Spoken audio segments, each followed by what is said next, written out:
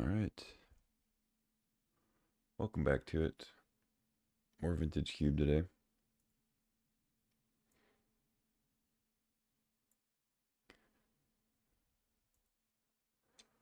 Getting an early start to make up for all my late starts past few days. Jump right in. I'd kind of like to draft some green if possible today. Oh, fire off immediately. But we'll see what we open. Okay. So no power. But there's some good cards here. There's an Animate Dead. There's a Parallax Wave, Hull Breacher. Grief is fine. I mean, Animate Dead's a much better black card, but there's also Pyroglyph. And we have Bristly Bill in green, which is a good green card, but I don't think quite competes with these other cards, unfortunately. I think I would probably take Animate Dead first over Breacher. Same for Parallax Wave. Parallax Wave is really strong, but probably take Animate over it. Could see an argument for taking Pyroglyph over Animate, though. I don't mind that, actually. Let's take the Glyph. It's a strong one. Now we get past not much in red, or not much in green, I mean, a bunch of red cards. There's a Dauthi Voidwalker, too. If I'd taken the Animate Dead to start in black, I probably would take that. Instead, I took the Goyf. I could still take Voidwalker. It's not, like, red-black's a good color pair.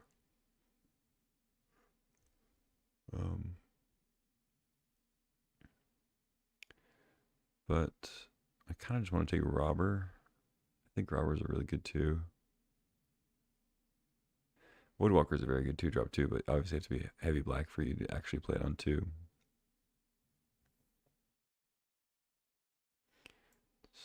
It's kind of a tough one, but I'm going to take the Robber. Of course, now I get more great black cards and great red card. I'll happily take a Bombardiers. Especially a third pick. I mean, this is a premier. Like, I would be happy to first pick this at any point. It's like right below power, so. I mean, Thoughtseize is too. So it's kind of surprising that both of these are still here. But obviously, people evaluate things differently. Okay, now we have to figure out what these are without the art. I guess that's fine. There's a Burst Lightning. It could just stay red. Sacred Foundry is nice too if we end up white, which you often do. Want to play like Othari or Fourth Erlingus if you open them. But I think I'm just going to keep cutting red. Make sure we get a good pack too. Take a Burst Lightning. Burst Lightning is pretty good. And now for heavy red, I mean, you just take Fire Blast. I don't think Monstrous Rage is a big miss. Probably come around anyway. Certainly not taking any of these other cards. Like, I mean, I guess Tracker could be good, but I'll just take a Fire Blast. Plant the flag. Rabble Master's fine. Usually end up with a lot of 3s, so Rabble Master tends to kind of fall behind, but I'll take it. Forces my Bombardiers to attack. If I'm being real, it's always going to attack anyway, so. Okay, Thraben, Ballista, Loot. Probably not going to end up playing any of these, but I guess Ballista is most likely at this point. I don't have any white cards. I'm not really incentivized to take Thraben for red-white. Just take Ballista. Sometimes it's good. I don't like seeing no red cards twice in a row. Once is a fluke. Twice might be a bit of a indication of some red theft. Let's see. I think Get Lost is maybe most likely. Flame. I guess Talisman could potentially be something, but alright. We wheeled the red card, so I think we're good. Goblin Bombardment is good with Goblin Rabble Master, go figure. It's also good with a couple other things, but I've actually really liked Hellkite as a 5. You play it as a 3-drop, deal 4 damage. kill like a mana dork or some other thing. Little 2/1. Dark Confidant, you know. And then you slam it later for 5 and maybe kill something else even. I'm going to take that over Bombardment. Bombardment could be good, but it might not be good, you know. I think Hellkite's going to be solid here regardless. I'll take that. Now another 2-drop. This pack had Robber in it, and I think one other card, maybe. One other red card. I forget what it was. I took Robber out of it. I think it was Flame Tongue Kavu. I'm not really in for Amped Raptor as much as Karizev, I think. I mean, they both have first strike. I mean, obviously, Raptor's a 2-power first striker, but like, Karizev has first strike still. And also attacks for more damage anyway. With Menace. I'll take Oust, I guess. I don't know. Doesn't really matter. I don't think there was much in this pack.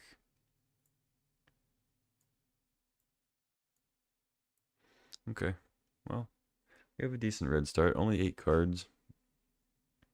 It seemed somewhat open. I think there's definitely somebody else taking red. They took Flame Tongue and a couple other things. But there also didn't seem to be that much red in some of the first few packs.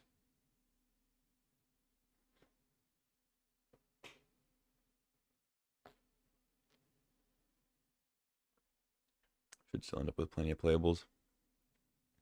Especially if we end up mono red, like we won't have to take any lands, so pretty much play everything. So I'm going to take a Mox Pearl here, happily. But we're passing Ancient Tomb, which I think would be good. It's great with Bombardiers and Rabble Master. There's a Scalding Tarn if I was playing a second color. Baragoyf, if I had the Animate Dead, would be a great open here probably. There's a stock up too if I was blue. Solitude, obviously, great. Yeah, good pack overall. But I'm going to take the Mox, of course. And we get past Flame Slash. And not much else. I'm not going to be playing any Forest, so Lumberjack is less good. Not really a Bobble deck so much, or a Lion's Eye deck. VV. Rancor I like, Birds I like. But I think the green ship has sailed. I'd rather just take a Flame Slash. Ooh, Flage is good. It's not really the easiest to splash, though, because the real benefit of Flage is getting it back, and that's double white. So, it's a little tough. I do have a couple white cards I could maybe jump into mixing white in. But I actually don't mind Bone Crusher. It gets some whatever the flack. I don't know, for being just too slow or not powerful enough anymore, but I still think it's pretty good. It falls to the thing of, neither side of it is exciting, which makes it an overall somewhat unexciting card, but I think it's got its moments. The indication for me is that I think it's actually more often that my opponent plays Stomp and then plays Bone Crusher, and I go, oh, really? As opposed to my opponent playing Stomp and then playing Bone Crusher and me going, oh, okay, fine. Like, I think more often it's the first case where I'm like, oh, come on, they get to kill the guy and they get a 4/3. But it's obviously not like crazy in any sense. It's never going to be a Bombardiers, or Pyrogoyf type effect. Could also give it haste with Arena of Glory. Probably just take Suplex here. I have a couple burn spells already, but Suplex gets rid of artifacts. It's nice to have. Callan I don't really care about. It's a 1-drop, I guess, if it comes around. Arena I don't really care about either. Most of the red cards have haste anyway. But we do have a couple that are good to give haste, like Rabble Master, Bone Crusher, Pyrogoyf. So it would be useful. It's also basically a mountain, so you kind of might as well play it. It is not a mountain, so like if you draw a Mox Pearl Arena hand, you can't play a red 1-drop. Comes in tapped unless you have another mountain, but especially mono red, it's essentially a mountain. So I like Delayed Blast Fireball. I don't know how good it actually is in most cases, so I'll probably just take an Oliphant and maybe wheel the Fireball if red remains somewhat open. I'll take the Oliphant. I know I'm just mono red, but I think it's still fine. I get a Ragavan, Tursa, Phoenix. I actually like Phoenix. Oh, I just bit my tongue. Especially with Oliphant. It's like the perfect combo.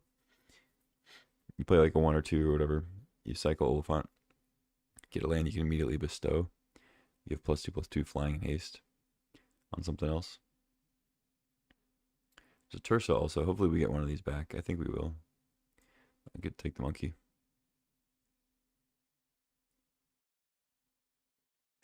A figure now. Figure's great. Not really a big fan of the show off. Ooh, Fiery Confluence is huge.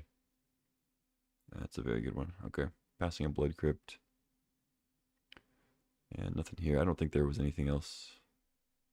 Wait, this is the Mox Pro pack. I don't think there was actually a very good red card here, was there? There's Scalding Tarn. And then there must have been like at least one red card, right? I can't remember what it was though. Take Metamorph. There's actually a matchup where Metamorph might be good. This was, I think, another one where there wasn't really another red card. Ranker. Brain Freeze. Yeah, somebody can have Brain Freeze if they want it. Through the Breach. This one definitely had a red card I wanted to wheel. And it was not Through the Breach. Alright. We're getting cut from red a little bit. It is unfortunate.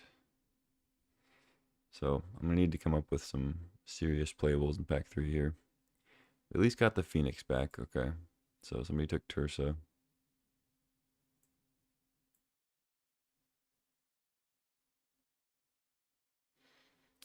Alright, now we got the 4th after we passed all the fixing.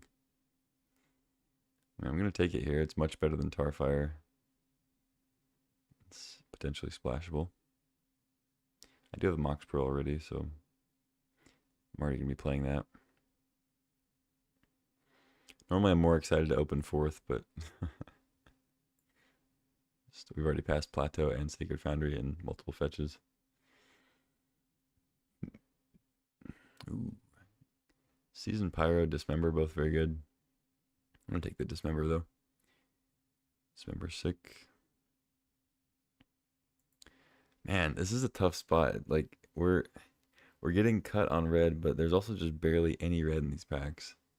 Like, even though the first pick we made and the second pick we made, like, knowing that the person passing to us is, like, there's no way they're red right next to us, you know? I don't think that's the case. I mean, I shouldn't say no way, but I highly doubt that the person right next to us is red. So, it's just unfortunate that, like, the first couple picks also don't have very many red cards. There's, like, one that we want. We just don't wheel anything.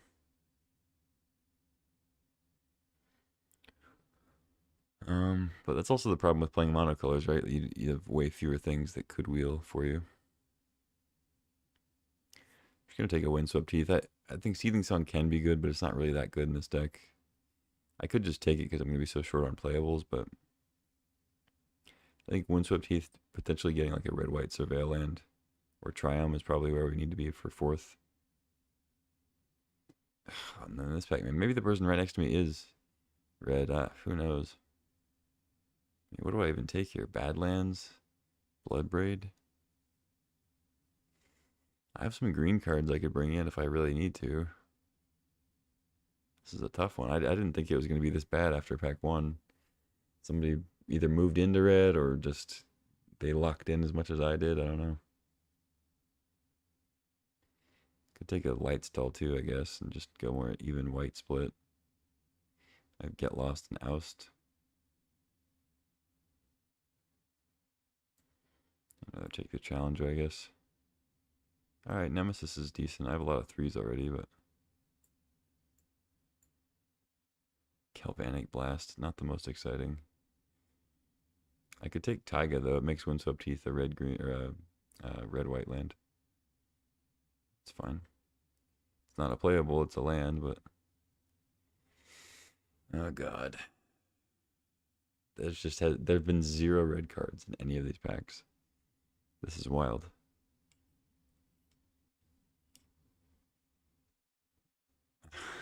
What am I supposed to do here? Thornspire Verge? I guess. Forced into Naya here. I'm more in denial. Like, this is the last pick. We got 0 red cards. We got Screaming Nemesis. And we didn't even first pick a mono red card, did we? What did I take first? 4th? I took 4th, Dismember. Wow. I have not taken a single red card apart from Screaming Nemesis in the whole, like, fresh packs. I'll take Savannah, I guess. I don't know why I put it over there, but Tarfire. Okay, there's a red card. Yeah, we finally got one. I guess I should have been taking that Animate Dead pack one. We just wheeled Reanimate, which is absurd. It should never happen. I can't take it though. I mean, I don't have. This is terrible. It's so bad. I don't know. Take a Pride Mage. Seething Song. Maybe. Lotus Cobra, sure. Generous Ent, okay. Omnath, no, I'm not quite that far. Okay, I guess I'm kind of forced to play some green here. Jesus. This is horrible. I was able to salvage some stuff. I mean, I get to play some green and I have a little bit of fixing, but damn. I don't think I've ever seen it that bad in a pack where there's just literally nothing.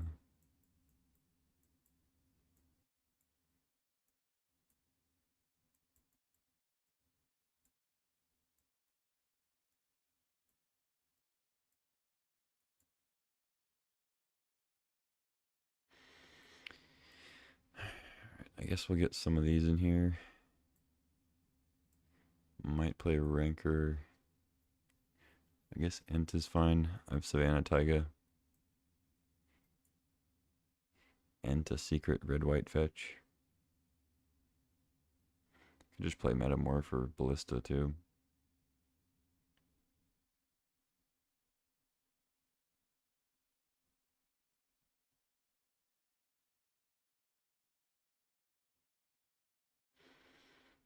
Jeez.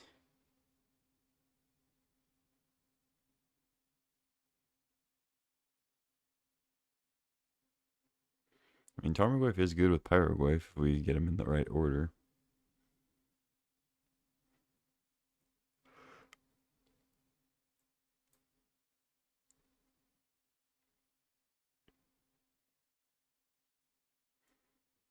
I think Ballista is probably just better than Rancor right here. My green fixing's decent though. I guess we could play it.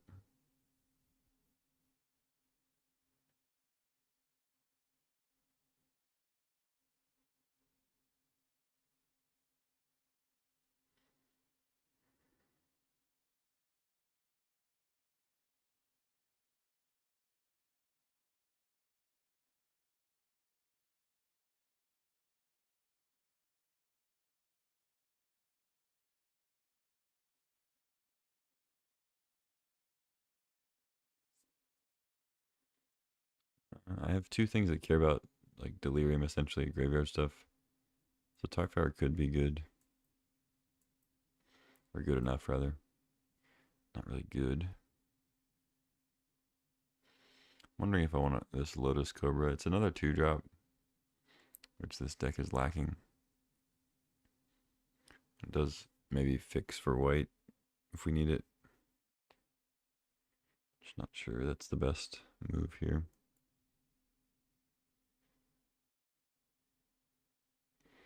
I don't think I'm playing Tifa. I mean, I have Rancor, but You kind of need to be more dedicated to that plan.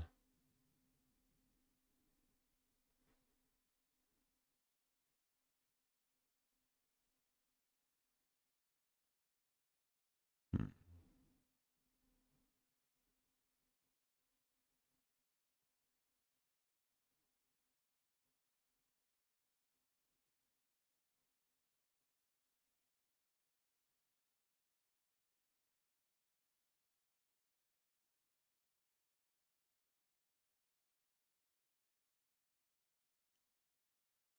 Yeah, I'll cut the Lotus Cobra, I think. Play 17.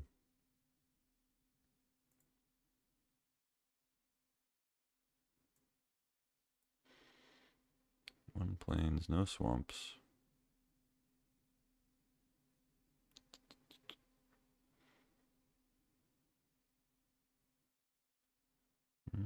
Should I play plains?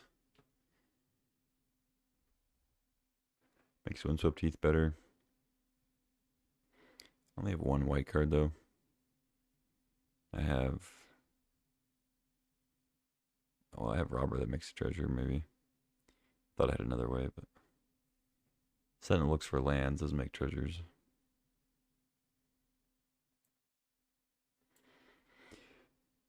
Hmm.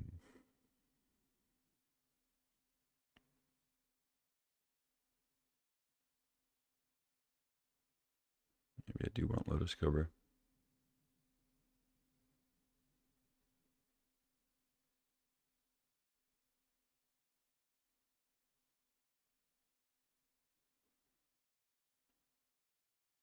So if we don't play the plains, it's just 1, 2, 3 sources, 4 sources. I don't think that's too bad. It goes up to 6 if we play plains. 7, 8, 9, 10, 11, 12 red. That's enough. 1, 2, 3, 4, 5, 6, 7. 7 green. But it's just Goyf, Sentinel, Bloodbraid.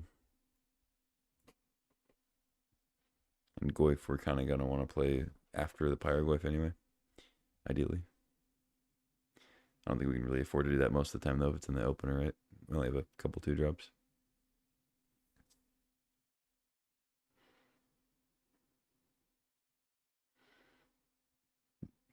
Alright, I guess I'll play a plains then. I can actually play another land because it had a swamp in here before. Probably just play another mountain, but yeah, let's play another mountain. I've got Fire Blast.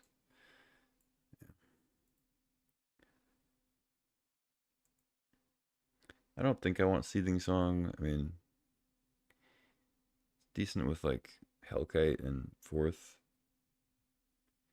but I think if I had like 4 drops or something and a couple threes, I would probably play Song. But I think right now it's not the best. Let's just jam. I was hoping for a better list after pack 1 being kind of mono red, but for whatever reason, other people were taking all the stuff, and it seemed like we were getting cut, but also pack 3 just literally had nothing. Like, there was at least one other heavy red drafter for some reason, and the packs had maximum 2 red cards somehow.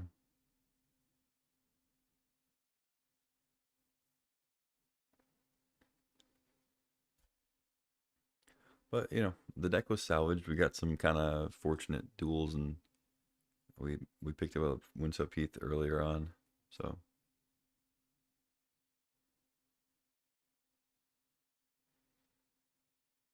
it was actually fortunate that I had to take the 4th Erlingus first, because then we were already kind of looking for the Windswept Heath that got us into better fixing for the other stuff.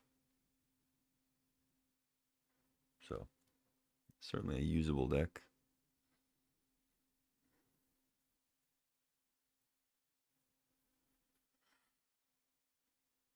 All right. Let's see what kind of damage we can do.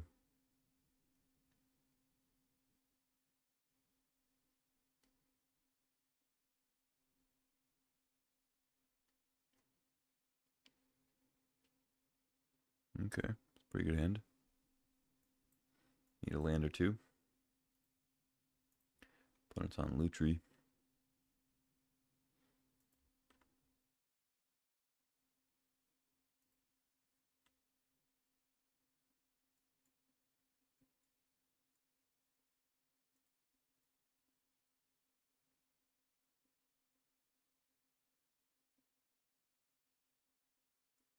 Magda. Just gonna go ahead and kill that. It's not that great against my current board, but I think it's better to just kill it. And I think I dash here to get a treasure, because I could draw 4. Also fixes in case I draw like a green card I want to play. Hellkite, okay. It'd be funny if I warped it. But I guess you can only warp it from your hand, huh? I could have played Karizev as like a permanent creature. Plays better around like counter spells and stuff, but I think getting the treasure out's kind of relevant. They've surely got something now, huh?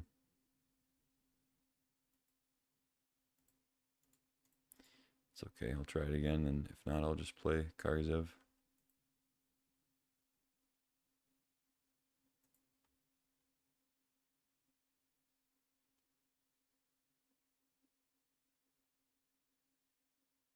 There we go. There's the Bone Crusher.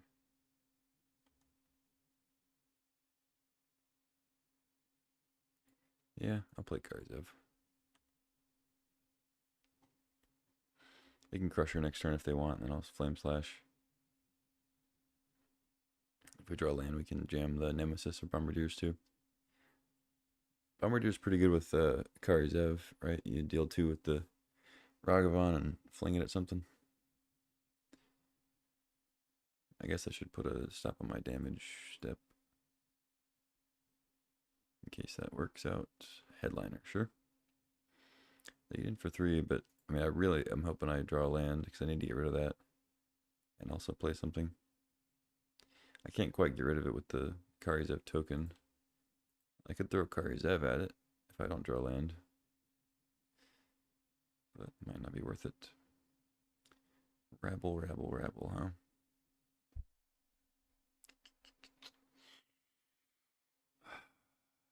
I don't like this.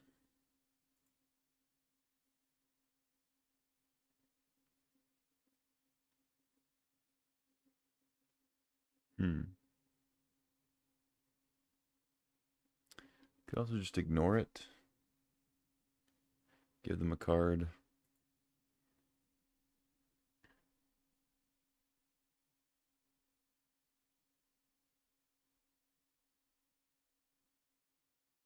Yeah, whatever.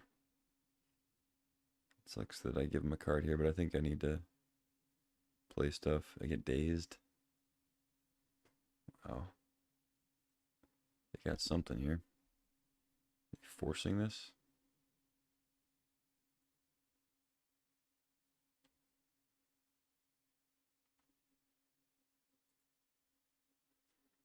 Get you for 4.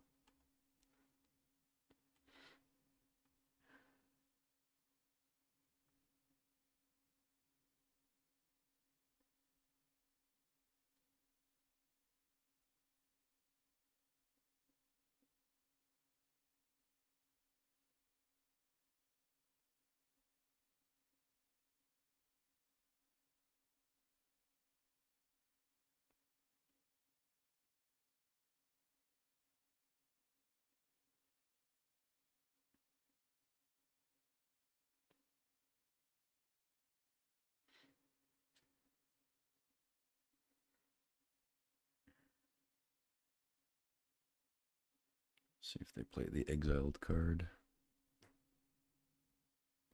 Nova Hellkite's the one that I exiled with Ragavan, so it's the headliner doesn't reveal the one it exiles.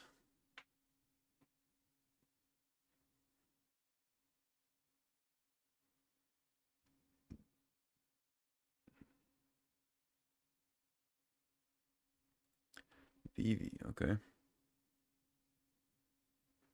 Vivi at the time. Okay. At least they're not lootering Time Walk, I guess. Still don't feel great about this. And Firebolt Goblin, okay. I mean, I'm probably pretty close to dead. I take 3 here. Take at least 5 next turn. And they get to play Bone Crusher at the very least. You can put Lutri to hand. They can give Bone Crusher haste too. I could just take 9 here. Plus whatever spell. Christ. I mean, I have a lot of damage potential in my hand too. But not that much.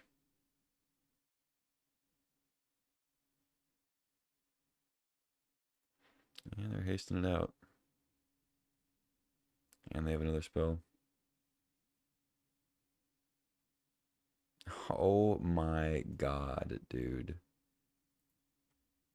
I mean, okay.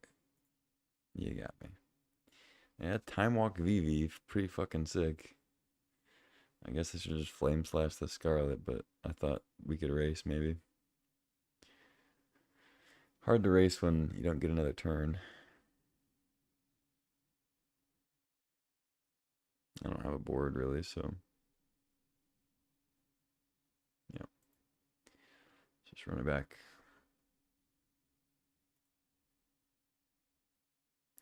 Well, Time Walk's a good card.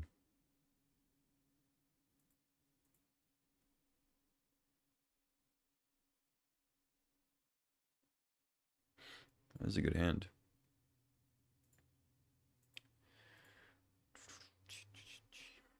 God. If I'd drawn a land that turn too, it would have been so sick. I get to Flame Slash the headliner, get in. They don't get to kill me. They don't get those extra cards either. Which I guess they didn't even really use the extra cards. Probably gonna get shocked, but I think it's better than playing figure.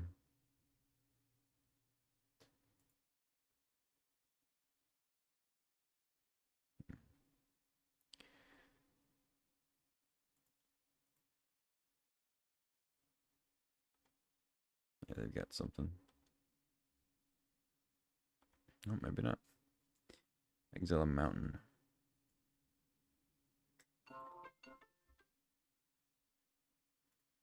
Just gonna play figure, I think.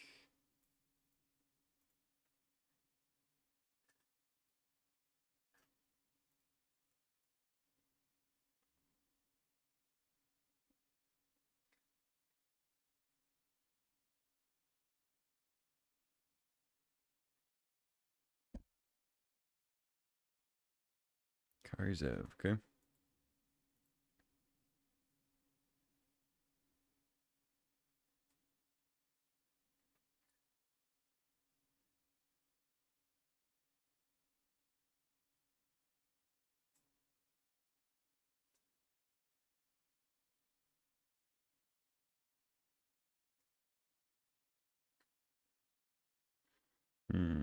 Well, I could just Nemesis, but I could also Sentinel and try to hit on Ragavan and be able to attack with that.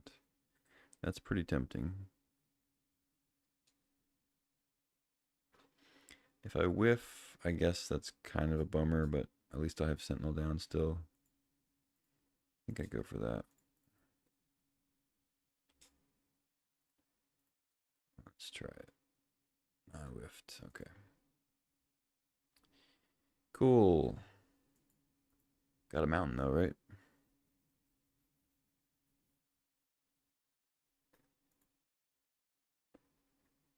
Alright, what do you got? Turn 3.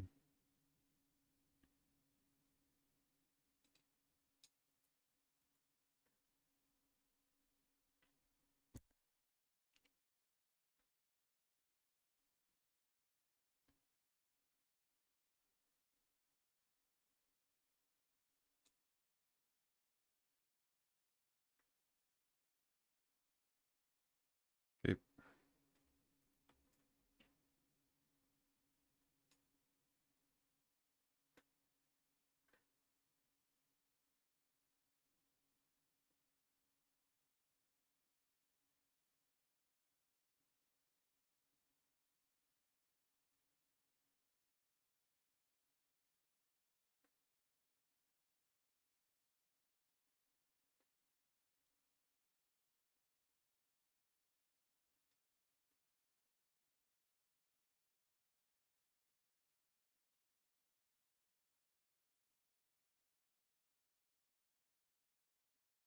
Yeah, I don't think I want Karizev. It's better to put stuff in the yard for Phoenix anyway. So now if they kill Nemesis or Sentinel, I can bestow. Give the monkey flying.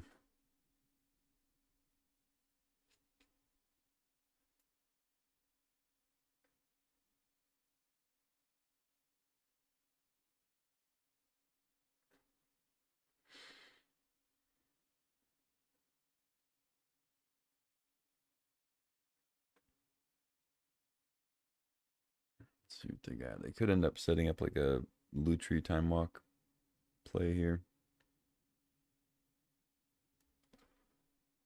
But I'm not sure if they can afford to take most of a turn off to get Lutri to hand.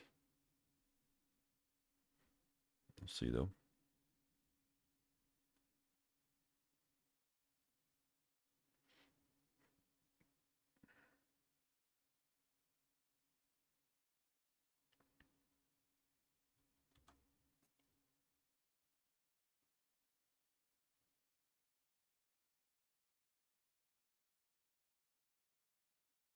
Pyro, okay.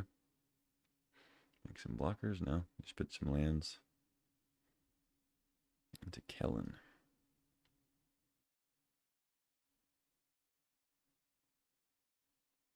Roberto.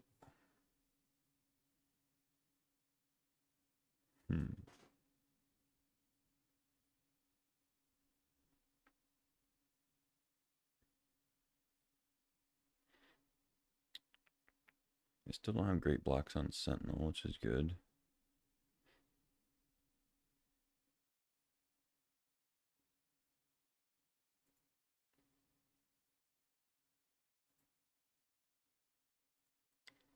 Let's play Phoenix. And I think I play Robber too. And I'm just going to attack with everybody.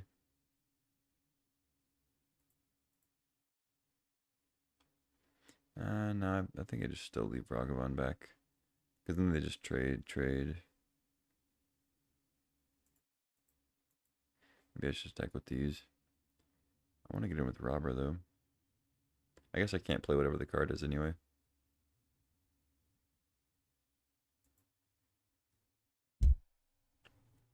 Trade there.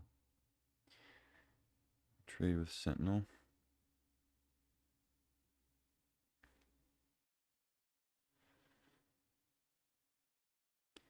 Block there, block there. Take 8. They might trade with Sentinel if I attack like this. Or they still just take 8.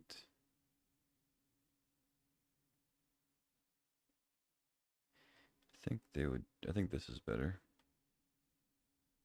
I actually probably I shouldn't have played the Robber, I don't think.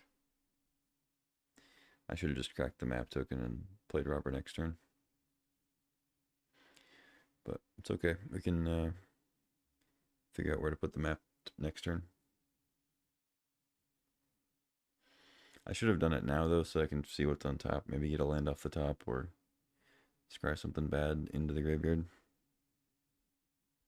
Although most of my non-land stuff is going to be pretty good. I have red and white, or sorry, green and white.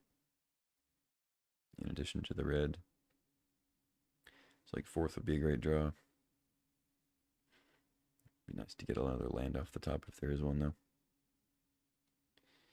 So a little bit of a mistake. There was no reason to play Robber pre-combat if I wasn't going to attack with it, but I thought I was, but then I kind of remembered that they have another kind of not useless, but an expendable 2-power creature there. It wasn't just the Pyro. I was thinking like, oh, I can attack with Robber, and then they'll just trade Ragavan with Pyro. Yeah, I figured they'd do this. Alright, so they take 5 and trade. But get a couple chaff creatures out of the way. For the Sentinel. Sentinel's done some good work. And then they're going to have 4 cards plus a Lutri they can put to hand. That hopefully doesn't kill my whole board or anything. We'll see. I mean, if they have Fiery Confluence and I draw a creature, it's still fine because I can Phoenix it. And they take 3 off the Nemesis. So, should be in good shape if I hit a creature, that is.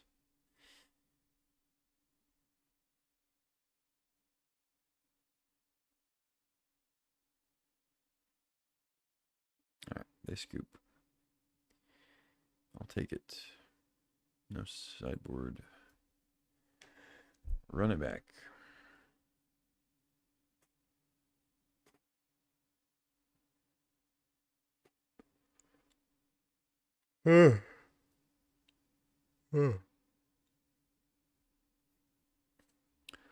What do we got? Ragavan again? Well, technically, it does make a Ragavan.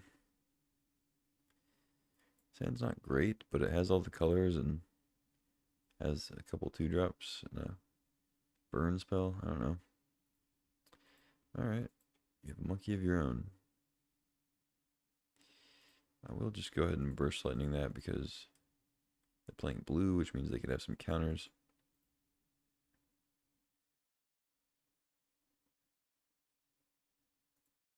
We have creature and instant in the yard, so Goif's a 2/3. They didn't bin a land, unfortunately.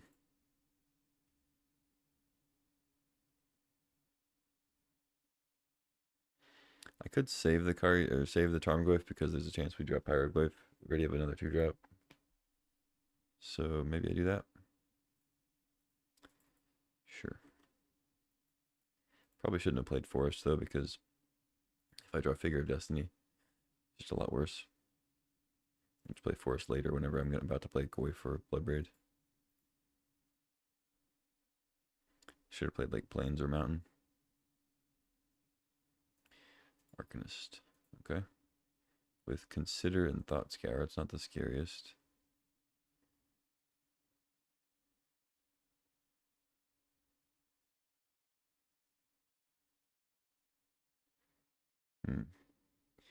I think I kind of want to just go Goyf and Dismember though, so I can get in for more damage, but I probably shouldn't snap off Dismember on Arcanist. They have like Headliner Scarlet and stuff. I don't want to just jam all my removal on that.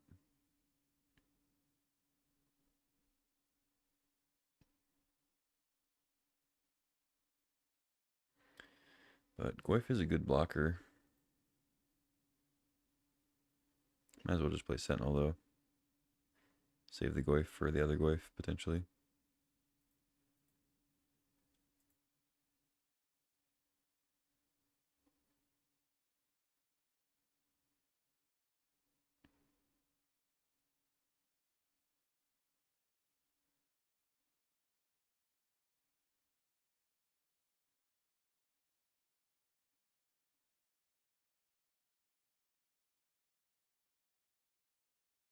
Alright, no counter please. Can't Scolding this. They can daze it though.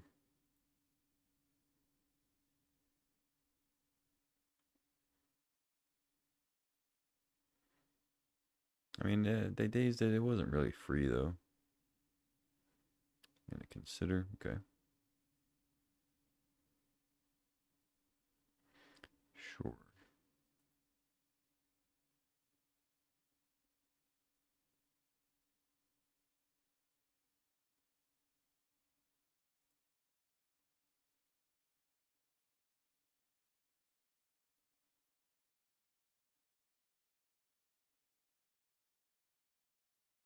Tar Fire.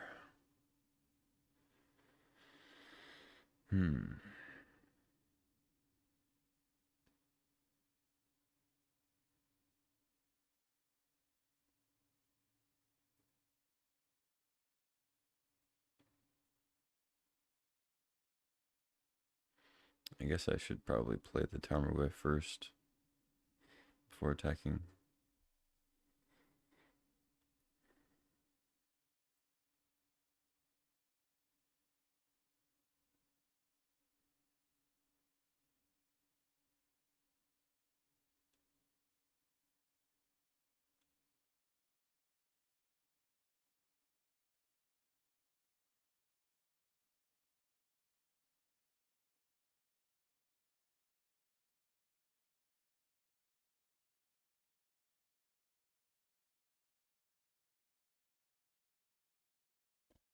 Sure. If they want to try to buff that up, that's totally fine with me.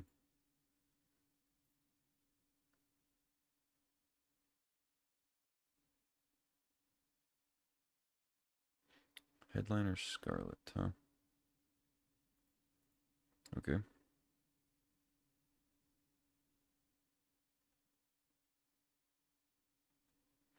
Let's see how they attack.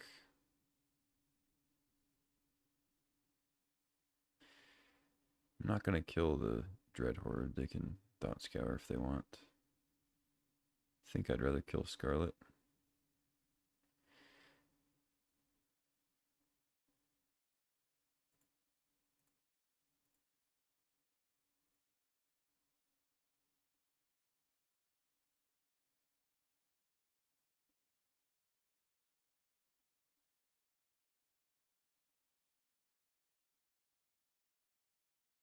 Land. Nice.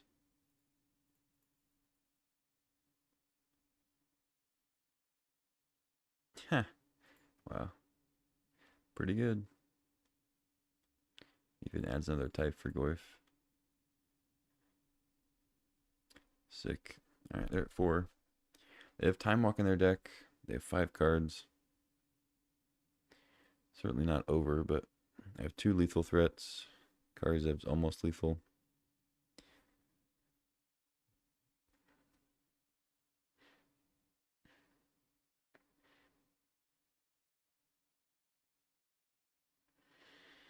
They could play like Fiery Confluence plus a Bolt on the Goyf maybe. But then I have Challenger. Pyro to chump. Discard 2 things. One of them is a Firebolt, okay. Time Walk, sure.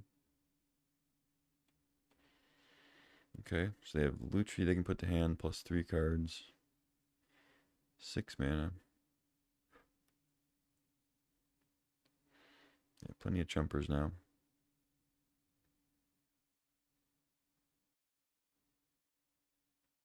Yeah, could make a big response here for sure. Especially if they have like Snapcaster. Jitte is a good one. Yeah. Yeah, that'll probably get me. If they don't have another land, they can't re-equip, which would be good, but I assume they do. Oh, they don't. Okay, that's good. Mountain, not the best. I guess I should leave something back.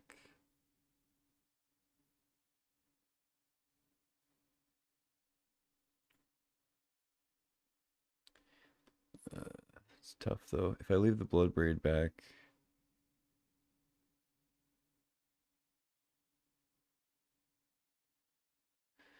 if I leave the Bloodbraid back to block, I mean obviously they can pump it to where the Pyromancer doesn't die, but I don't mind trade or like jumping with challenge. I can recast it,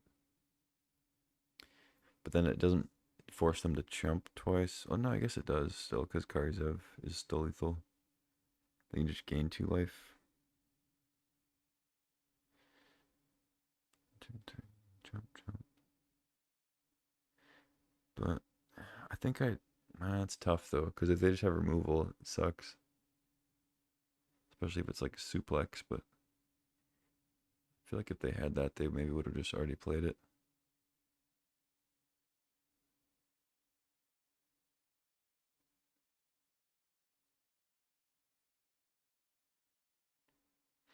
I don't know if leaving back a blocker for the Jitte thing is a good idea. But if I just attack, they just gain 4 life and I'm right back where I was. They chump, gain 4 life. Or gain, I guess, just 2 life. And then they go up to 3 counters next turn. They're at 2. They can do more stuff.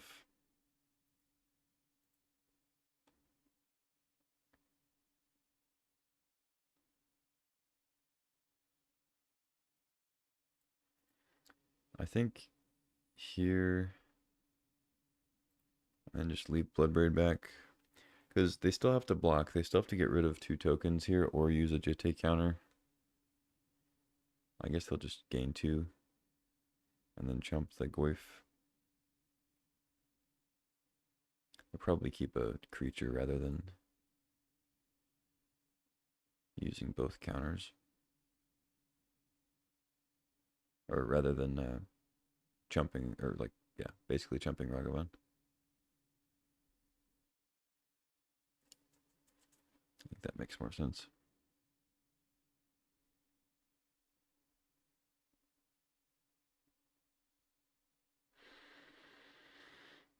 Leaving Goyf back doesn't make sense because they can pump this twice if they block like this. So make it a 6/6 so it doesn't block anyway. So I think I need to leave Bloodbraid back. Yeah, they're just going to gain 2. They can shrink the Ragavan too if they want, but whatever.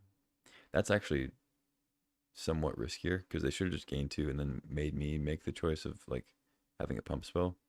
Because there, if I have a pump spell, it's a little worse. Because they'd have to use the minus again on it rather than gaining life. If you gain life first, it forces me to have a pump spell. I play it and then you minus. You still got to gain 2 life as one of them instead of using minus twice. So that's not really a correct play, but it's okay. I didn't have anything, so it doesn't matter. Yeah, I don't think I play land. It's possible they like a draw 7, I guess, but I think here it's better to just hold. Act like I've got something.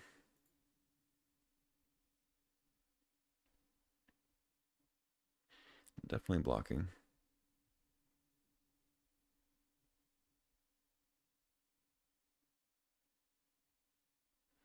Yeah, the suplex. And if they have exactly suplex, that's really, really bad for me. They just get a free attack. They get 2 more counters. I'm just pretty dead. They have a chumper again.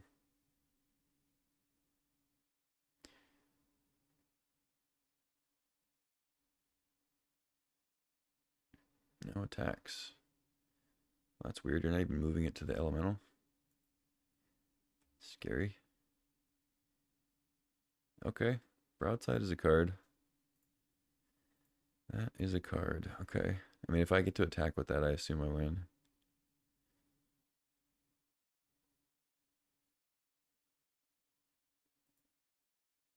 Sure. You only have one thing on the Jitte, so you have to burn here.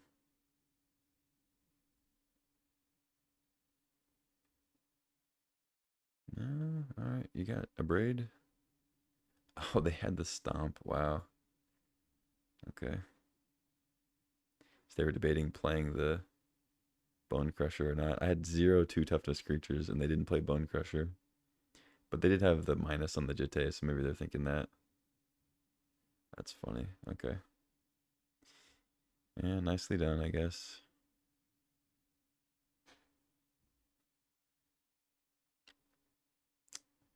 Oh well. A good job by both, I guess. Now they have another chumper. At least I know about it pre-combat now. So there's a benefit. But that is a 4/3 coming down next turn.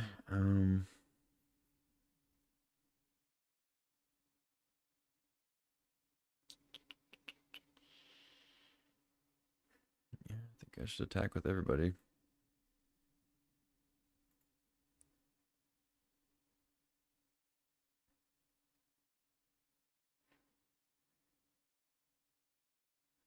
Chump. I mean, I'm kind of in the same spot I was.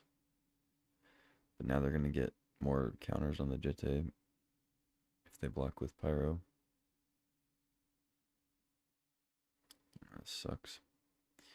They could double on the Karizev, lose like a soldier, and buff the Pyromancer if they want. If they want to try to kill something. And then just like chump.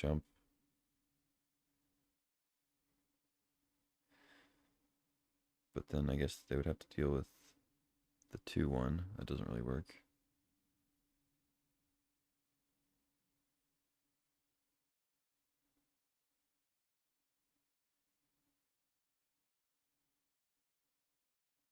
And Jitte makes things pretty difficult, huh?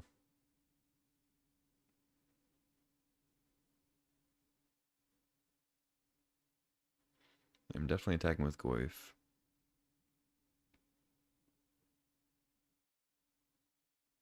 It's really just a question of, do I want to leave Bloodbraid back again? I guess the problem with only attacking with Goyf is that they just jump with Pyromancer, put 3 counters on, and then they have that set up for next turn. I feel like I have to attack with everybody just so that they have to make the maximum amount of chumps. Maybe they don't have any more bodies besides like Bone Crusher. Because they can't really kill anything here. Unless they want to trade with Challenger, which I doubt.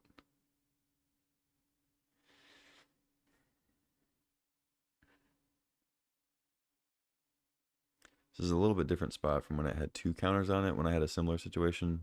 They have 1 more creature also. But with Jete only having 1 counter, I think this is a better attack. I think I just need to force them into more blocks so that they don't have as many creatures to throw the equipment on.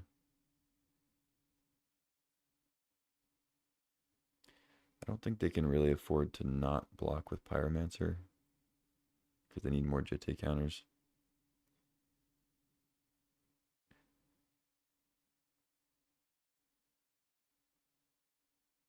Sure, I guess that works.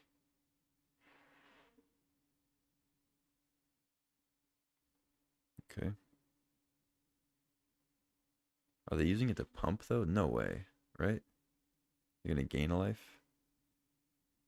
That's really bad.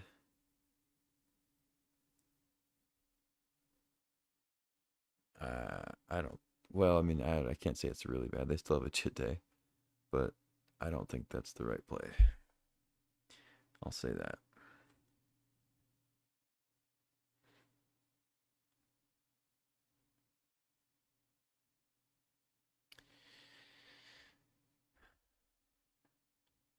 Because now, like, you can't kill Karizev with Jite. They still get to gain life, whatever. I'm still very behind. Because they have Bone Crusher coming down, plus whatever other spell. Like, Jite is going to kill me. It just, I don't think they did the optimal thing here. They have a Firebolt too, but it doesn't currently do much. They can Firebolt and then like -1 if they want on like Karizev or Bloodbraid. Pretty bad to do on Bloodbraid though.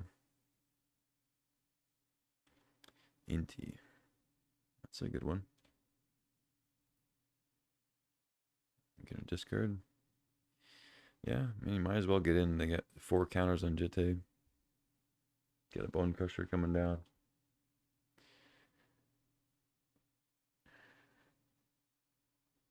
If they rip a spell here, it's an island. They discard Tarn for an island.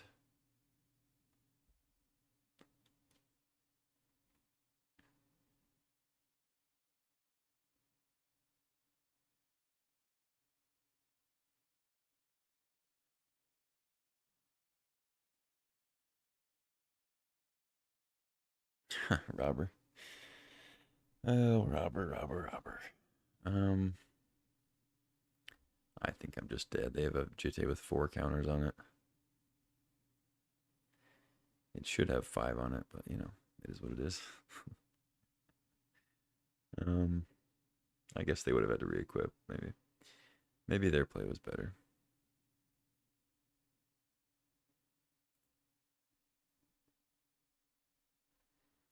This feels like just an impossible board state. Block robber there. They just like gain 8 life or whatever. Pretty dumb.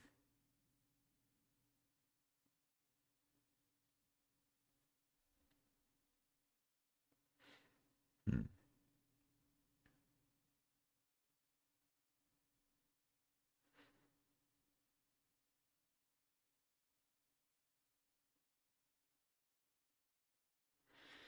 Alright, I guess I'm in Chump with Challenger mode. They can give it trample and plus 8/8.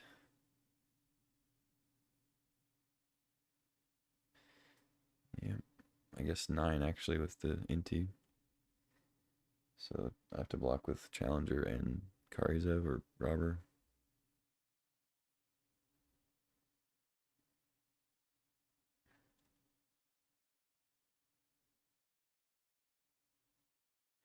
Yep.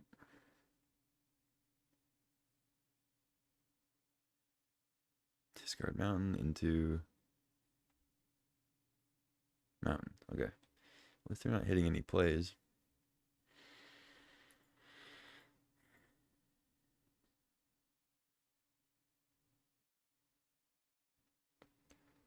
I mean, I could try to kill it.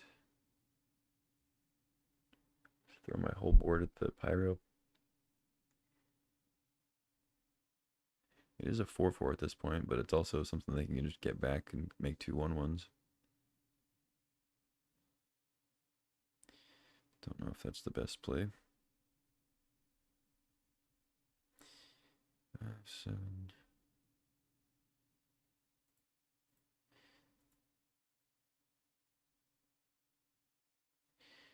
This makes them use like 2 counters if they want to buff it past.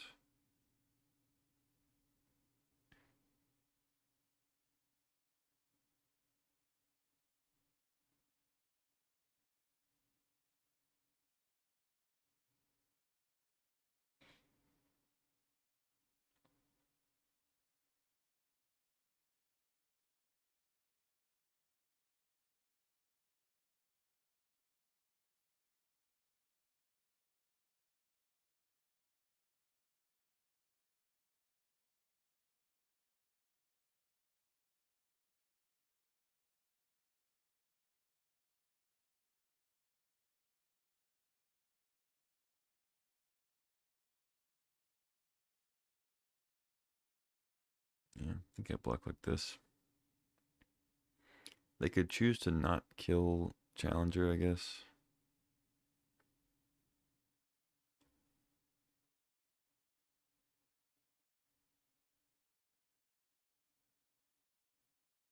Why are they buffing all the way?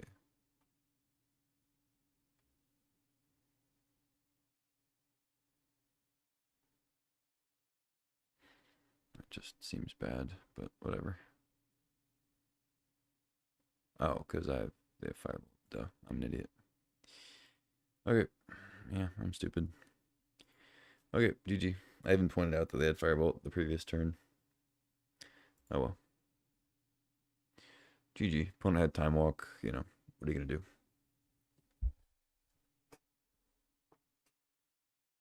I think they made some bad plays. I made some plays without considering Firebolt in the yard, so it is what it is. JT is just really good against me. I drew Bombardiers, which was a sick draw, but they drew Bone Crusher and didn't play it as a creature, so just unfortunate.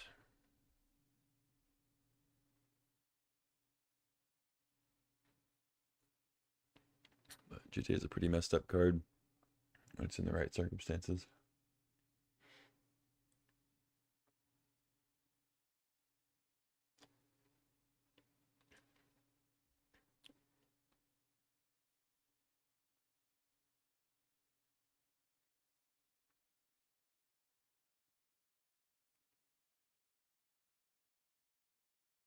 Oh god.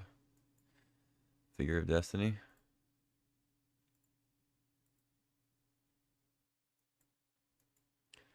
Is this my destiny? Cripes. Mountain. Nice.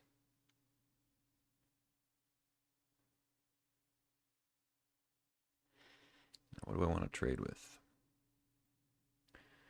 I kind of want to trade with Robber, actually. Secretly. Because I think they're going to dump their hand pretty quick. I don't think Robber's really going to be that great.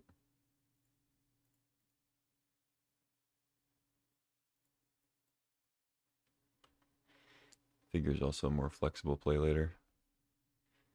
I could race and like attack with Robber, get a card, whatever, but I'm just going to opt for the trade. If they have removal, they have removal. They have a pump spell. Oh, God. Okay. No mutagenic growth. Orcish Lumberjack. Okay. Should probably Bomba that, I assume.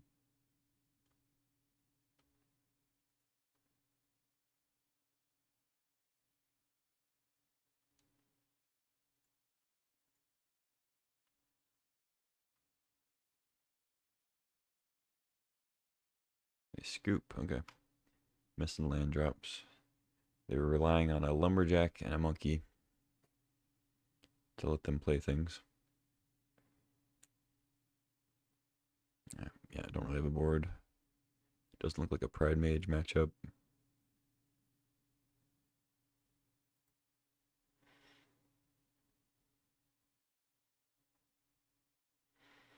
So that was a quick game. We can get to the second draft faster.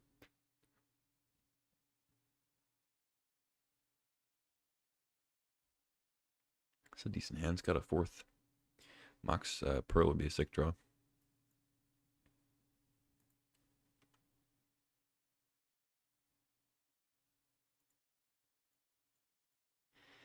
Bliss is not terrible. It's pretty good against Ragavan. I don't necessarily want to jam it on 2 unless they play like a Ragavan or something like that, but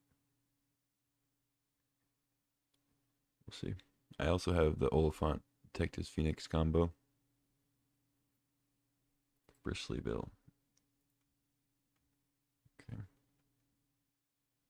Oh yeah, I'm gonna have to tar fire that right away. Post haste, as they say.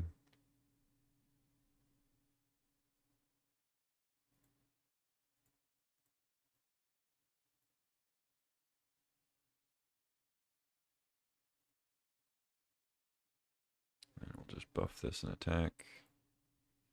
And then I think next turn we can do the Phoenix Oliphant plan, or okay, well, they play another Bill type thing. No fetch land though, it's good.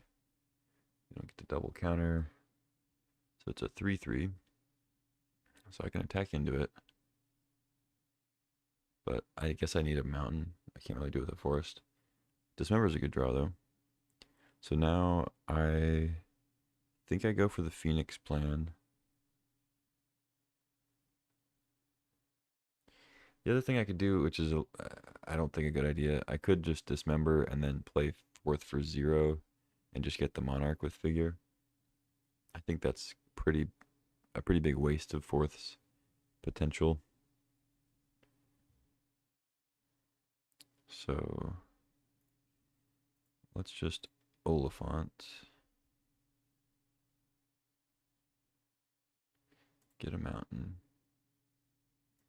Play a mountain. And then let's bestow this.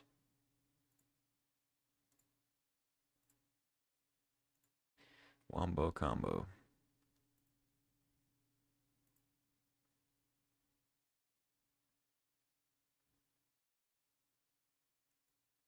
And then if they kill the figure, I still have Phoenix out.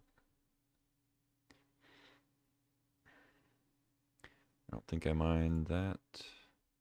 See if they play something better. Got a Scarlet. Ah. Oh, I see. You're trying to kill me. This could go bad if they have a pump spell like a whatchamacallit, mutagenic growth. But it still would shrink it down. It wouldn't kill it, but shrink it, so it wouldn't be that bad of a hit. But the damage I take from Dismember would kind of even it out, I guess. I go to 12. They have no blockers. Ballista is also very good against Death Greeters. I could just go fourth, but I think since they have a Haster specifically, I should probably just play Ballista on 2. Then I've got Confluence next turn. I can kill them.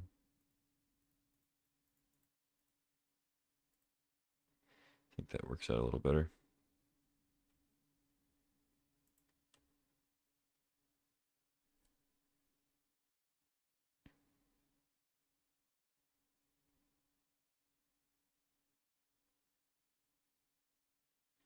Black.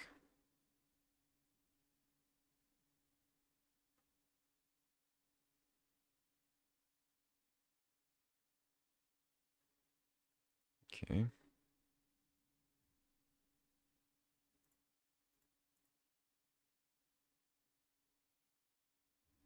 Deal. You have a 2 toughness thing? Ah, sure.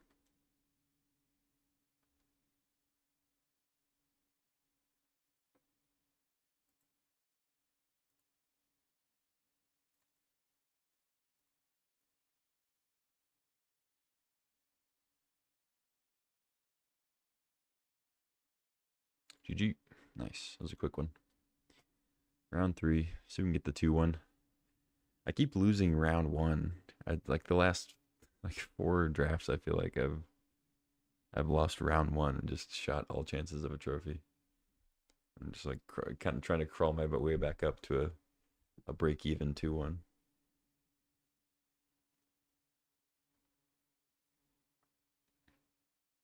But that's okay. Maybe I don't deserve to be in the winners bracket yet. I gotta go out on a limb and draft something fun. Keep drafting these simple decks. I feel like I'm taking good cards though. Just the decks end up being just kind of here's good creatures and removal. Have fun, and I do. All right, this is a good hand. A little bit odd. In Ballista being our first play is kind of whatever, but I'll keep. I don't have to play it on 1, I guess. In fact, starting with Mountain, I probably shouldn't. I don't know if I play Mox Pearl yet either. Red could have some random artifact destruction. It's made me think of the days when Manic Vandal was in the cube. It's kind of wild. 3 mana, 2/2 when it enters, destroy an artifact. That was just in the cube. Now even Shieldbreaker seems to be excluded. You know what? Actually, I'm going to play the Mox because that way I can cycle end to end play Burst Lightning if I need to.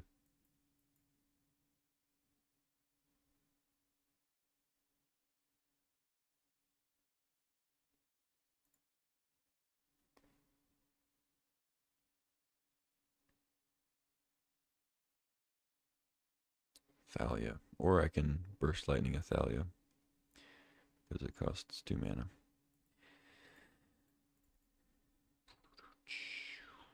I'm glad I didn't hold the Mox also. That would have been really bad. Oh, they're playing red-white. I don't think 4-thing for 1 to get Monarch is a great idea when they could have any number of 3 mana haste creatures.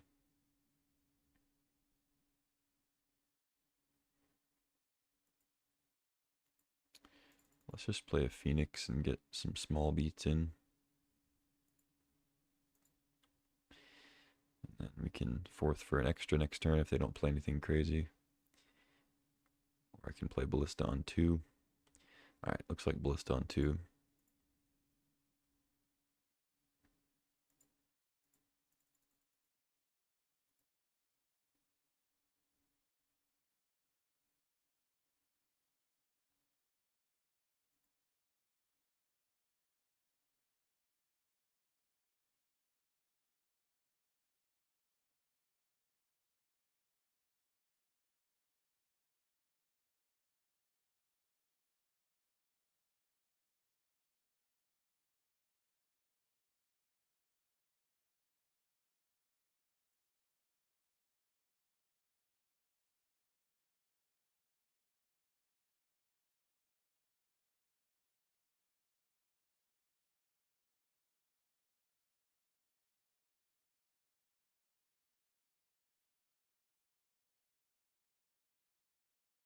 Deal. Land Plunder. That's not great for my Monarch plans. It's okay though. I don't have to keep the Monarch permanently. It's not like I have a Palace Jailer with a big creature under it. But maybe I just go Ent, get a land, just make 4th be my next play.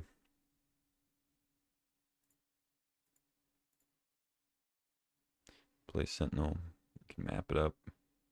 Map up the Phoenix or whatever.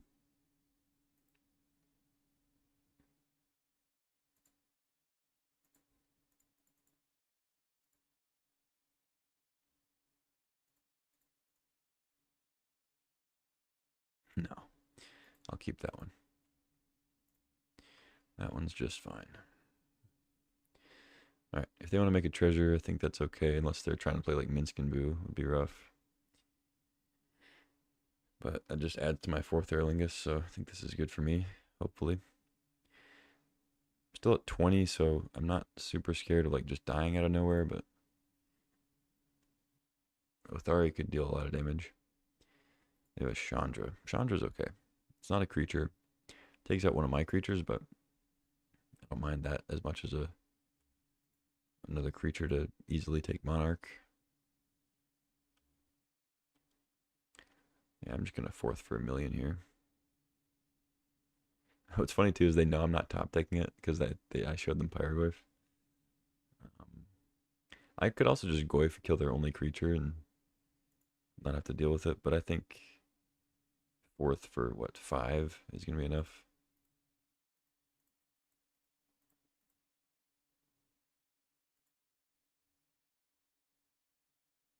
They have to have burn to even survive here. Alright, GG. Ugh.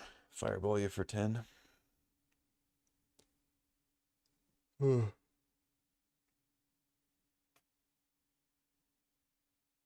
Yeah, no board really.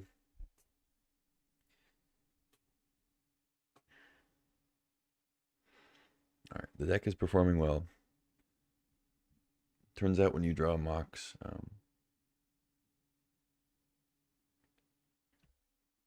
you can get some good work done. And especially when you play the Mox before your opponent plays a Thalia. That's also helpful.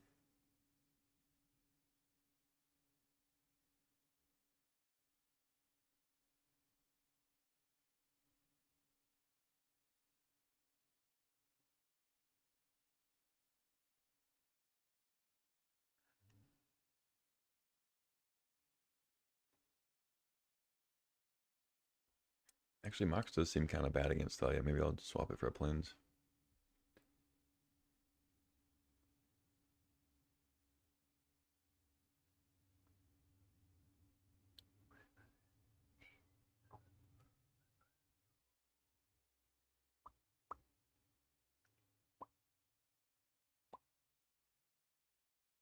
It's the Minecraft mining noise.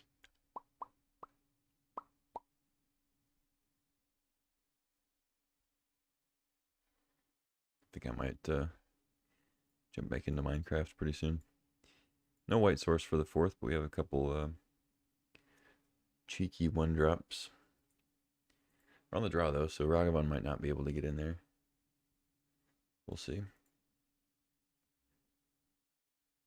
I think I start with a figure. As nice as it is to get Ragavan out permanently, I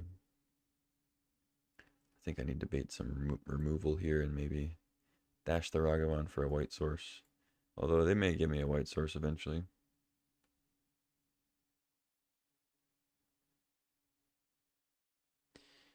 2/2 is awkward.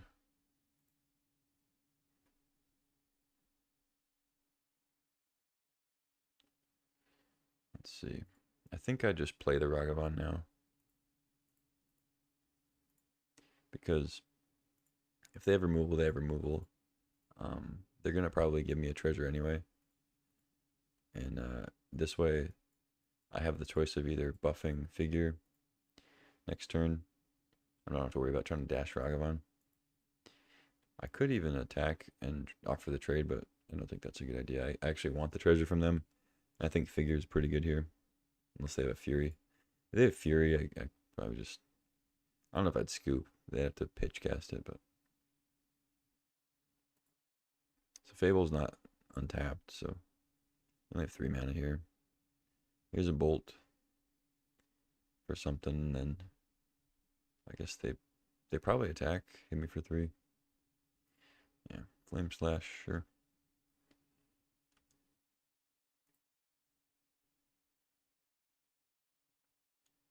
It's got Menace, so it can't block. Probably wouldn't block anyway.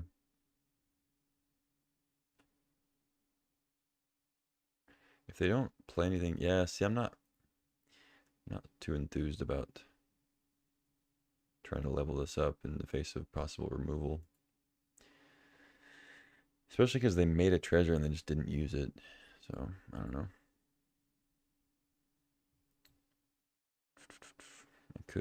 I could just pass.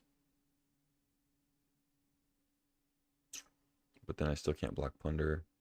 I mean, I'll attack, but I could just pass and keep up the leveling. And then next turn either Bloodbraid or fourth. I don't think it's too crazy to make a couple tokens here, though. I still have Fire Confluence next turn.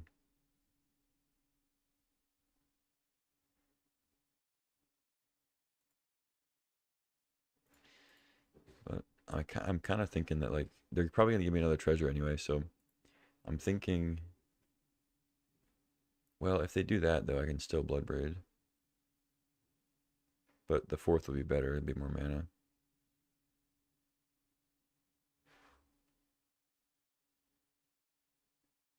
Because I'm thinking I can level this up. Like, just attack, not level it on combat. Put them to 18. Level this up on their end step or whatever. And then next turn fourth. I don't know. It's kind of a tough spot. I'm going to just fourth and hope that I can get in.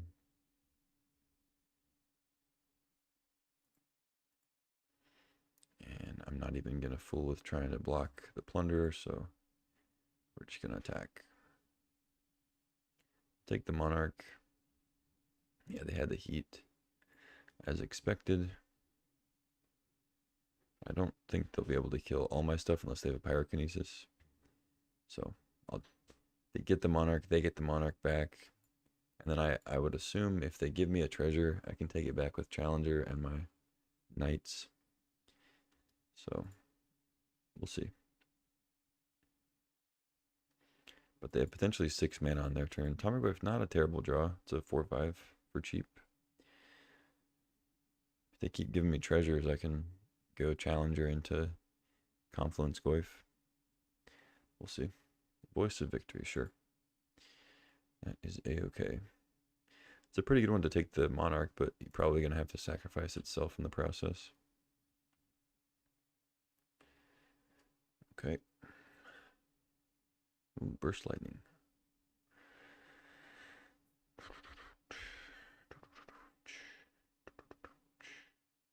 I don't think there's much reason to leave one guy back.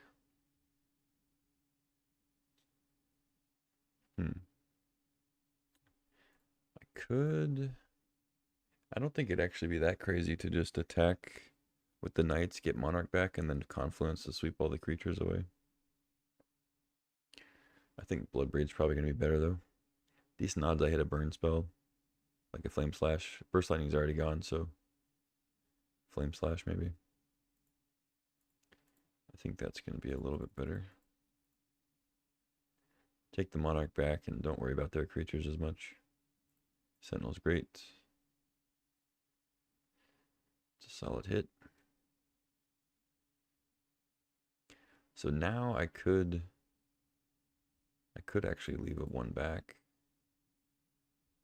But yeah, let's see. Do I leave 1 back? I don't think so. I think I just get in there. They block 1, they take 6. Looks like they got removal.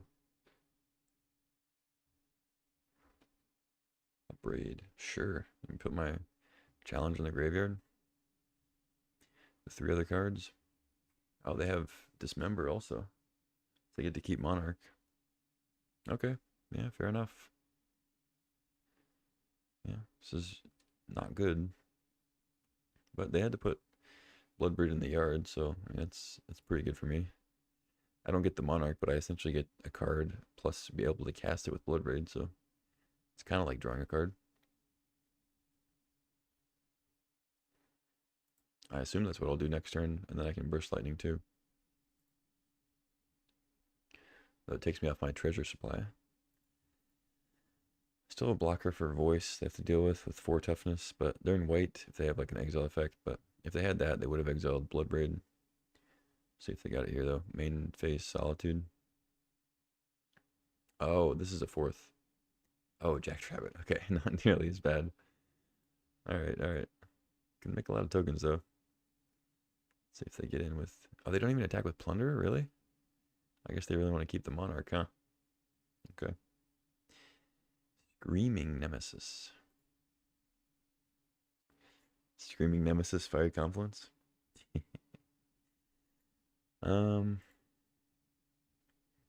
I could actually Fiery Confluence and then Burst Lightning the Jackrabbit, and then attack with Sentinel. That actually seems pretty good. I can get to keep my treasure. Look at that. We're really moving now.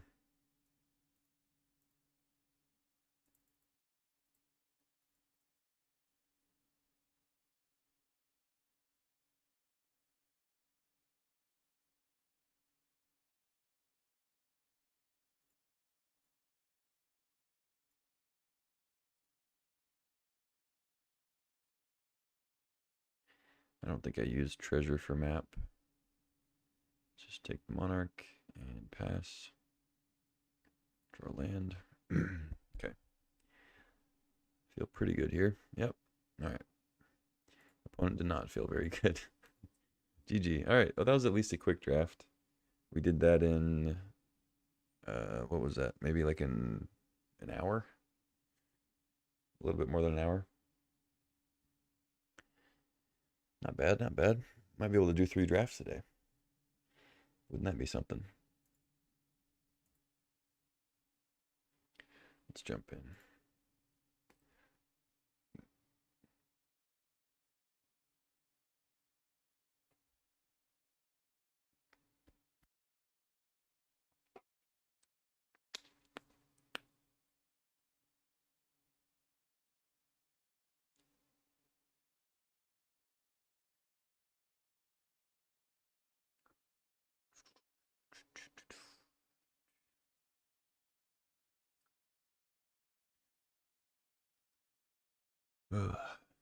If you haven't already, like the stream, follow the channel, all that stuff.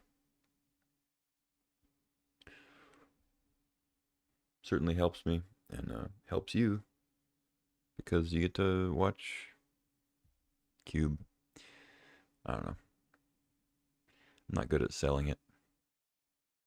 I just play Cube, and if you like watching, just subscribe if you want to watch more.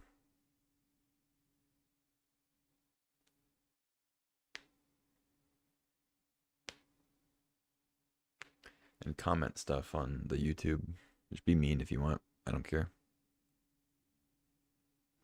Tell me I suck. Or you could lie and be like, you're really good. Stuff like that. All right, one more Knucklehead. See if we can draft a trophy-worthy deck. All right, I'm going to enter this draft the same way I did last one. I want to draft green, but if we don't open a good card that could maybe potentially put us in green, I don't know what to do. There's not really any green cards that are like first pick slam dunks, though. There's like Minsk and Boo, which is a red green card. I guess it counts. There's Minsk and Boo. Like Birds of Paradise is like the closest to a really good like high quality green card, but even that's like, what are you excited to first pick that, really? I don't know. I mean, I guess it's kind of a Gleemox, but not really. All right, okay, first pickable slam dunk green card right here. Skull Clamp. That is the slam dunk green card. No, I mean there's an Ignoble Hierarch here too. Ignoble's great. I could slam that. I think the Skull Clamp's actually better in most green decks. And taking it early here, we can kind of build around it a little bit. If I wanted to take the most winning line, I think Remand is a great card.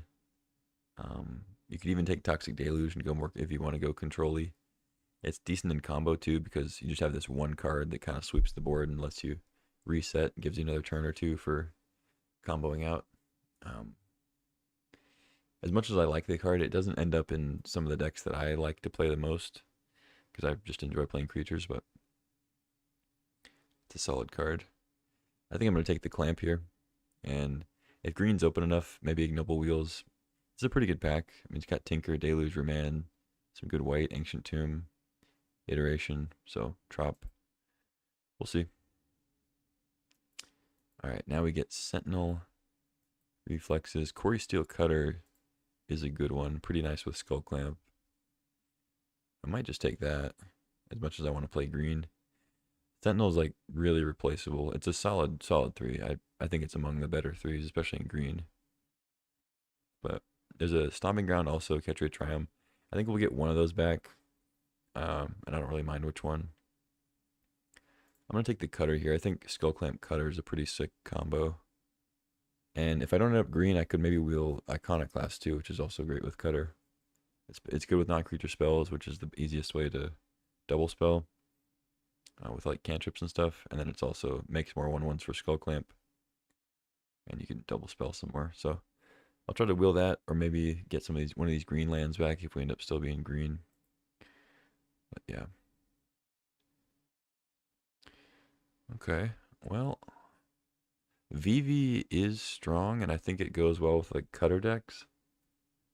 But I'm kind of just into taking Fiery Confluence or Pest Infestation, because Pest Infestation is also very good with Skull Clamp, and it satisfies the I want to play green requirement. So I think I might do that. Attrax is a very strong card too, but doesn't seem to be the route we're going down. There's a world where VV wheels if nobody's into that, but I don't think it's super likely. But yeah, I'm going to take the Pest Infestation, I think. Pass on the Confluence and the VV. VV's, like I said, great in this archetype, I think. Would be good with Cutter specifically. But I think if we want to do more Skull Clamp stuff and we want to play green, Pest Infestation is where it's at. So I'll grab that. And now we get a Flame Slash in red, Llanowar Elves Rancor in green. There's also a Starting Town Blood Crypt. A couple other things. There's a Jitte, which we lost to miserably in the first round of last draft. I am actually into Rancor here. I could wheel it. A lot of the green, like pump spell stuff, wheels.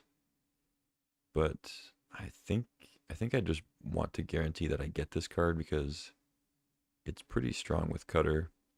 You just play like whatever cheap thing, play Rancor, put on a Cutter thing, it dies, you get it back. It's just another 1 mana spell you get back to your hand to double spell. I think it's pretty sick. Normally I'd take a Flame Slash there, but we're trying to really synergize with what we've got, I think. So now Discharge, Gao, 6, all pretty good. Might Form could also be fine, but I don't think I'm really on Might Form right now. Hope to wheel that one. I like 6. It doesn't really go with like what we're doing, but it's a solid 3. Maybe I just take Discharge, another cheap spell for Cutter. Good removal. I could take our first 2-drop in Gao also. There's also, wait, it's put into the graveyard from anywhere. So it does actually work with Gao. I could wheel that one. I think Discharge is a little too good to pass up for that too, even though it's a good synergy with Rancor. Now we get Invigorate, but I think Dreadhorde could actually be pretty sick here. And Invigorate is pretty likely to wheel, despite, well, this pack is not great, but if nobody else is on green, especially like pump spell green, we could maybe wheel it. Unruly Krasis, also pretty good with the pump spells, but I'm not necessarily like big power matters green. I'm more just like double spell, Quarry Steel, Skull Clamp stuff. Dreadhorde also not bad with Skull Clamp because you can bump it up to 2 power and replay 2 power or 2 mana cost things. So I think I'm into Dreadhorde here. Now we get a pretty late Bristly Bill. So pretty good sign. Green is open, passing a Generous Ent, unfortunately. Legion Extruder's fine.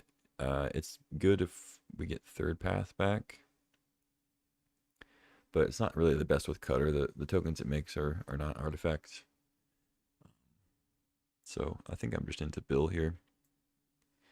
It's a solid 2, even if we're not like super into like the land stuff. Just any fetches or really any land drops are solid.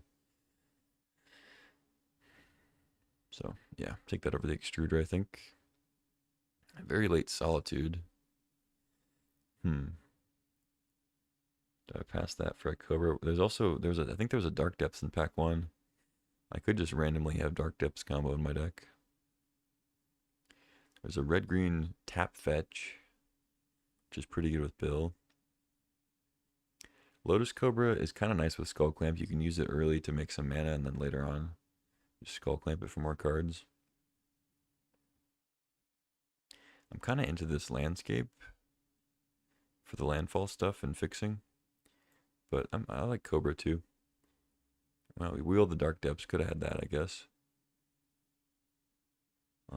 I guess it's not a huge surprise.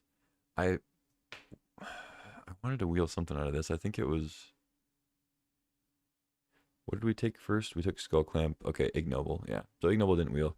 It's not really a big surprise, but I thought there was a chance if like green was super open again. It's kind of weird that somebody took Ignoble and not Tropical Island. But I will take Tropical Island. It's a good card. We also wheeled Stomping Ground, Catcher, Triumph, Sentinel. But somebody took Ignoble. Okay. Fair enough. I'm going to take Stomping Ground over Sentinel. I think I already have Trop, so Catcher Triumph's less important. If we needed to play blue for like Oko or whatever else. Ewit, Pilgrim. Eternal Witness is nice. I mean, Pilgrim's nice because the dork helps maybe splash white if we need to, and dies to Skull Clamp. But Eternal Witness also dies to Skull Clamp and gets back like Pest Infestation and stuff. I don't know. I could see playing it, but I'm going to go Pilgrim. Boseiju or another elf. Another elf is obviously nice with Steel Cutter, Skull Clamp, but I think Boseiju is good enough to take, and I think we're going to end up with plenty of playables, so I'll take the Spell Land. Really Invigorate, I'll take it. And Knight, I mean, could be something. If we end up with like an Omnath strat, sort of. Ooh, okay. Some good red cards here. I think I take the Monkey. Pass an Inti, Suplex. Sneak Attack's not really what we're doing, but Ren and 6 could wheel. I could see that. Be nice if we get some fetches. It's good with Bill, good with Cobra. Pretty good with Knight too, in Might form. Yeah, Ren would be nice, but I'm going to take the Ragavan, hope to wheel Ren, Tracker, Tifa. We got a lot of things we can wheel here. I'm going to get something good out of this pack. For sure. I'll get something good out of this pack too, because there's a 4th Earlingus. And I'll happily try to splash white for that. There's a Memory Lapse too, if I could go more blue with Tropical Island, but Mox Diamond. I think this would be a sick Mox Diamond deck with Corey Steele. But I think 4th Earlingus is just super strong. Marsh Flats too, but I don't currently have lands for that. Thoughtseize, pretty good pack. But yeah, I'll take the 4th. Saw how good it was in the last draft. And then we get this pack. Some good blue for sure. Mystic Confluence, Counterspell, Frantic Surge, Shelldock. All pretty great. But really nothing for me. There's a Bone Crusher. This is less of a Bone Crusher deck than our last deck. I don't really want to be playing Exploration in this either, though. Could be good with Bill and Cobra and whatever, but I don't love that. I like Exploration more in like blue-green, bunch of card draw. Not really like red-green beatdown. It just doesn't really do enough. If these were better lands, I'd be happy to take a land, but I don't think Overgrown Tomb is going to help me much. If I had it, and when I saw Marsh Flats, maybe, I could make it into a weird like white-green land. But I'll just take a Bone Crusher. It might make it in. I mean, you know, 4 power is a lot to double with Harmonizer. Little utility thing. There's a Titania here. There's another red-green tap fetch thing. This time for blue as well. There's an Ulvenwald Oddity. decent 4-drop. There's a Tursa, Karizev. Unfortunately, you can't Karizev into the Ragavan token and then Skull Clamp it because it goes away at the end of combat, so you don't have it on your second main. I think Tursa's fine. I might want to take Titania, but I don't really have a great setup for it right now. I'll take the Tursa. Alright, now there's loot. We have the Trop. Fabled Passage, Questing Beast, Green Sun Zenith, Baloth Prime, good combo with Titania, Zurin Orb, Safekeeper. I don't have anything to Green Suns for that's like really important. It's a good card though. So I think it's either Questing Beast on 4, which we know we can play, or Loot on 5, which we might want to play, but I'm already trying to play 4th, which I think is a better splash. I do already have a good blue land, which is easier splash, I'd say, but yeah, I'll just take the Questing Beast. I like Questing Beast. Fabled Passage would be nice there too. There's Tarmogoyf now, Oliphant, and a Gaia's Cradle. I mean, seems like a decent Gaia's Cradle deck. It's nice with Cutter.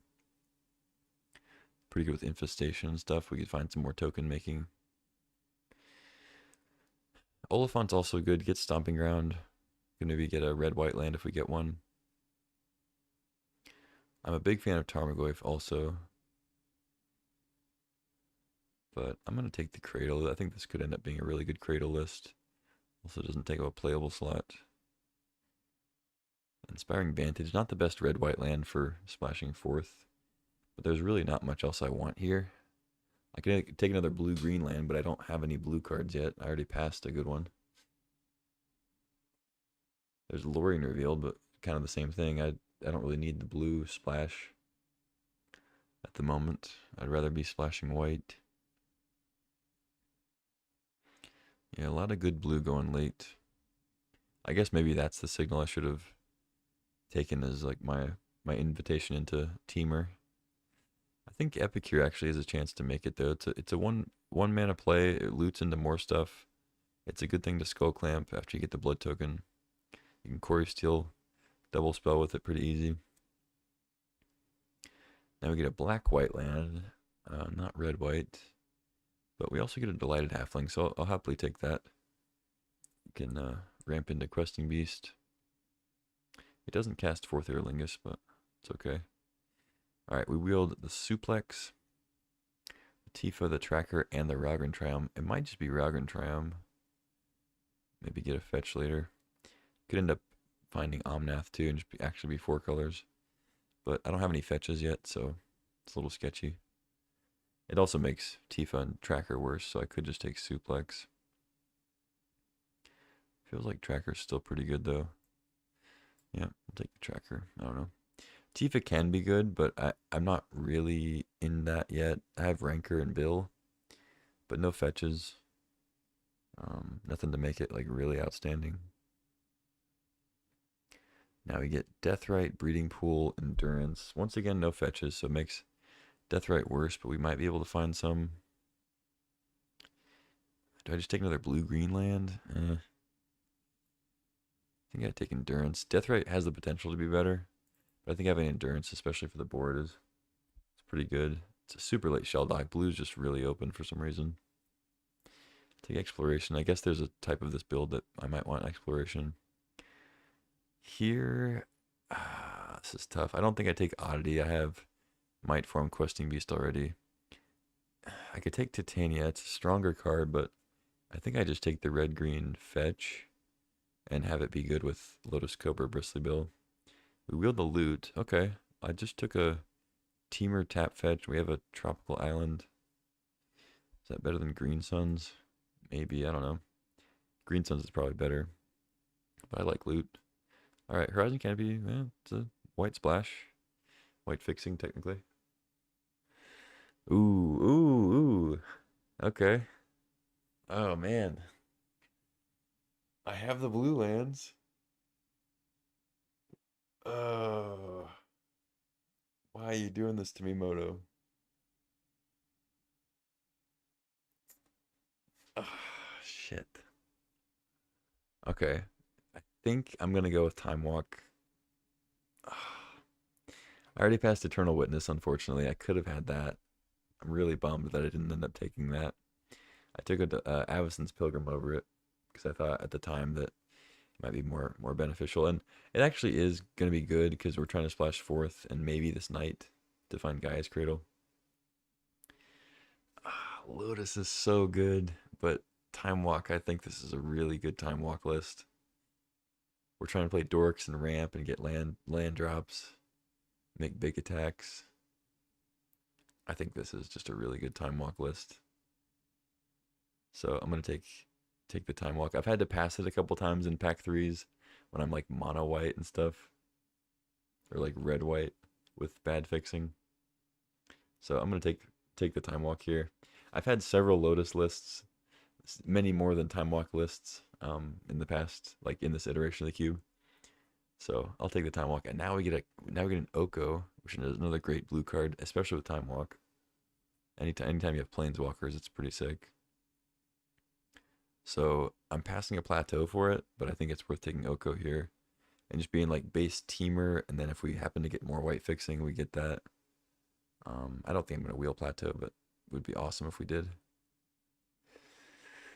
Um, yeah, I need an actual fetch land, but I think Oko is still pretty great here. All right, Windswept Heath is, oh, that is huge. I'm not even really passing anything. Yeah, that is, I cannot ask for a better card there, really. Third pick. Now we get Elvish Reclaimers, kind of lousy. There's a Mishra's Bauble for the Quarry Steel. I guess that's more of a creature anyway. Oh, dude, buff the Arcanist with Skull Clamp or Cutter. Replay Time Walk. Anybody? Buff it with Invigorate, Rancor. Yeah, Dreadhorde might be good here. I don't have a lot of spells, but you got powerful ones. There's a Tarfire too. I imagine that's not going to be great here. I don't have any Goyfs or anything. I think I'm kind of into Mishra's Bauble. Not really a figure list. Not really going to be heavy enough white for Luminarch. Reclaimer could be okay, but I think I wheel that pretty easy. I'll take the Bauble. Ooh, Lightning Bolt here is nice. I need more removal, and it's a good spell for Arcanist. Passing Caryatid, Robber, Safekeeper. We kind of passed all the Safekeeper stuff already. Titania and Baloth Prime. We don't have Nadu, so I think it's just Lightning Bolt. Lightning Bolt is great. Okay. Now we get a red-white Triumph. So it's a red-white Triumph or it's a Yavimaya, which Yavimaya is good with Cradle if we get like hit with a sweeper or something. It still taps for mana. It also helps play like other basics, like more basic mountains maybe, or a then you can maybe justify playing like a basic plains or island a little bit more. So I think I'm actually more into that than the Triumph. The thing is, Yavimaya has a chance to wheel, I think. I don't know. It's a tough one. I'm going to take the Yavimaya, though. Now we get a late Birds. I think that's great. There's also Malevolent Rumble, which I think is another awesome card. If I had more stuff that was like Graveyard Synergy, like if we had the Eternal Witness, I'd maybe consider Rumble, but I think Birds is a little bit better, considering we're trying to play 4 colors. I mean, Malevolent Rumble can help you get to like those other lands, but I think Birds is just a little too good. Not sure if I'm playing this Knight. I do have to make some cuts, so that seems like one of the weaker ones. It does, potentially double trigger Bill and Lotus Cobra, and can help you find lands, but in like 4 colors, even though it can help you find other lands, sacrificing specifically a forest or plains to find a different land is sometimes a little sketchy when you're trying to play like, Boseiju, Gaia's Cradle, I don't know, Horizon Canopy, I guess Yavimaya helps. Most of our lands are going to be forests, so I don't know. Maybe it's good enough. Ooh, Uro. There's also a Spell Seeker for Time Walk, but not much else. I think Uro is just going to be better than Spell Seeker. I don't think playing a 3-mana Spell Seeker that gets a Time Walk is going to be as good as a Uro, because I mean it's just a 1/1. I'm trying to be pretty proactive creature, just beat down and just Time Walk to be able to double up on that. I'm not really trying to like set up a Time Walk then into a combo thing, you know. Just gonna Uro here. Uro's great. Haywire Might for the board. There's also Talisman. I mean, I don't think it'd be insane to take Talisman like for more fixing, but it's not like I have like a ton of 4s. I have 2 4s, a 4th, and a loot, which would be pretty good to ramp into. But I also have a lot of other ramp, so just gonna take the Might for the board, pass up on Spiral. Now we get a Terra Sunder, which you can actually just play without black. If I took that Savai Triumph, I could have a little bit of black. I have birds. That's about it on the... I guess Lotus Cobra could add black. But yeah, I don't really care about these other cards. Storm Chasers is good with Time Walk, but not really in this deck. So let's just take another Disenchant for the board. We could take another Disenchant for the board, or we could take Bayou for black fixing for Terra Sunder specifically. Or just take another Mana Dork. I mean, another Mana Dork is fine. More ways to like ramp into Oko. Tracker plus land. But let's just take a Bayou, I think. I think it will be good if I want to side in Terra Sunder to have a black source. Fetchable with Windswept Heath. Now we got the Reclaimer, but I think it's just Sanctum. Wield the Safekeeper also. I mean, consider it makes Dreadhorde Arcanist a little bit better, but I don't think this is really a consider deck. I could play Safekeeper, maybe. Alright, random Invasion. I don't think I'm playing that. Maybe, though. Let's see. What does it actually do? It's like a Green Suns for regular creatures. They have to be non-human. Yeah, so, and then it flips into an 8/8 with reach. You can make your guys get in unblocked, essentially.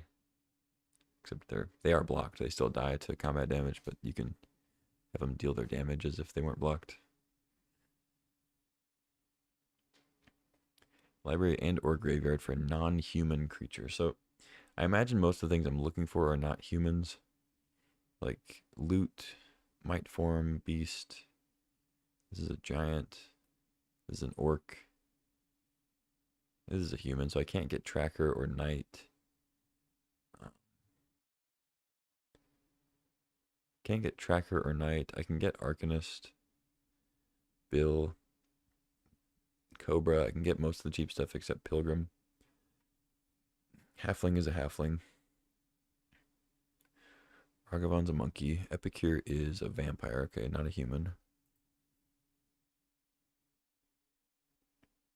I mean, I doubt that I would be invasioning for an Epicure.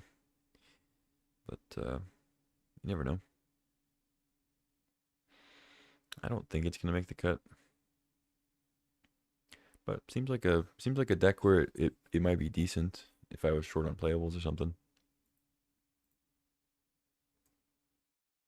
I just don't think it's going to beat out any of these cards. Like, I already have to make several cuts. So, let's see here.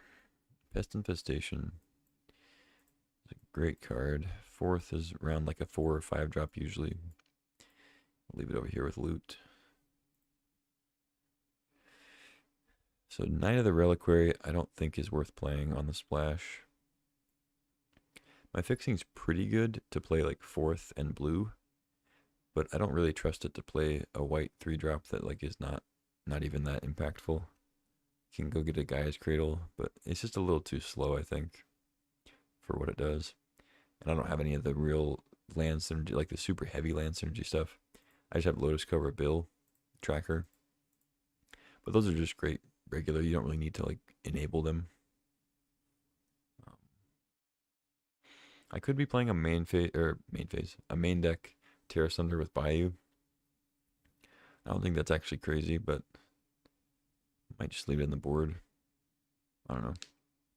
I have Pest Infestation in the main still. Wonder if I want this Invigorate. It's pretty good with Arcanist because you can invigorate it +4/+4, so it's a 5/7, and then you can attack and play Invigorate again, and it's hitting for 9. So that is cool, but is it necessary is the question. It's also a free spell, which is nice with Cutter. It's nice to be able to like kind of surprise your opponent in combat. It's pretty good with Might Form, you know. So could be worth playing.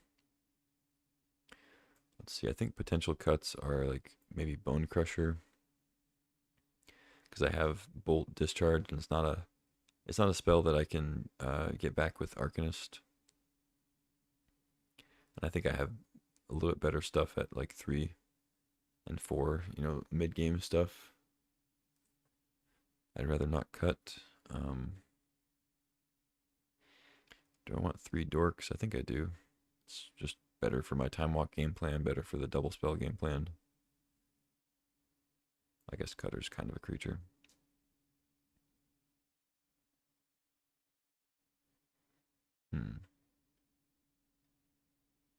It's an interesting list.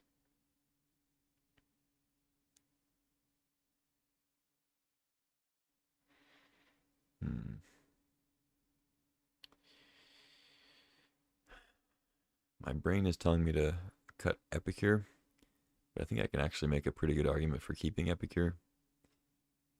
And that is that I'm trying to play Uro. It puts a card in the yard for Uro with Blood Token.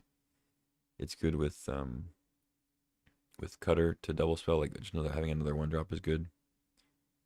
And then it also gets Skull Clamped. It just pings the opponent. So it doesn't have the most impact like by itself by any means, but I think it's a pretty good way to bridge the gap on better plays. Like the good thing about Epicure is it's never going to be like even if you top deck it late game, it's like you draw Epicure and you're like, it wasn't a great draw, but now I get to play this 1/1. It chump blocks or it skull clamps or whatever, and then you get to sack the Blood Token and loot your next thing away. You know, like it's never going to be horrible, but it's also never really going to be great. So, not that you can ask every 1-drop to be great, but but you know what I mean. It's just a nice little synergy card that for a 1-drop does enough to maybe justify a slot. That being said, it might still be the cut just because it seems like everything else in the creature spot has a better stake. Because I don't think I want to cut any more 3s. Because then, like, what am I playing the dorks for, you know? Like, Oko, I'll put up here as another sort of threat. Pest Infestation 2, a little bit. But, like, I'm not going to play 3 1-mana dorks and then just only play 2 3-drops, you know? Especially one that's not even going to stick around.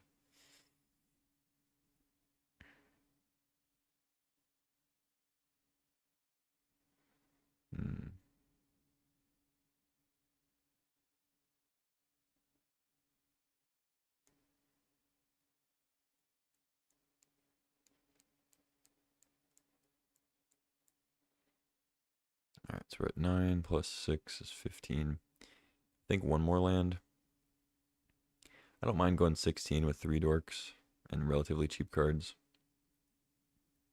I am 4 colors technically, so I'm a little reluctant to go short on lands, and I have land synergy stuff like Bristlybill, Lotus Cobra, and Tracker. So maybe I should go 17 instead, even with the dorks. But I also have Bobble, and Skull Clamp can draw some stuff. I got Epicure. So I think one more cut. I mean, the cut might be Epicure. It seems like maybe the worst. I don't have to play Invigorate, but there are times where I can spike some pretty broken plays with Invigorate and Might Form and Dread Horde.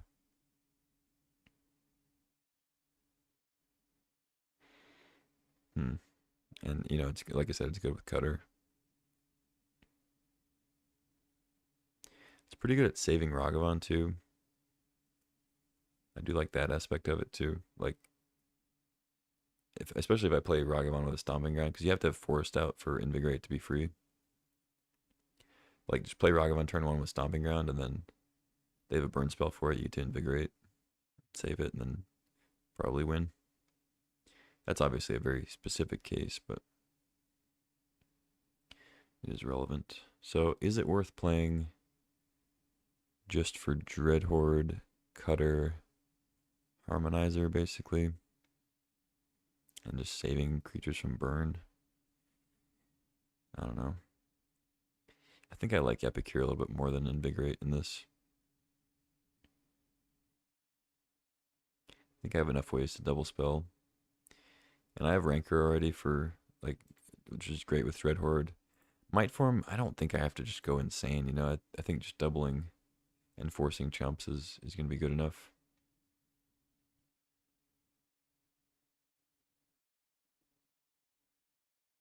Honestly, I could even see cutting Harmonizer really for like Endurance or Terra Sunder. Just have more interaction. Have another spell for Arcanist. I actually don't mind that. I only have one fetch. Well, I guess I have two. I have two fetch lands. It is pretty good with Rancor. I don't know.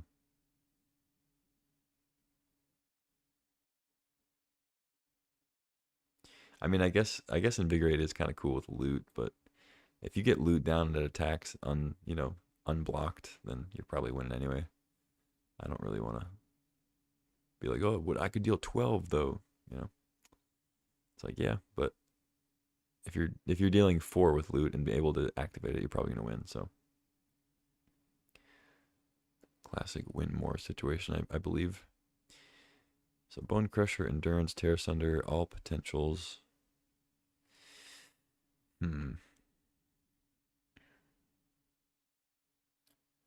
I guess this deck would kind of struggle against Reanimator. So maybe I put Endurance in.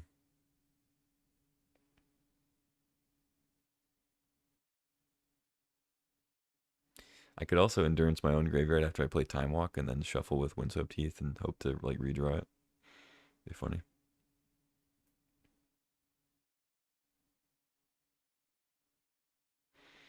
I might just main deck a Terra Sunder though. I think especially with Dreadhorde, it seems good. We have a Bayou. Do I double up on Disenchants rather than like diversifying with Endurance though? I think Endurance is a pretty good card.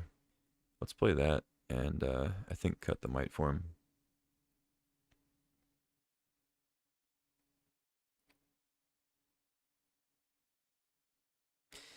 Nah. I changed my mind. That was quick. Let's just add some basics and play. I think Might Form's good. Alright. Plains. It just didn't feel right. It didn't feel right to cut that. Plains, Island, 2 mountains, 3 forests. Let's see if that works.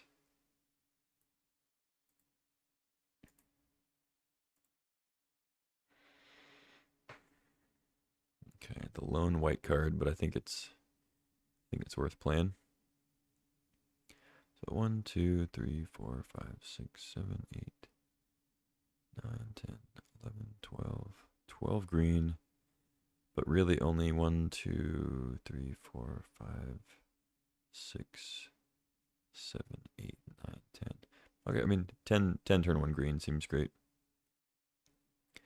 1, 2, 3, 4, 5. 5 blue. That's probably good enough. I mean, I know Uro's double blue, but I think that's pretty much all we can ask for with Birds and Delighted Halfling kind of helping with that because most of the blue cards are legends. I can't time walk off Halfling, but whatever. Then we get What do we get for white? Or red, I guess. 1, 2, 3, 4, 5. Only 5 red is pretty short. What do we have for white?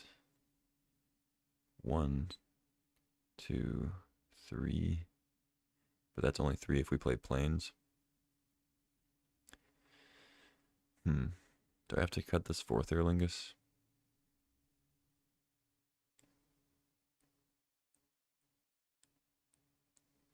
Could just play another land too.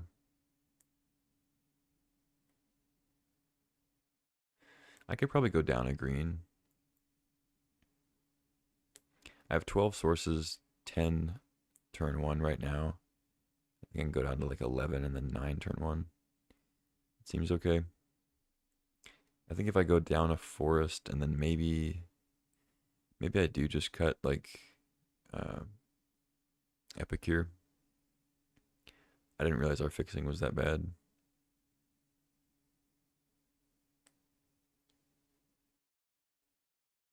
Yeah, I think with the limited red, I think we just cut Epicure.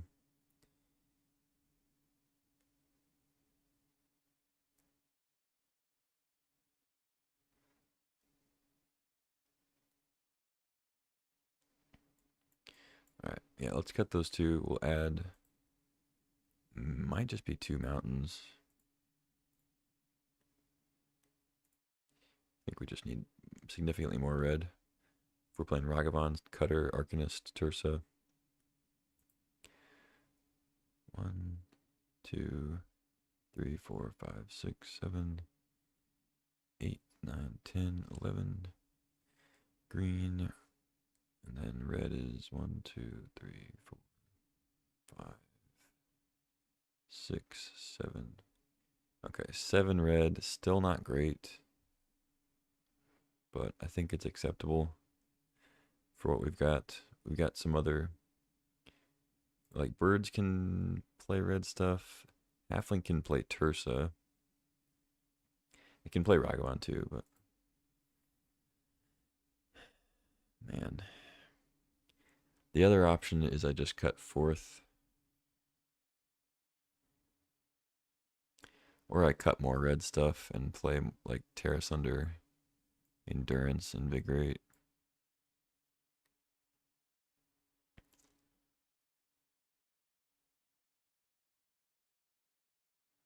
But what am I cutting? I think a lot of my game plan revolves around several of these red cards, so I think I'm probably more likely to just cut the white. Or I could just go lighter on the white fixing and just maybe rely on Avacyn's Pilgrim, birds to jam a late game 4th. Lotus Cobra.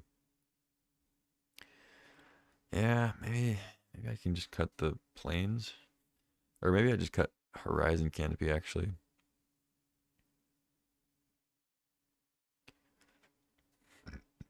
Because if I cut plains, it takes me off 2 white sources with Windswept Heath and plains. If I cut Canopy, it's just 1. Takes me off a green source, of course, but plains is also just a worse card in the deck. Because it only works with 4th, really. Like, it's just bad if I have like an opener that's like plains, mountain, green cards.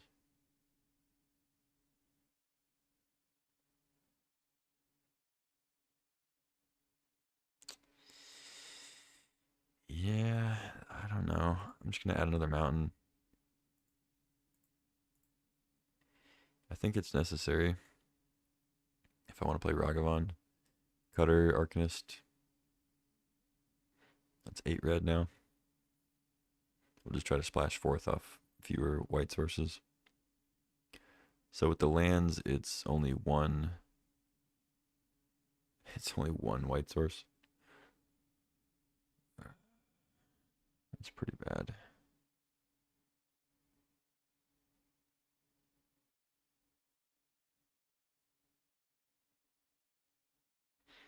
Can I cut another forest? Probably.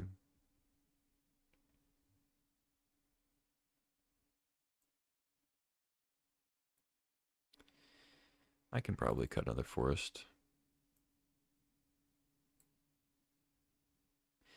All right. I think that's fine. It's okay. It'll all work out. Heart of the cards and all that.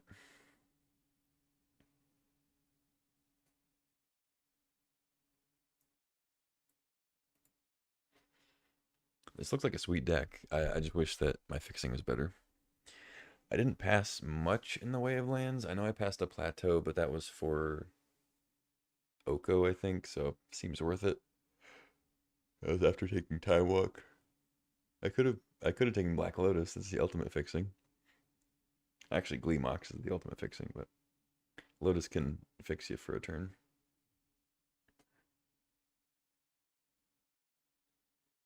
All right. I like this deck. I don't know if it'll 3-0, but maybe get some cool stuff.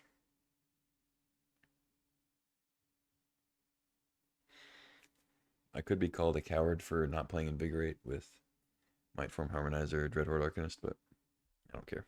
I think the other cards we got are better. Play first.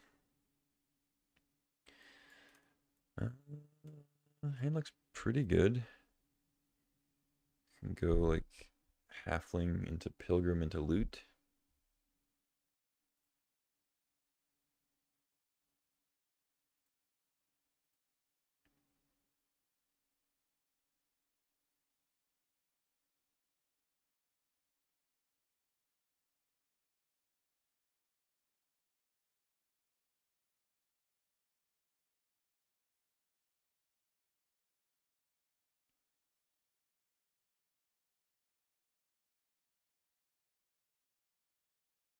Okay. Foothills, crack Foothills. Stomping Ground, Shock into Lumberjack. Uh-oh. They might be ramping harder than me.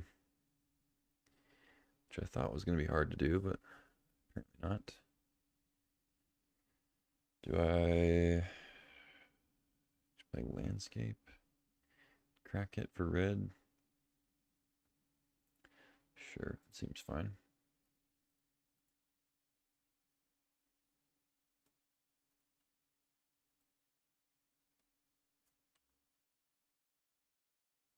Let's rumble with the halfling. Put him to 16. They're almost dead. Black. You're not allowed to play black with Lumberjack. Sylvan Caryatid, okay. So nothing yet. We're both just ramping.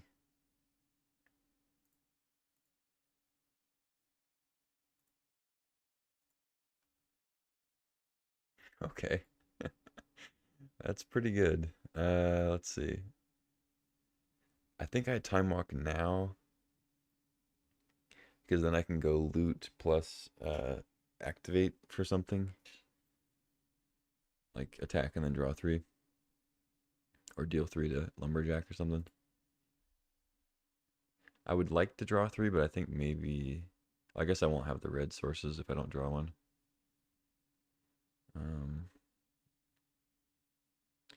I could also just play loot and then have loot with time walk next turn.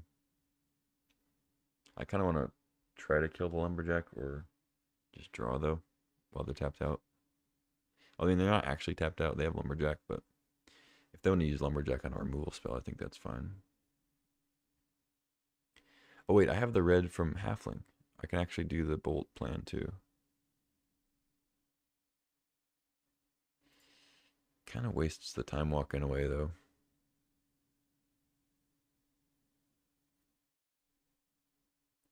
Let's just Questing Beast, then. I think that's better.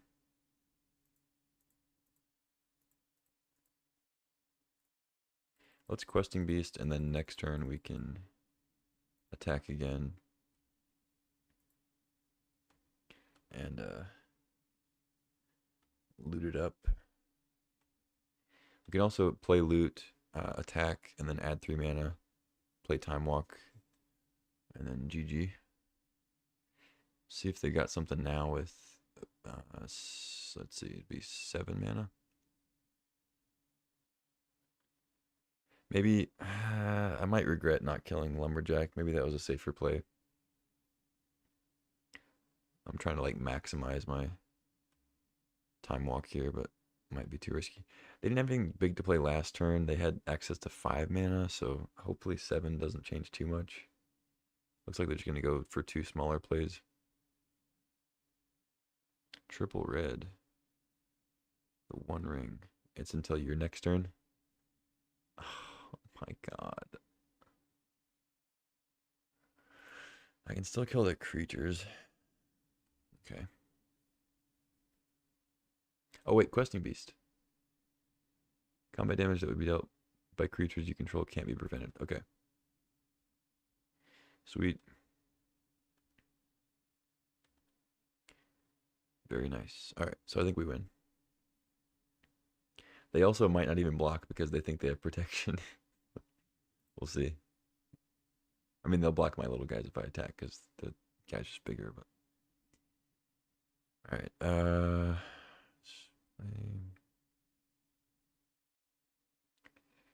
you sure he doesn't have protection? Well, he does have protection. He has protection from everything.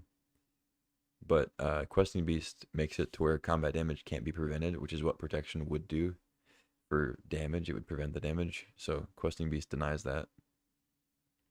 So I still can't target him because he still has protection. But the damage doesn't be prevented. So. You don't think so? Well, I know so. I don't know. I mean, I guess I could be wrong, but I'm almost positive that's how it works. All right, let's just loot it up, I think, and then we'll bolt the tracker after we attack. What's up, Timmel Tamel? 1, 2, 3, 4, 5, and then we'll just wait. No, that's not right. Because that's only 8. I'm giving them another turn to do stuff. I should just leave green open.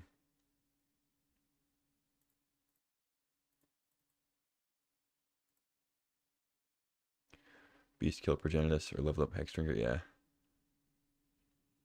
Alright, I'll leave green open, attack with these, and then we'll add 3 post combat and then time walk.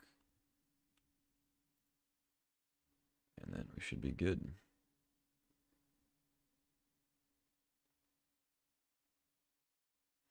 Yeah, no blocks as expected.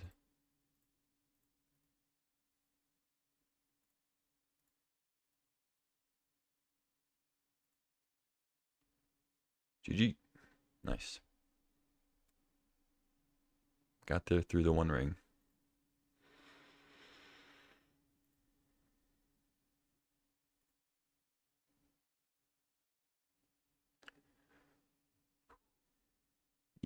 Even looter hit them.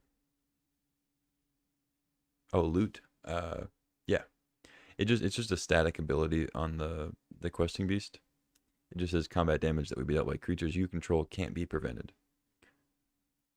And so protection from everything in the realm of combat damage would prevent the damage. Because you're still able to attack the opponent. Protection doesn't stop that.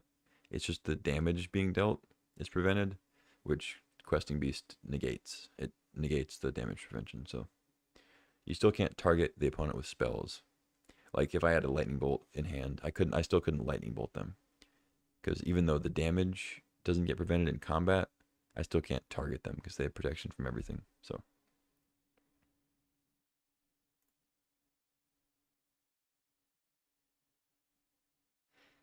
all right, well that worked out perfectly. My opponent was just ramping and not interacting with me, and I was just ramping, not interacting with them, and then I had time walk, and they had the One Ring, and I had Questing Beast, so GG. Well, Terra Sunder does get rid of the ring. I mean, Haywire Might does too. I don't know if I want to side in 2 things just to deal with the One Ring, but it is a powerful card.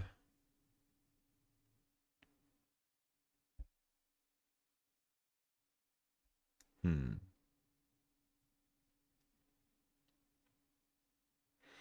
Bone Crusher Giant, also just another way to shock like mana dorks like Lumberjack. Yeah, the deck is pretty sick. I agree. The mana fixing is a little sketchy. I had to make some sacrifices, but I like it. I think I should bring in Terra Sunder. At least I'm not sure what to cut though. Maybe just like Tersa. Might form.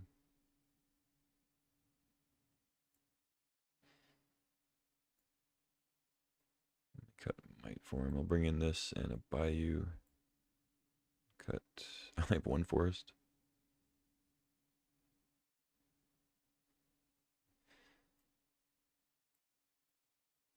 I'm gonna cut him out. All right.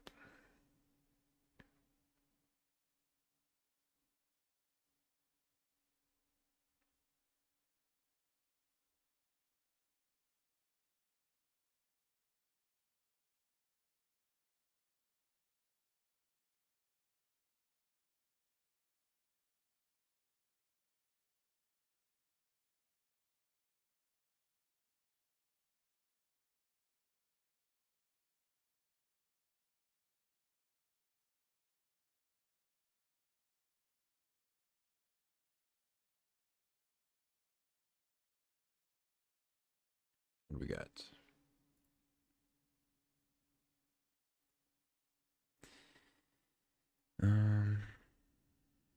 No green. I don't think I can keep this. Be sick if it was Mountain Forest. This hand would be pretty great.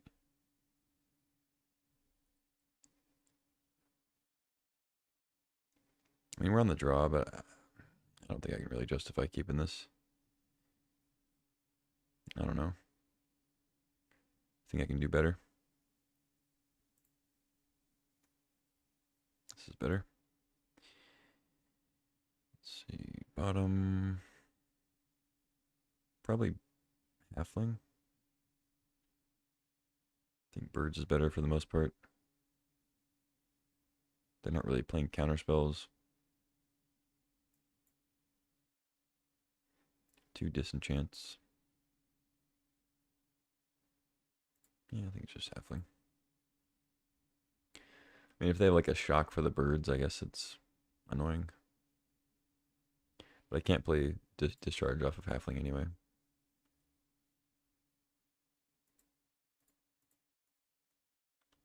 All right, there's the anti-ring, the the ring breaker, questing beast.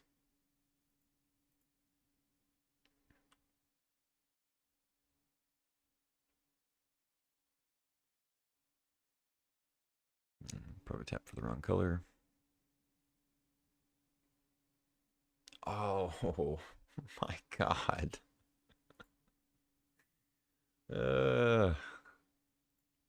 Not only can I not kill Ren in 6 now, but they got to just ping it with a Planeswalker. Oh my god, that is the absolute worst. I was supposed to have a Ren in 6 in this deck. I somehow didn't wheel it in a draft where I felt like red and green were both very open. I just have so many disenchants and like nothing to deal with Ren in 6. This is rough.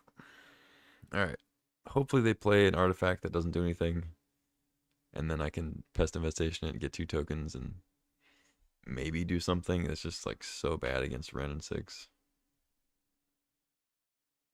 Okay, tracker. Sure. They've already played a land though. Old Billy. Alright, let's play him.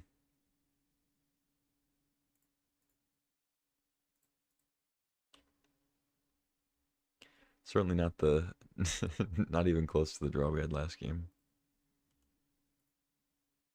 I can maybe snipe a clue token if they tap out. But they might be tapping out just to crack clues, so we'll see. Especially if I block. No, they're playing something else.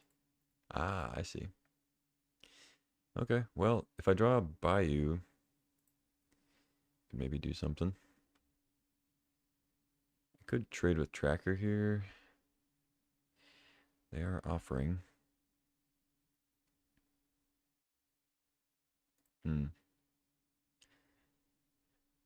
It's tough because if I draw land, I can kill Tracker and block Beast. If I block Tracker and trade, I have nothing to deal with the Beast unless I draw exactly a black source. I guess I have my own Beast. So if I draw land, I can just attack, offer the trade. I should probably take out the Tracker now. Yeah, I don't know. It's tough. Lightning Bolt, not the best draw. Let's take one of their clues. Make a couple 1/1s that die to Ren and 6 and can't block Questing Beast anyway.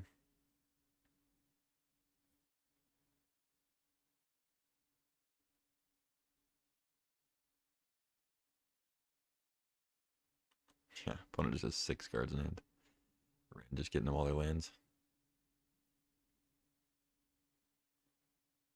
I mean,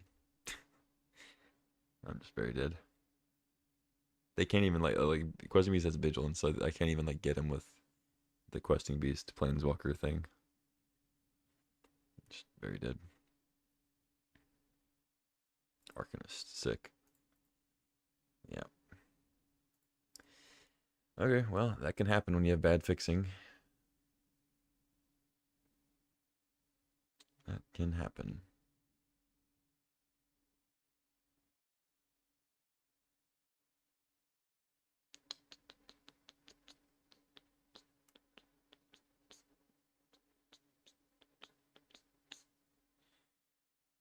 Hmm.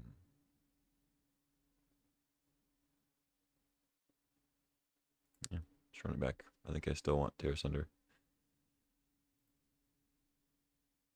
Alright, we got stuff. We got stuff. I don't really want to give them all forests because they have lumberjack and stuff. So maybe I start with. I don't want to take 2 damage either, though.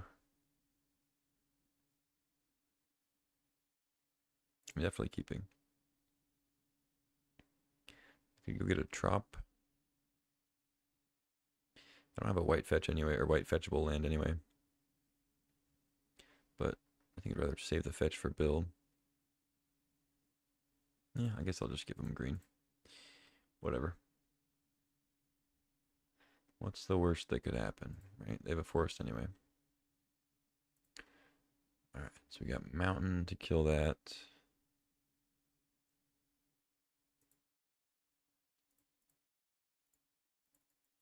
Might as well make it uncounterable. Get the land drop. Bolt your guy. I kind of wonder if this guy was in our draft because... oh wait, no, he has Questing Beast. Because I was going to say, because I passed an Ignoble and didn't get it back, and then I passed the Ren and 6, didn't get back. But they have Questing Beast, so they're clearly not. Alright, Bitter Triumph main phase, sure. Seems good. I didn't play Windswept Teeth last turn because I Stomping Ground's right here, so I can't fetch for a red source to bolt. So I missed out on 1 counter, but that's fine. It's going to get Bitter Triumph anyway. I would have put the counter there.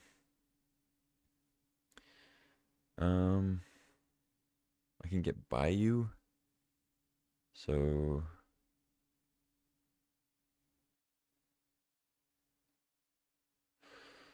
I guess I play this now just in case I need it.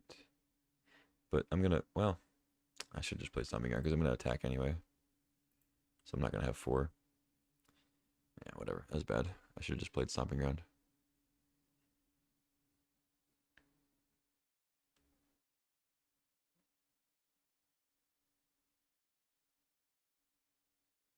I do have other landfall stuff. I think I probably should save the Heath.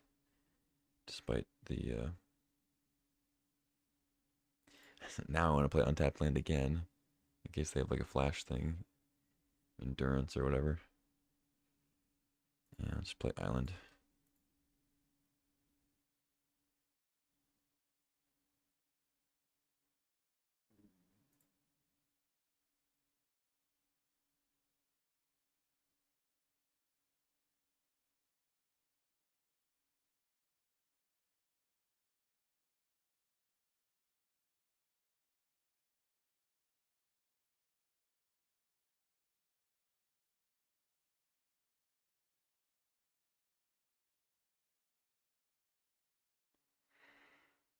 You got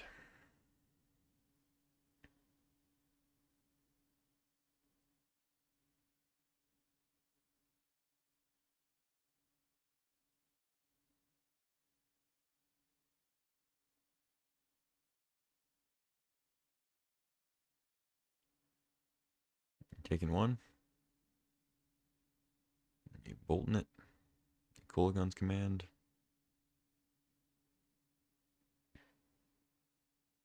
Trying to figure out what land to crack for.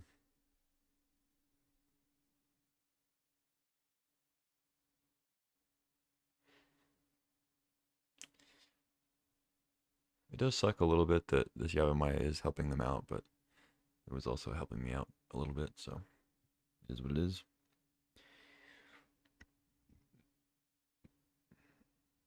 Alright, they are cracking fetch. Before damage, they get a Triumph, okay? Don't really know why they're doing it right now, but proceed.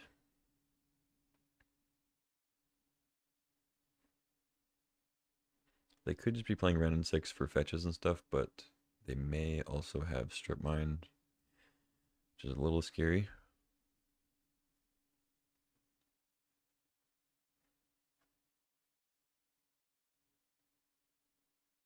Oh, Necromancy.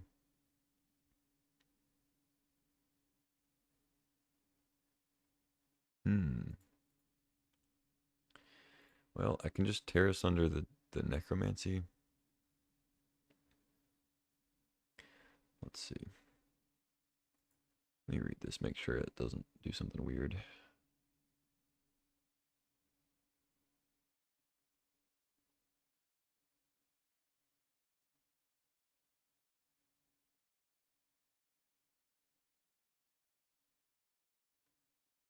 Oh, I wonder if I wonder if this is like the Sculler thing where if I kill it now, they just get it permanently. I think it might be, so I think I have to let them get a land drop. It's going to go on the bill anyway, so it doesn't really matter.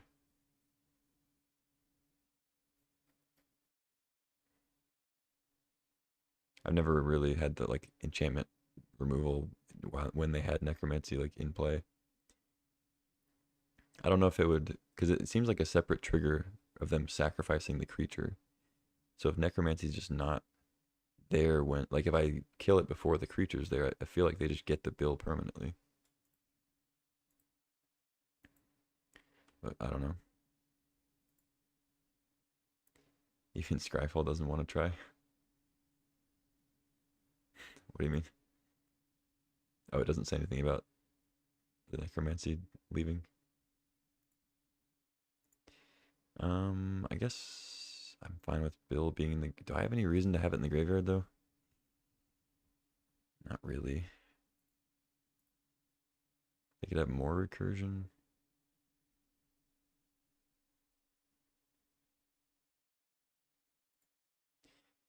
I don't know, I probably want to get the Bayou out of my deck anyway.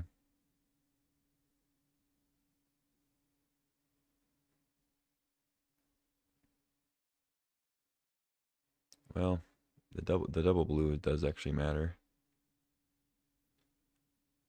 for Uro. Yeah, well, I could get planes. I forgot I actually do have a planes in the deck.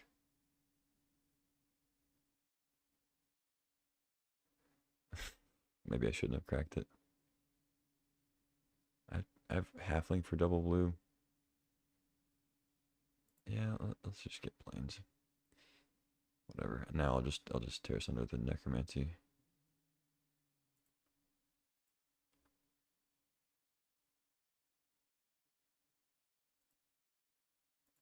It's not even that big a deal for them having a bill.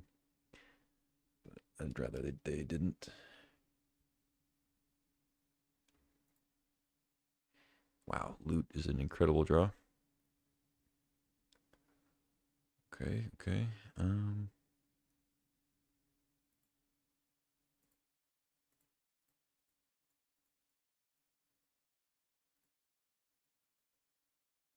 How about we draw 3 cards? Does that sound good?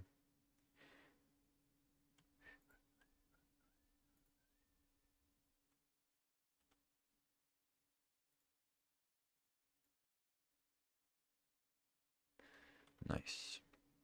Hopefully they don't have a Wheel of Fortune now, because I did it on my turn for some reason. But I could have drawn like Mishra's Bauble, I guess. Malevolent Rumble, okay. What do you got? Uh-oh. Put Archon on the yard, recur Archon. I have some resilience against that. They might just go Ren and 6. Oh no, they got Archon. They got Archon to hand. Are they trying to cast it? They have 6 mana, I guess. Okay. It's all one trigger for bringing the creature back, and the first part of the trigger is just the instant speed clause. Not sure. Oh, I mean, I can mouse over it if you want to read it. It's in exile.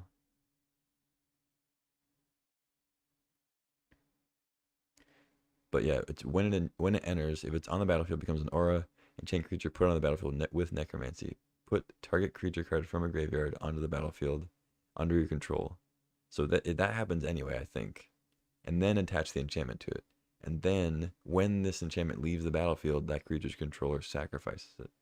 So if I kill that before the creature enters, I think that they just get to keep it permanently. But I could be wrong.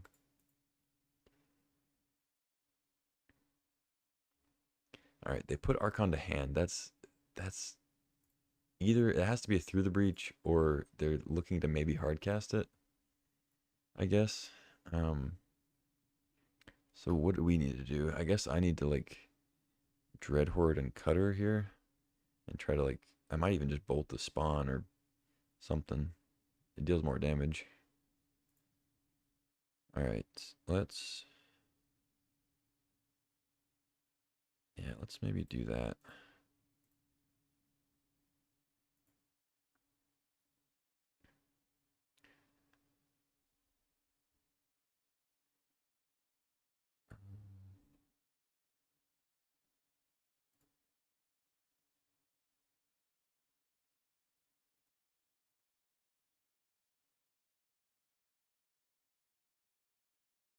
I think I want another red source here.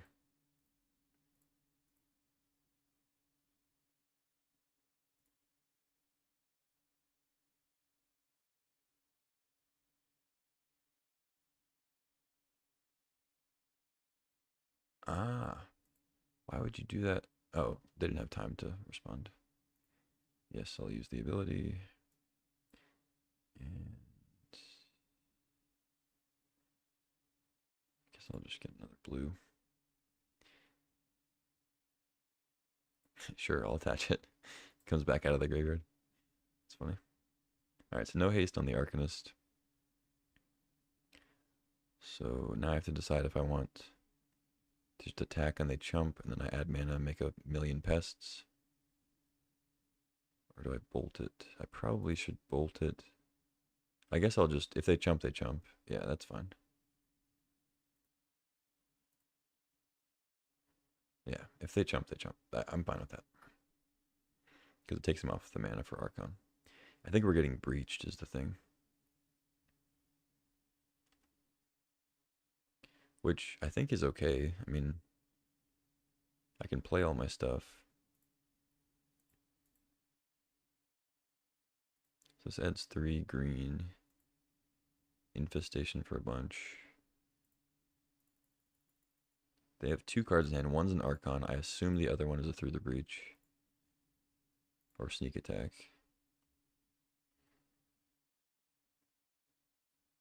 If it's Sneak Attack, I guess technically they could have another thing to sneak if they draw something else. Looks like a breach, though. Yep. That's fine. I think we win through this. They gain 6. I go to 5. But I have so many things to do next turn. I also get to gain 2 life, so. They draw some cards. Sack some pests. I go to 7. So they still have a land drop, I think. But they're off it. I draw a Pilgrim. Not the best, but I can bolt them twice here.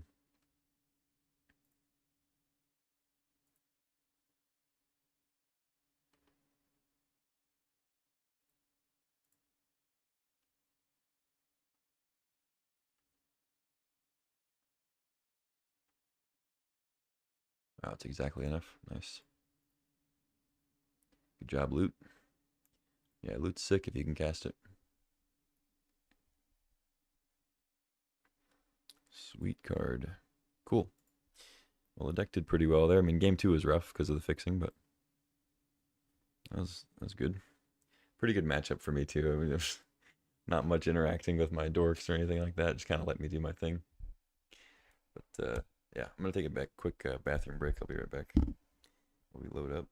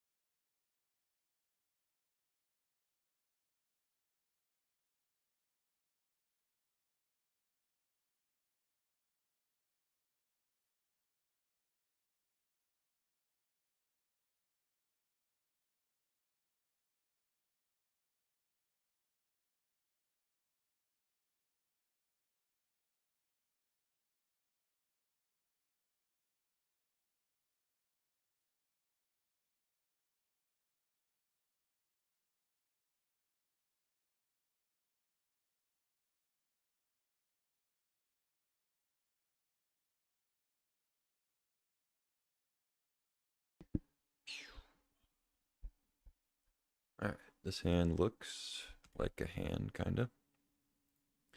I'll keep it. What do we do first?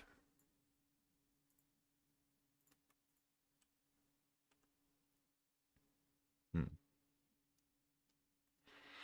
Well, that makes me want to just play birds, which I think is probably what I was going to do anyway. Hopefully it doesn't get swords. Because now I can go turn 2 Cobra into fetch land, into Uro, and maybe into Bolt.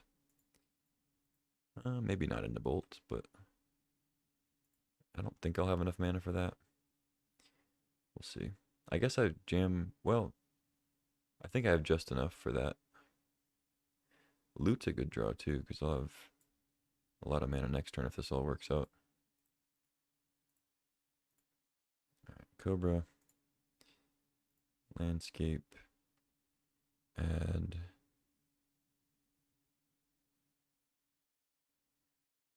Blue. Crack this. Get an island.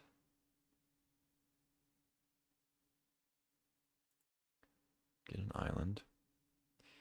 Add green. Oh.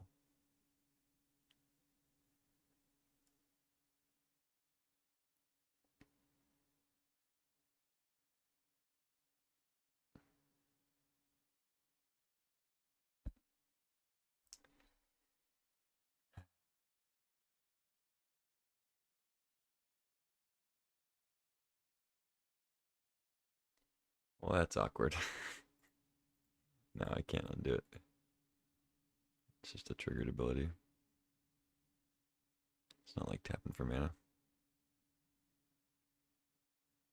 Wow, why did I think I could do that? I thought I could play Uro here. Well, if I'd added red, I still could have bolted Thalia. That's embarrassing.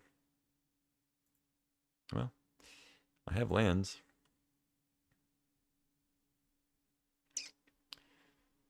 Let's see. Do they kill the bird now? Yep. Oh, they go for Cobra, sure.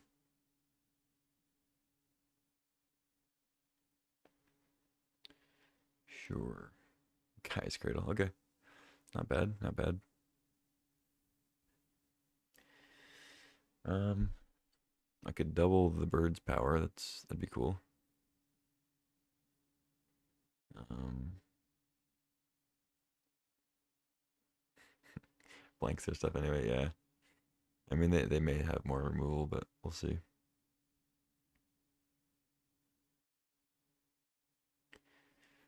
Red white isn't often blanked very easily.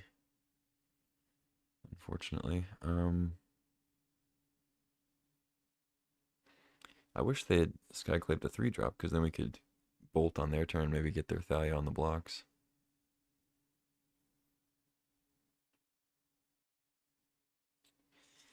Is there any merit to Uroing? I guess we can Uro also, right? I'm not gonna screw it up this time.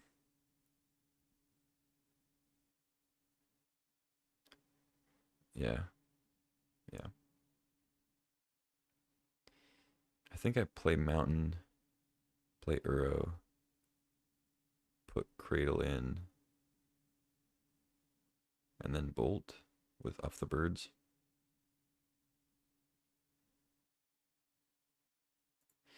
I think that works, but who knows? I really screwed up turn one, so now I'm paranoid. Alright, let's do this. Put a land in. Use this. Actually, Questing Beast is interesting, but we are off of that. And then I think I just shoot the Skyclave. I don't really care about Thalia that much. I don't have any more non-creature stuff. I know it has First Strike, but whatever. It might be messing them up too.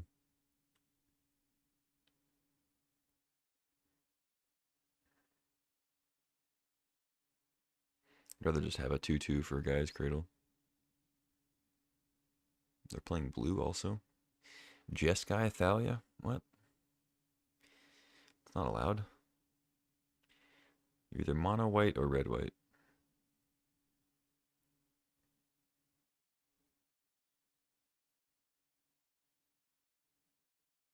Yeah. I don't think I'm in a bad spot. I just made a very bad play. Whatever. Loot's gonna bail us out, hopefully.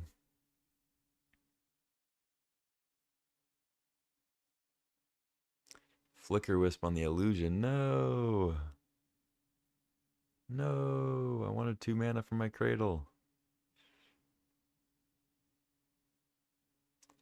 Damn it. I was gonna loot them.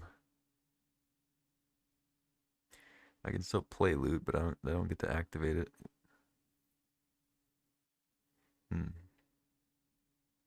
I guess I just go Questing Beast Bill. Seems good. Bill and Questing, yeah. I think that's what I'll do. End up dealing quite a bit of damage to myself, but it's alright. I have Uro coming around down the pike. Get in for 4. We can race pretty well as long as they don't play anything massive that kills my beast, like a Pyroglyph. Fury, I guess, would be bad too. See what they got. They're snapping something off. Creature, land, instant. So Pyroglyph's a 3/4. So Walking Ballista? The fuck's this? 4th? Oh, it's an absent. Sure. Alright, I take 5. I mean, I have 2 creatures now, so I can loot and kill something.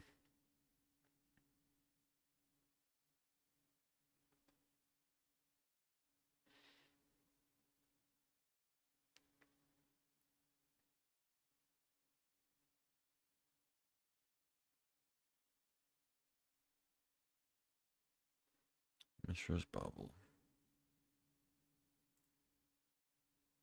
Alright, costs 1 because of Thalia. Alright, let's just loot then.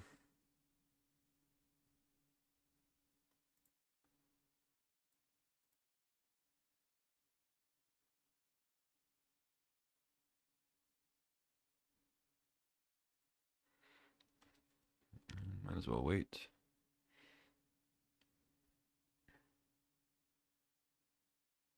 I mean, I could easily die here, but 1 mana Lotus Petal, nice.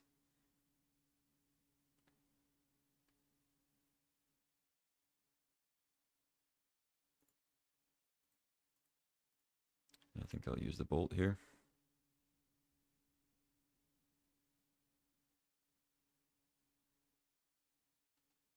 Don't really want to go to 6 against red white. Ooh, time walk.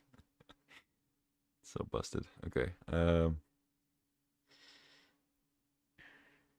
right, GG. I didn't even have to show him the time walk. That's funny. All right. Yeah, loot is overperforming here. Never seen the card hit play. Yeah, I mean it's 3 colors. You gotta put the work in to play it, but it is a powerful creature. This is a good deck for it.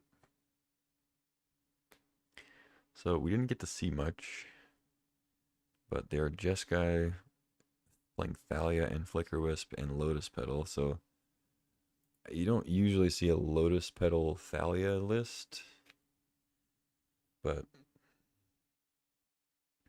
I'm not sure what that means. It's also seems like blue is possibly a very slim splash because we didn't actually see any blue cards. Although we didn't, I don't think I even saw any red cards, did we? It was just like Thalia, Flicker Wisp, and like Unexpectedly Absent. Skyclave Apparition. I think they only played white cards, as far as I remember. Yeah. So I really don't know what they're playing red or blue for, but I feel like blue is probably for something like Time Walk, or Fractured Identity, maybe Teferi or something like that. But those cards are kind of odd to be playing with Thalia. I mean, not Time Walk, but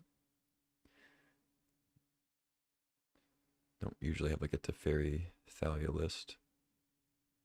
So I don't know. I might just run it back. Seems good. No real reason to bring in Terra Sunder or Endurance that I saw. So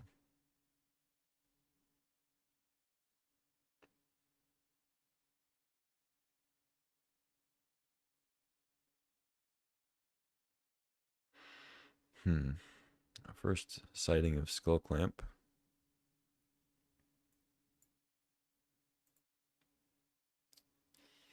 They're red white. We are on the draw, so we could hit a land. Most of my hand's cheap, but it also wants to like double spell. It wants to hit lands. I'm gonna keep. It's risky. Yeah, but we have to untap with Halfling and have another land in order to clamp, you know. Retrofitter Foundry, Jeskai, Thalia. What is this? Alright, let's play a Halfling and pray that it doesn't die. But see, this looks like a normal draw. It looks like I have plenty of lands. There's no reason to get rid of my dork because I'm just going to play another land and play more stuff. So just leave my dork alone. Play your Johnny. And it'll be fine. We'll all be fine. We'll all get along just fine. Alright. We have the Halfling, but we did not draw land in 2 draws, which is unfortunate. But I think we just need to discharge the Ajani at some point. We don't need to do it right away. It's kind of telling that we play Skull Clamp off the Halfling and don't equip.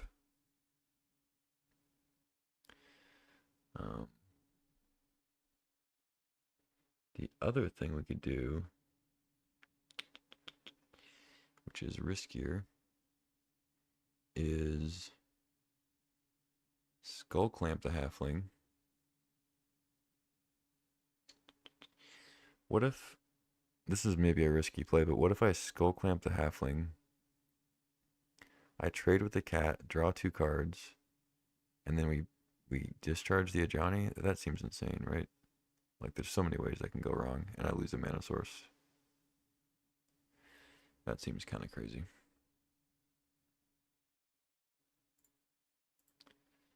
Let's just discharge that.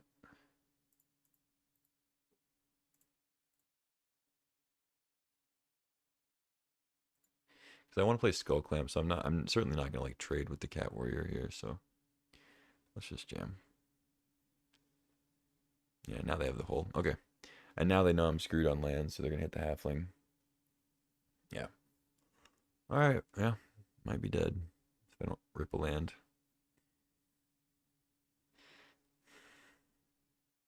Well, it's their only play, so I guess they're missing lands too. Okay, Tropical Island, good draw. Good draw. And we have the Pest Infestation eventually. Alright, let's start with Bill, because it actually does stuff. Pretty far off of double spelling unless I draw a Bobble. Which I would prefer to not draw. I'd rather just draw lands. Against Portable Hole, Retrofitter Foundry with Pest Infestation in hand. So opponent draws a land. I don't think I'm supposed to just trade with Bill. I have Skull Clamp. I'm still at 16. Bill can get bigger. It's just a regular 2-1. Which I can also eat with Infestation tokens if I get them. But this all requires drawing lands, of course.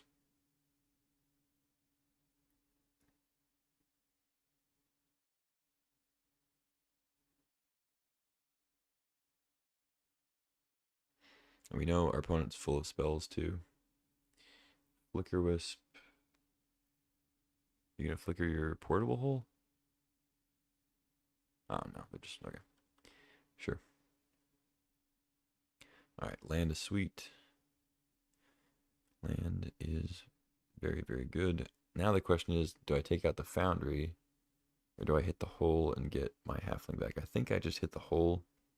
Because it lets me play loot if I draw another land.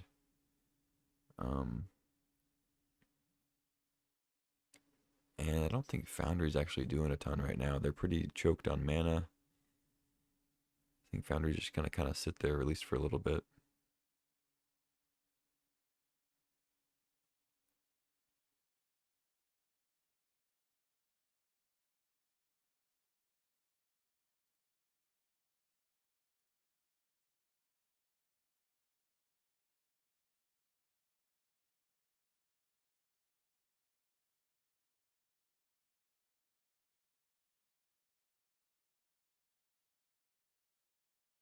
And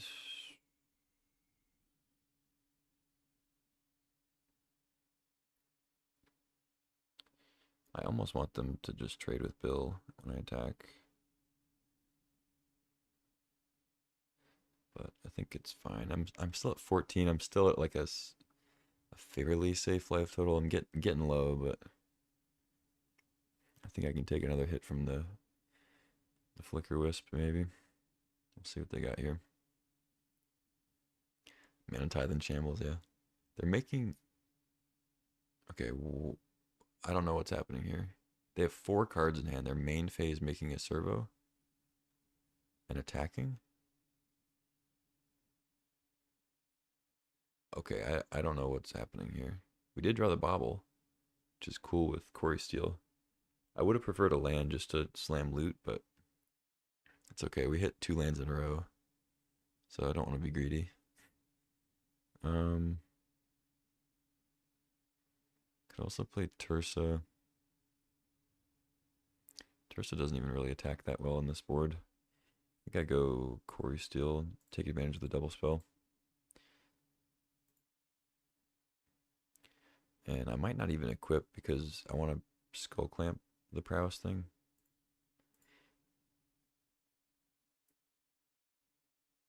No, I should equip.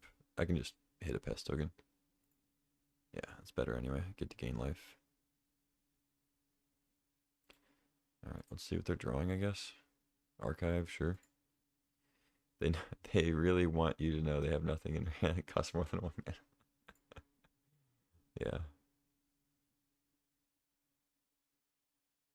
Yeah, I'm sure that's it. I just equip to Bill pre-combat so I can attack. It just trades there. Lets me attack with it though. I don't really care about keeping it back like for more counters and stuff. I think I'd rather just get in.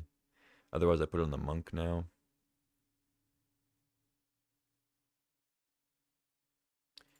Yeah, maybe I just put it on the monk.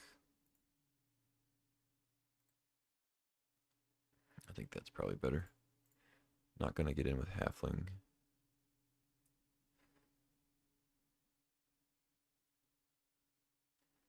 This is probably the best.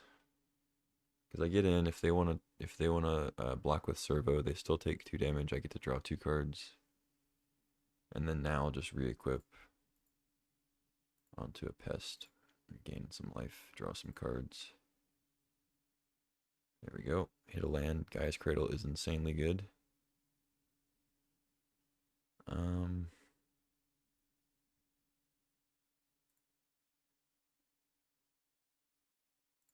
think I still just put it on Bill. I mean, it takes him off like being bolted.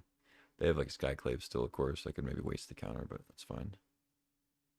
I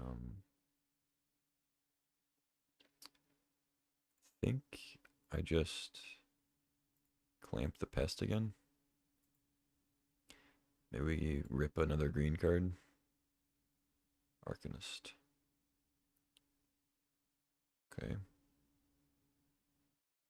And you know what? Maybe I put Bill back in bolt range, but I...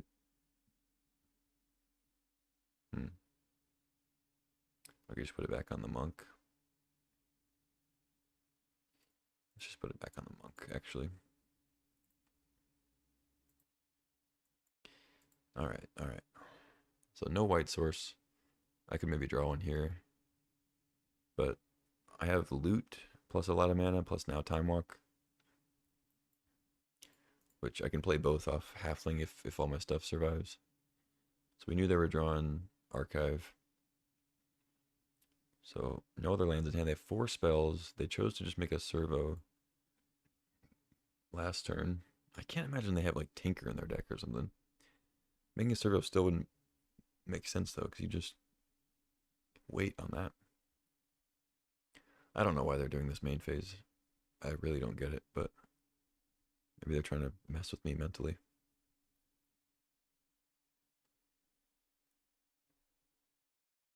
Sure, attack for 3.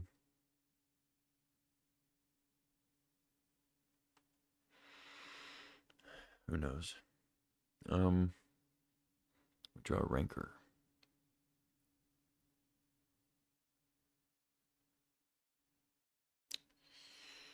Okay, 1, 2, 3.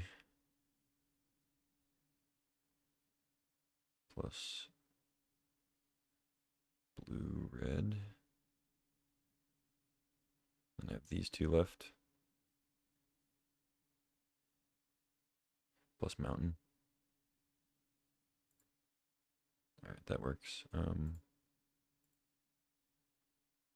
I guess I should have played loot first. Put a counter on that. That's okay. Just put it on the trampler.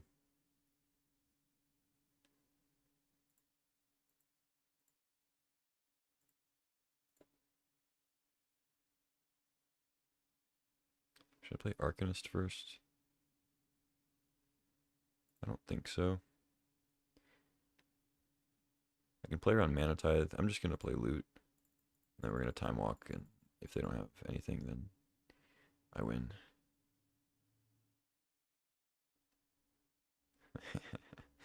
Yeah. I can't play Erlingus, unfortunately. Well, I could play it off loot, I guess. Yeah, that's actually kind of sick. But I'd rather just Time Walk.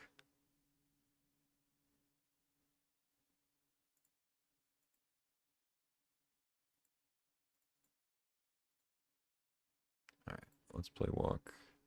Make another thing.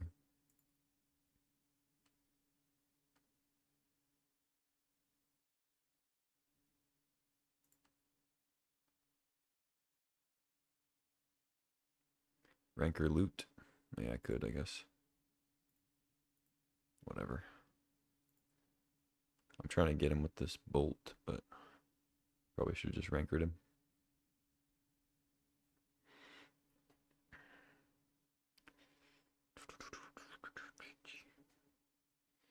I don't know. I mean, they could have removal, I guess. But, what bolt? I have loot bolt. Pay red, deal 3. It's just if they like tried to quad block or triple block or whatever. Alright.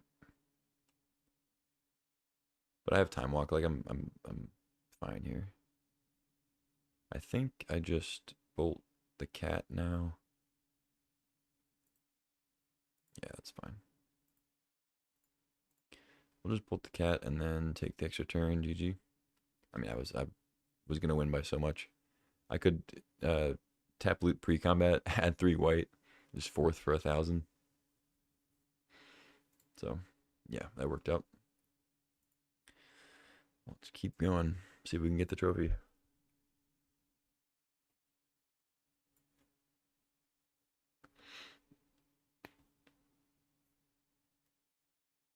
Oh,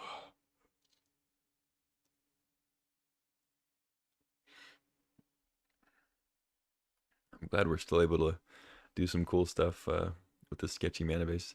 I'm also drawing time walk at like the perfect time every game. Like seems like every game I draw time walk, it's like, oh, I could do this and that. No, maybe I can kill this guy, and then I just draw time walk, and I'm like, oh, well, all right, I guess we just win. Like I don't have my opener, which is fine because if you draw it on like turn 6 anyway, it's like that's when you want to play it.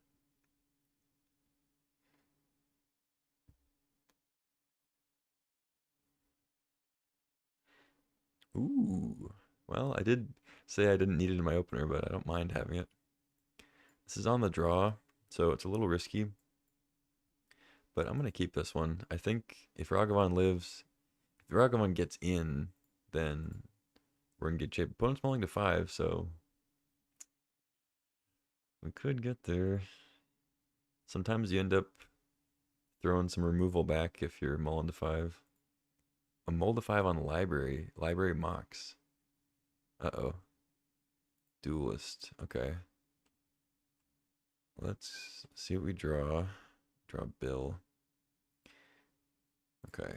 I'm still gonna Ragavan. They have 2 cards left. They have blue mana right now. Plus library.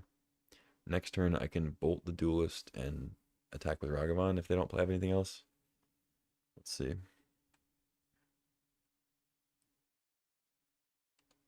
They could have a counter, of course. Yeah, let's go for it.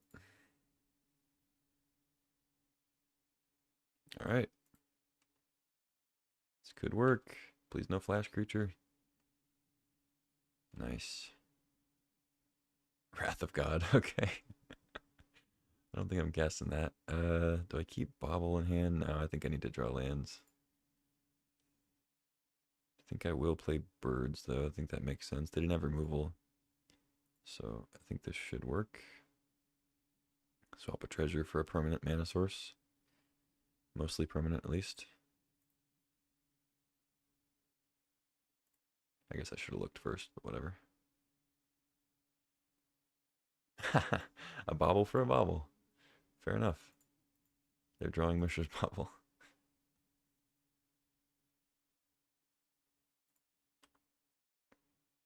All right, I draw planes. That's a somewhat awkward draw, but I can still play Arcanist. And if they don't kill birds,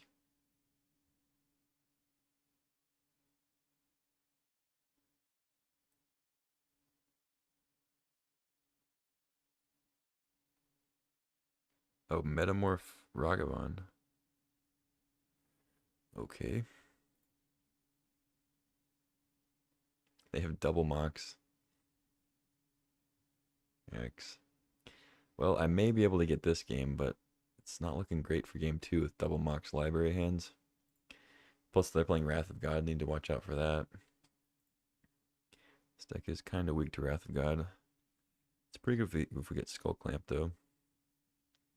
So what can we do here? I could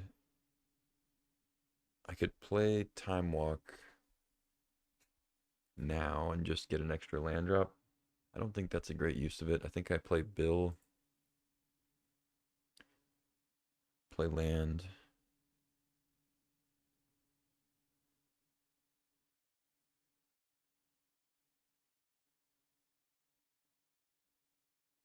Buff the Ragavan. No, I think I actually buff the Bill. Bill Skull Clamp pass, you think? I could do that. I almost wonder if I'm supposed to just trade the Ragavan off now, though. Or what I can do is just play Arcanist. Yeah.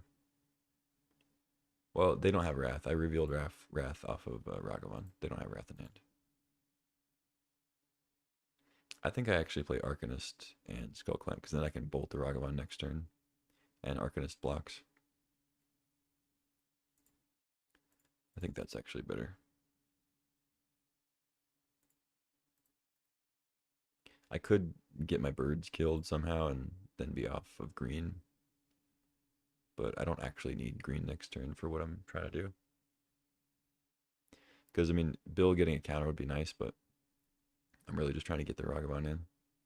So, all right, they're off it. I mean, they mulled the 5, and then I killed their first play and got in with a Ragavan, so they were pretty far behind. So I guess they don't. No, they know I'm green because I played birds. But I was gonna say I didn't play any forests, so they don't know the extent. But you can kind of guess after a Birds of Paradise. Let's see. So blue white at least. They had Mox Sapphire, Mox Emerald, Wrath of God, Duelist of the Mind. So probably, I mean, we didn't really see much else. We saw Mishra's Bauble. So blue white control with double Mox Library. I don't think that Endurance is going to be relevant. Terra Sunder could be. I mean, blue white, white specifically could have some enchantments, and then I don't know if they're actually an artifact list, but you know, Terra Sunder on a Mox is not nothing. I'm not sure if it's worth bringing in Haywire Might for the same thing, but Terra Sunder could be good. It's also if we get Bayou in, we can exile a Planeswalker, which they're likely to have, like a Teferi.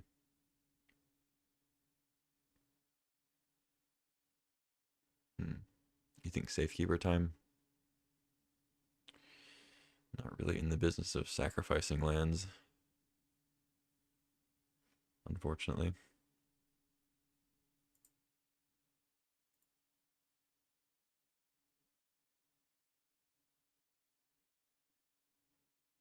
I think I bring in Terra Sunder.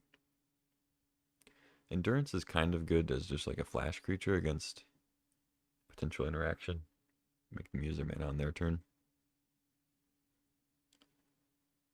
Let's see. What's a card that's like a little too overextendy? I mean, any of the dorks really, but I think I need Lotus Cobra, unfortunately. Dread Horde. Maybe Tursa. Tursa Loots. I guess Tracker's the most like overextend. No, it's probably Might Form actually. Yeah, Might Form seems a little sketchy.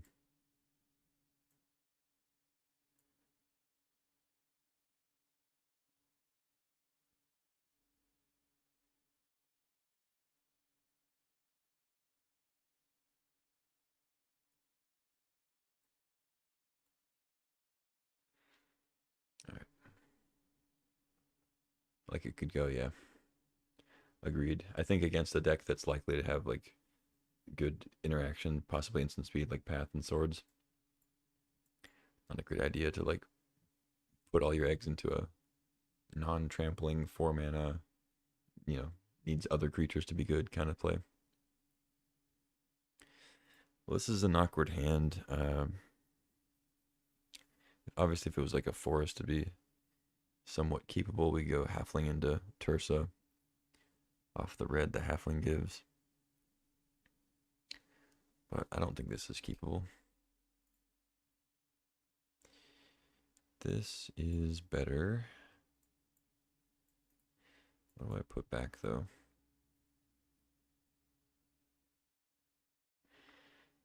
So I can turn 1 Halfling, turn 2 Dash Ragavan, uncounterable with Halfling.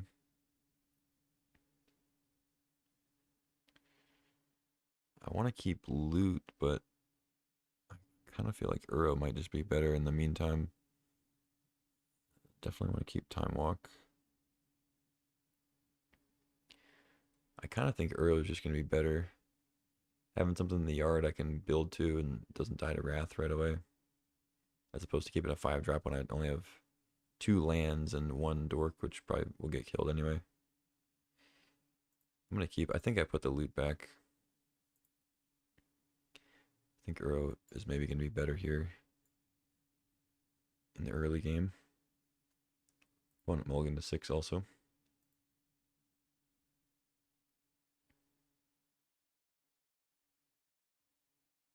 Okay, Dreadhorde Time Walk. Just need a way to pump the Arcanist now.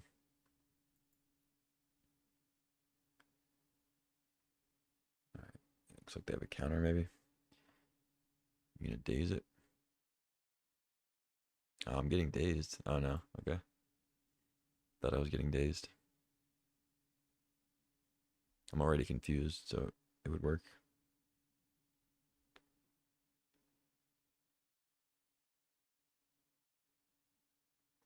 Oh god. Mana Vault, go. Alright.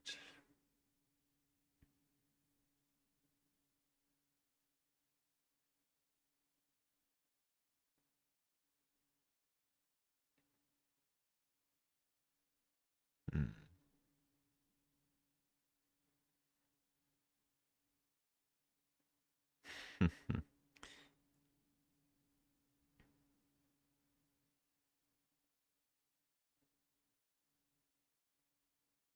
I guess I jam Ragavan. Hmm.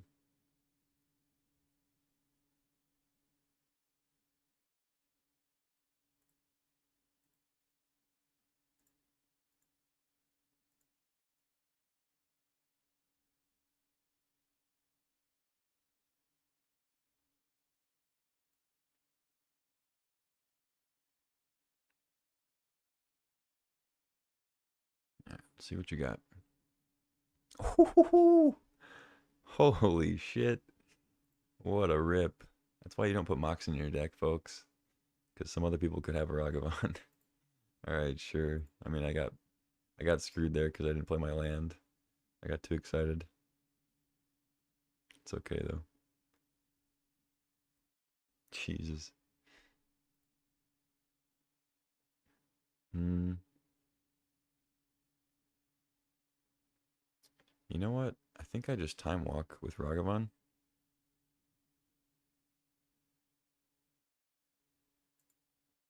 Yeah, let's just time walk. They're tapped out now.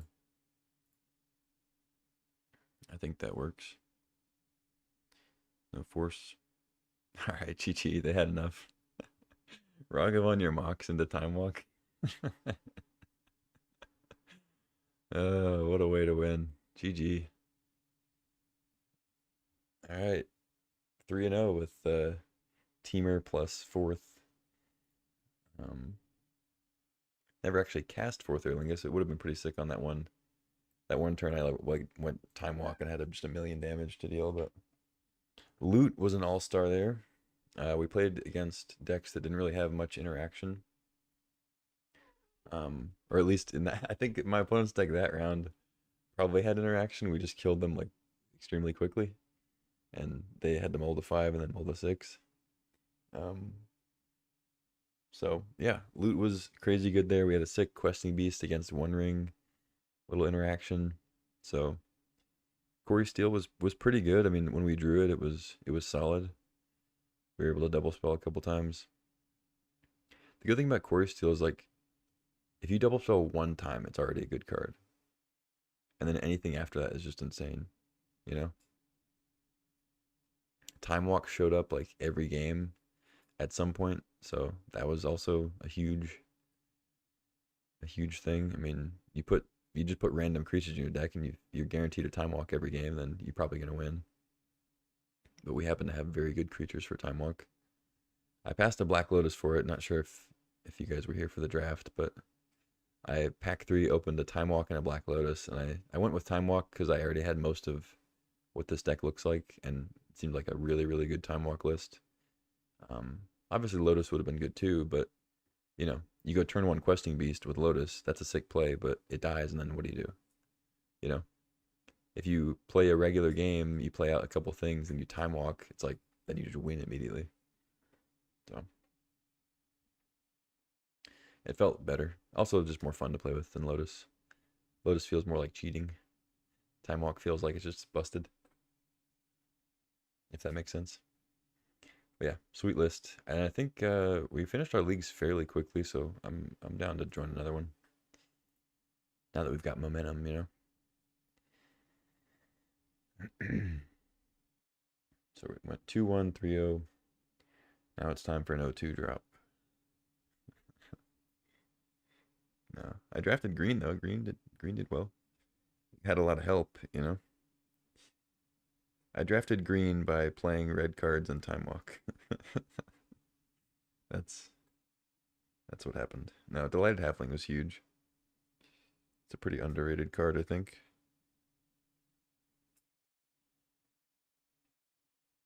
The 2 toughness matters, the uncounterable matters more often than you might think, because that is one that's one thing that green decks struggle with is just counter magic.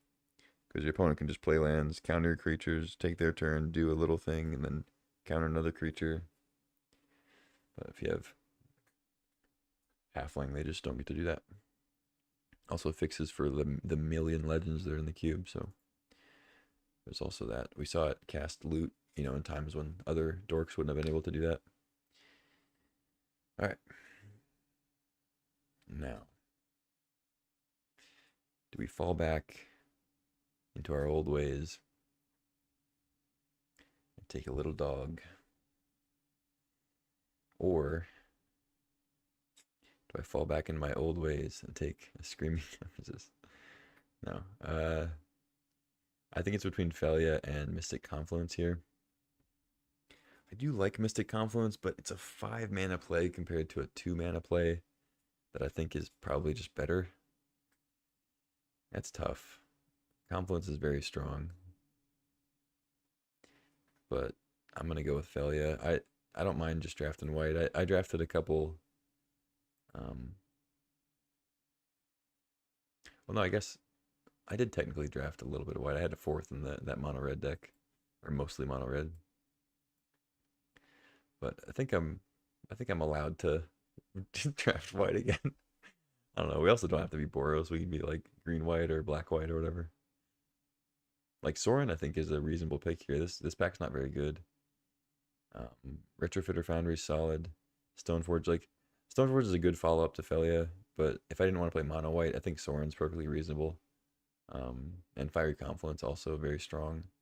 In red white, like top end, just finishing him.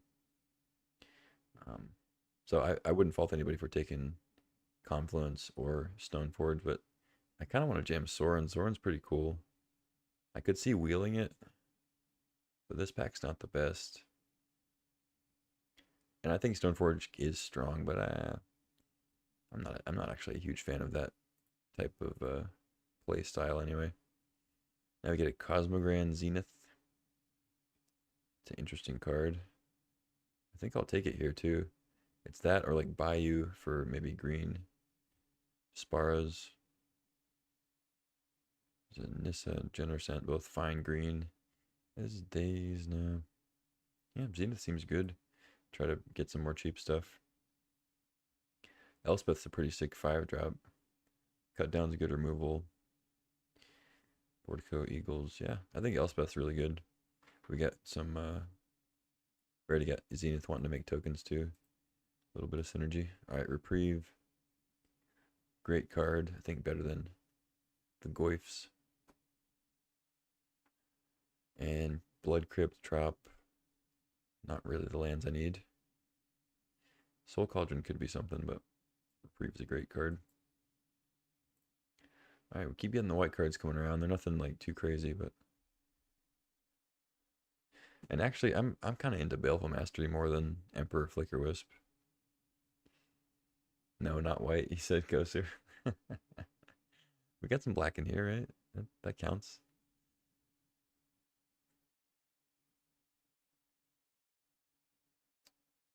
Hmm. I think the best pick is probably Emperor Flicker Wisp to just stay white. Um, but I kind of like Belf Mastery. Exiling creatures is good. Hitting planeswalkers is good. Sometimes white struggles to hit planeswalkers. Now we get a Giver, Lion Sash. There's a Torsten. Could take Torsten for like Reanimator, but it's not even really the best one to reanimate. You want to flash it or through the breach it, sneak it more than reanimate. There's also Goblin Bombardment. We have some token making. But I think I like Giver. It's a cheap spell. Works well with Sorin, Zenith. It's a Cloud. I don't think Cloud is very good at all. I'll take Inquisition though. Happily. Now we need some black fixing. Might wheel that him to Turok. He said Lava Axe time. I didn't see that. It's funny. Yeah, Inquisition is good. Wield the Nemesis. I wonder if this is a good City of Traders start. Plays Zenith. Could get a slightly early Elspeth, but I mean, if I don't take that, I'm taking like Colonnade, Blackleaf Cliffs, Screaming Nemesis for maybe like Mardu outs. Could wield Blood Crypt. So it might end up being a decent City of Traders deck. I'm just going to take that. I don't think Blackleaf Cliffs is that great. Yeah, Colonnade, I thought about it. Don't really care too much about these cards. I think I'm actually most likely to play Kaito rather than Wrath of God. Wrathing Time, yeah. I don't think I'll take that. I could end up playing Kaito though.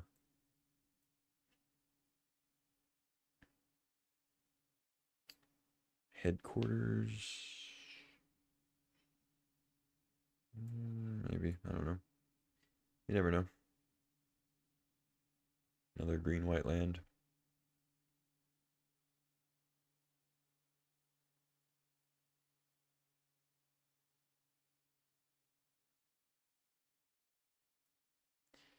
Sure.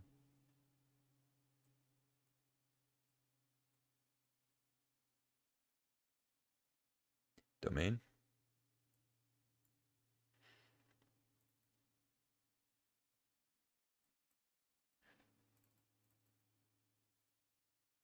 All right, pack 2. We open a Mox. I take the Mox. Passing Bombardiers. Wasteland, Thalia, Canadian Priest, whatever. Yeah, Mox is great. More power, more better. Oof.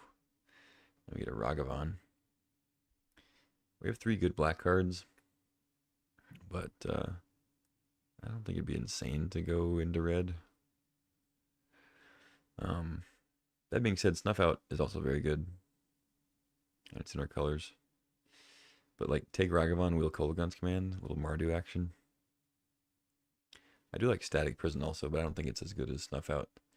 And I don't even think it's as good as Ragavan here, despite being not being red yet. I'm gonna go Snuff Out though. Just stay black.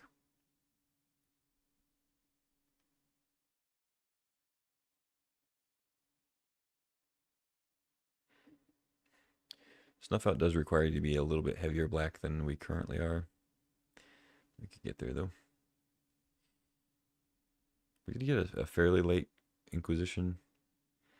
Didn't see much else that was crazy good though. Love to open up Bowmasters.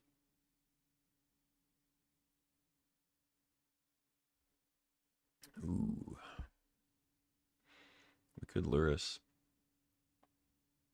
Cut Elspeth, Cosmogrand.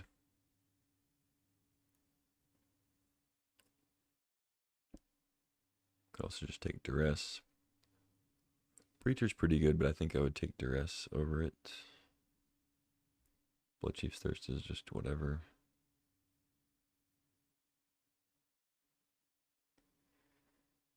Yeah, I probably shouldn't Luris. I don't even think it's really at its best in black-white. I think it's better in like a 3-4 color. like spells list. Get like, I mean, ideally you get Lotus and stuff, but I think I just take Duress here. Prismatic Ending, Liliana, Blazemeyer for more potential red splashing. Yeah, I don't love these choices. Liliana's fine. I kind of like Ending though. There's a substantial amount of just 1 mana plays you want to exile. Even in 2 colors, it's fine. We even have like a cheeky Mox Sapphire for potential three colors. I just don't think Lily's very good if you're not, especially if you're not reanimating. So just take the Ending. Ooh, Mana Leak is actually a consideration here. Because we have the Kaito, we have Mox Sapphire. We can start looking for some Esper fixing.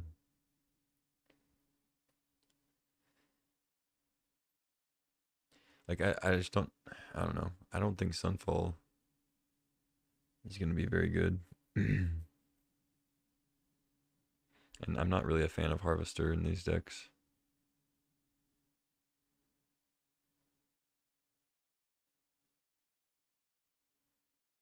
I think Mana Leak's just the best card here by a bit. Spell Pierce, Solitude, Fire Covenant, Edict. I like Edict a lot, but I think Solitude's going to be better.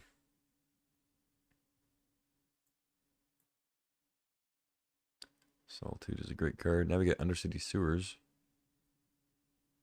We also have Spar's Headquarters, a blue-white land. We get a blue-black land.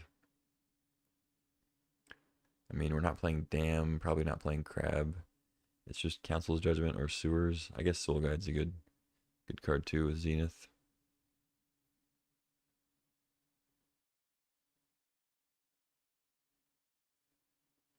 I don't know, it just depends if I want to play this Kaito and Mana Leak.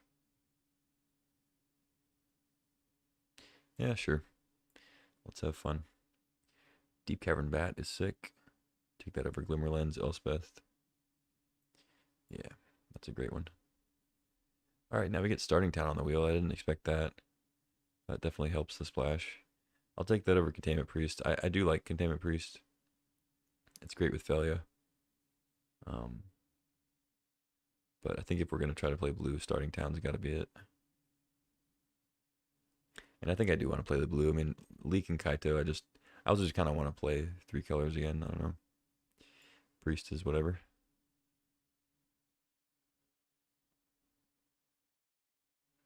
Yeah, I like a Static Prison. Omnath, Urtai, Preacher. I mean, I'm going to be playing a little bit blue, but I think I just like Preacher a little bit better anyway. It's just easier to cast.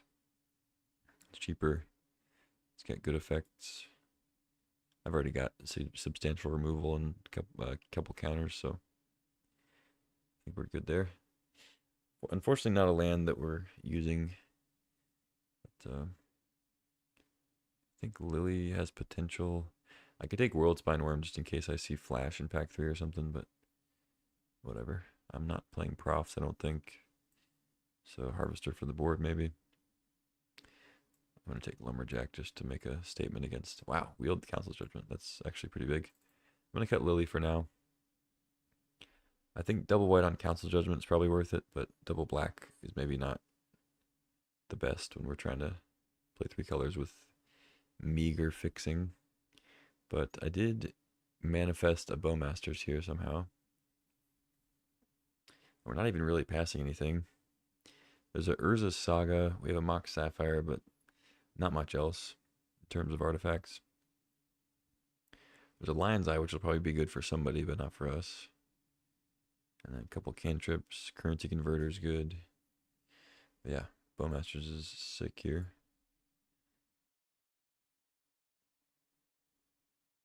Such a strong card.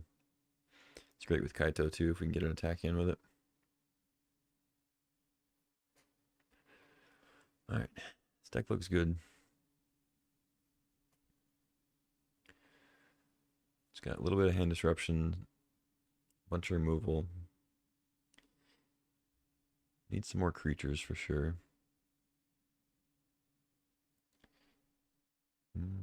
If this was like a Esper Triumph, I could maybe consider it. But let's just jam the Parallax Wave. Parallax Wave's great. And now I'm set up well with removal. I don't think I need to take any more. Or certainly not like prioritize it. Ooh. Do I take Windswept Heath? It's a white fetch that doesn't currently get anything. I guess it gets Sparrows, which I may end up playing if I want to play these blue cards. But Guide of Souls is pretty sick. So I think I'm going to take that. Now we get Lingering Souls. We already have the guide. Now we just need the souls. This also looks like a very good Dark Confidant list. And Bitter Triumph is just a sick card. But like I said, we already have a lot of removal, so I think I would probably take the Bob over the Triumph. And Lingering Souls would be awesome in this list. I just think it has the most chance to wheel. And there's a Dark Slick Shores, which I would like to get back to. So it's really just, would I rather have Souls or Confidant? And do I think Dark Slick or Souls will wheel? I don't know. You think Bitter Triumph? Nah, I got plenty of removal. I need more creatures, and Bob's good card advantage. Lingering Souls is a great bunch of creatures, especially with Guide of Souls. I'm going to take the Bob, and I think maybe Lingering Souls wheels, because it is a mostly black and white card, which might mean it wheels. Bitter Triumph is a very strong removal spell, but we don't really need the discard, and we already have a lot of removal, so I'm going to take the creature that gives me card advantage in my low curve deck.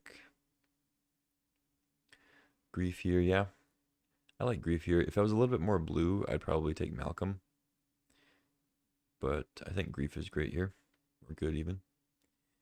Mana Tithe looks like a decent Mana Tithe list. Looks like a good staff list too. Can flicker it with Felia.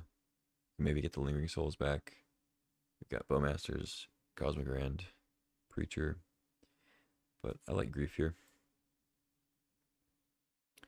Now we get Fallen Shinobi. We could have two ninjutsu players.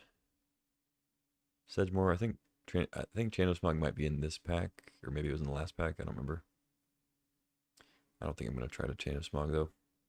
Sedgemoor could just be good in this deck. I mean, 3/2 Menace, Ward Pay 3 life with a bunch of spells. It's fine, but I like Shinobi. If we're playing the blue anyway. Which at this point is a little sketchy, but let's jam it. Breeding Pool. It would have been good if I took the Windswept Heath, I guess. We get a white-blue land, essentially. Portable Hole. Grave Titan, Lose Focus. Once again, if I was heavier blue, Lose Focus would be good. I just don't know if I want another cheap blue counter when I'm like, especially Lose Focus is kind of like he wants you to play more blue for Replicate.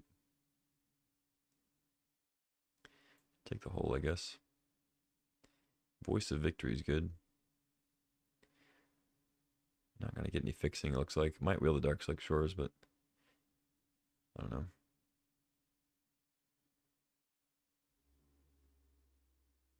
Oh, you thought Bone Shards on that one? Whatever I passed, I forget. I like Voice of Victory here. It's a good creature. Wield the Converter and the Paragon. Not really doing much with Converter. Paragon's fine. I get a Triumph. A black-white Triumph.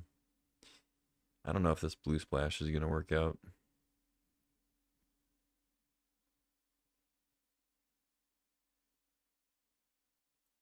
I think I'll take a black-white Triumph over Touch, though. Touch isn't really that great, I don't think.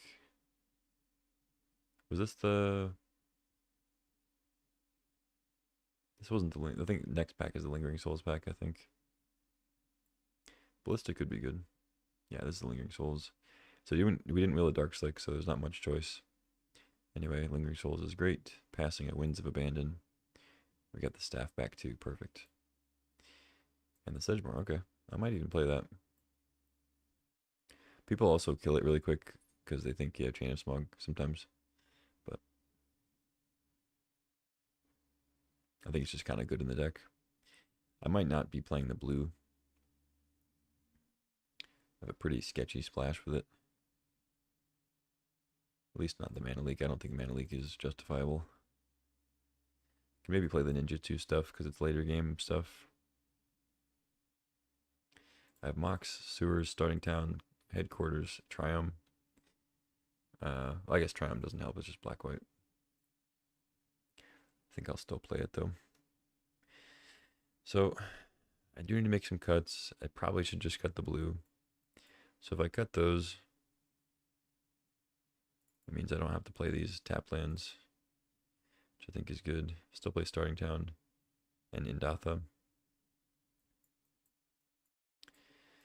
And then we need like 3 more cuts at least, probably 4 more cuts.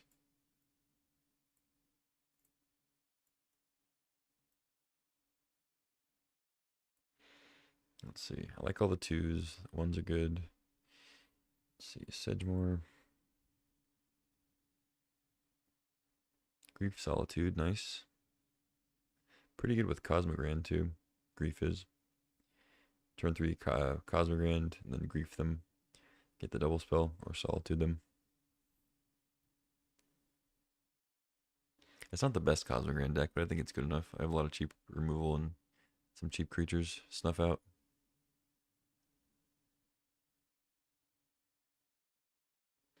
Sedgemoor's kind of cute with Elspeth.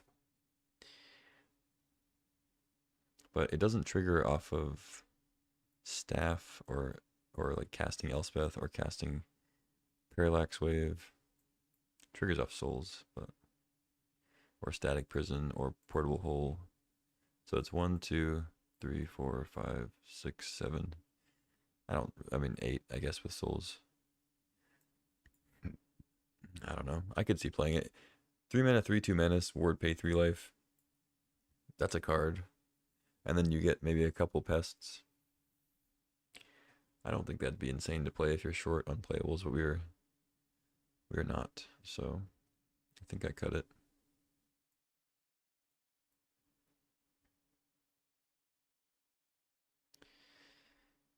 Enough blue for the Shinobi. Yeah. I think it's a pretty good Shinobi list. I don't think it's... First of all, I don't think it's enough blue because we don't have any real card advantage. I can draw off Reprieve, I can draw off Confidant, but then beyond that, it's like pretty limited. It's like maybe Preacher gets me a card. Maybe Staff gets me a card. I mean, I've got a few things. The problem is I don't want to play 2 more tap lands in a deck that really wants to play all their stuff early. You know? Like if I play 2 more blue tap lands, what I'm supposed to go turn 1 tap land. So that assumes that I have it in my opener. And then I go turn 2 2-drop. And then turn 3 like Mox, City of Traders, whatever, Shinobi. I mean, I guess if I have Mox, I have a blue source, but City of Traders, Shinobi, like that's ideal situation. But that's if I play tap land on turn 1 from my opener. You know, the other case is obviously later game, but still, it's like I'm drawing a tap land to play it, or I'm drawing Starting Town, which once again, if it's not early, it's not untapped. So I would have 3, like 2.5 tapped blue lands plus Mox Sapphire. I don't know. I'm already trying to make cuts. I don't think I can really justify bringing in Shinobi with this. I want to, though. Trust me, I want to. I really want to play that card and Kaito. But I just don't think it's going to work. And it doesn't even sound that fun. Like, it's different if you want to try to pull off something cool and, like, it's a little risky. But this is just, I feel like I'm just going to be disappointed if I try to do that. But who knows? We got ending, prison, portable hole. I could probably cut portable hole. I like it, but we have quite a bit of removal. And I would rather have stuff that deals with larger things, I'd say.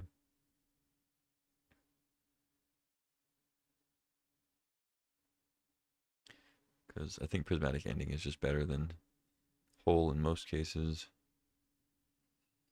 So I've already got that. And then prison. Prison can deal with big stuff, but temporarily. Staff is kind of a creature.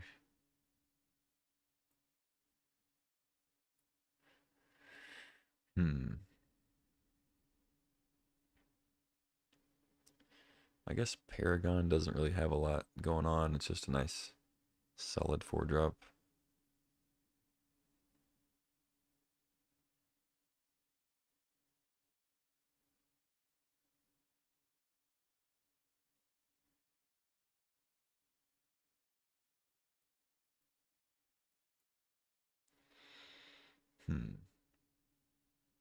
I still need to make like 2 cuts somehow.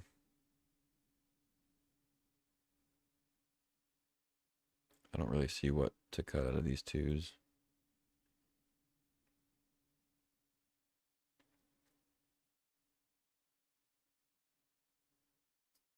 Maybe it's just Baleful Mastery.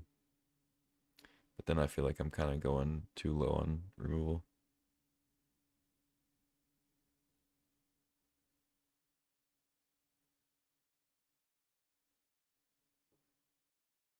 Council's Judgment. I mean, my black-white fixing is not good either. I have just in Doubt the Triumph starting town. So playing a double white card. I don't know. Maybe I do cut just Judgment. I like it, but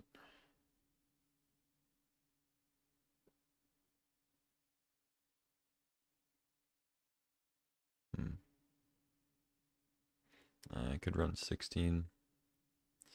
I have a very low curve, apart from Elspeth.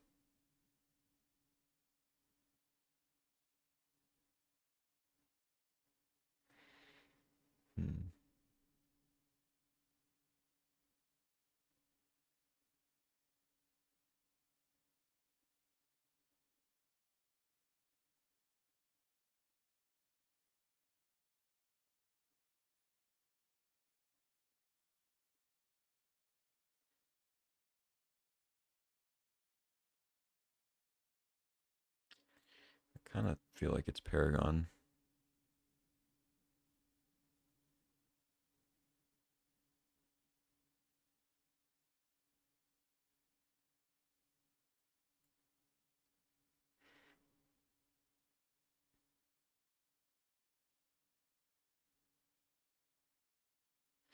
I also don't think I'm going to play City of Traders. I guess I do have a couple good 3s.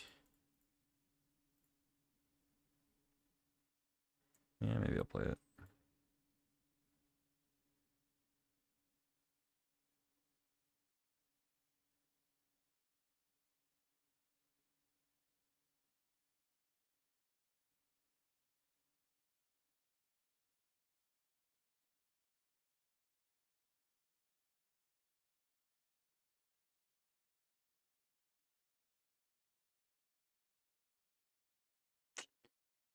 Could cut Duress.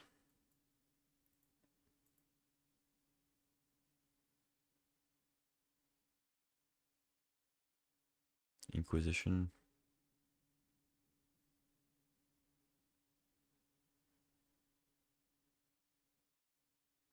I think those are good.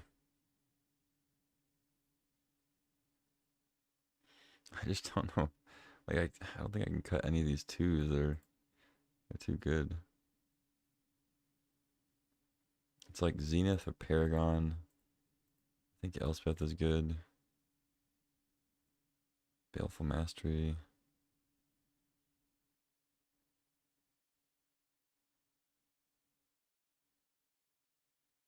Like if I cut Paragon, it makes City of Traders a bit worse.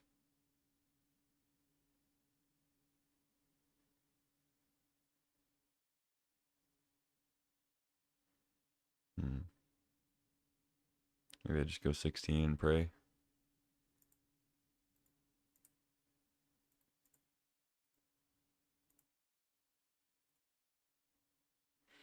I mean, it is a fairly low curve.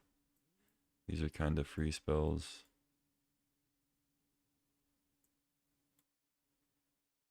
Like, that can be a 2 also. It's pretty low curve.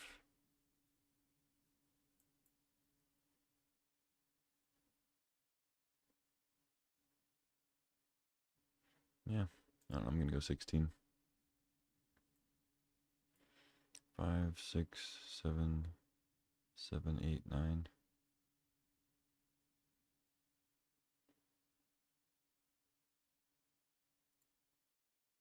Alright, I think I have to cut the City of Traders here.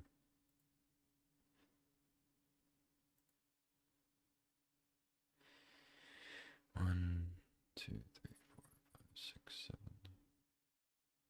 1, 2, 3, 4, 5, 6,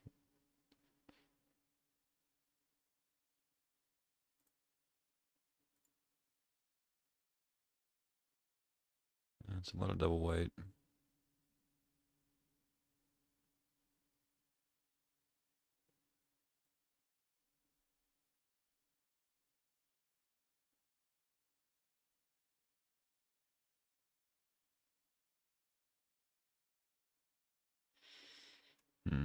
Maybe I cut the Paragon.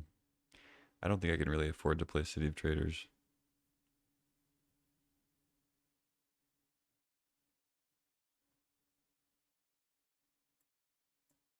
I don't know. I like it. I could play Paragon with Walking Ballista. It's kind of a cool one, but I really only cast it for like 1 out of the graveyard and then it goes away.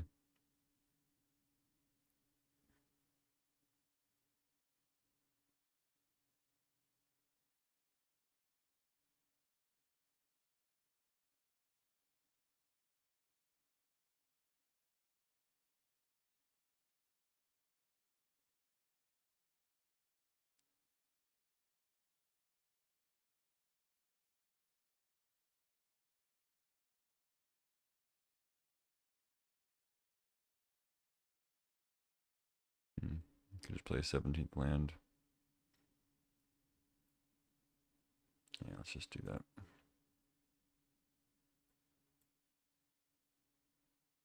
Why does it want to keep adding planes? I guess because I have a lot of double white. It's leaving me with like 7 black sources. 1, 2, 3, 4, 5, 6, 7, 8. 1, 2, 3, 4, 5, 6, 7, 8, 9, 10. 10, 8. But I have Duress, Inquisition, Giver, Guide. Yeah, it's pretty even. Just more white. So Solitude, Grief doesn't really count. Snuff Out does count because it needs black. Needs a swamp to be able to play it for free.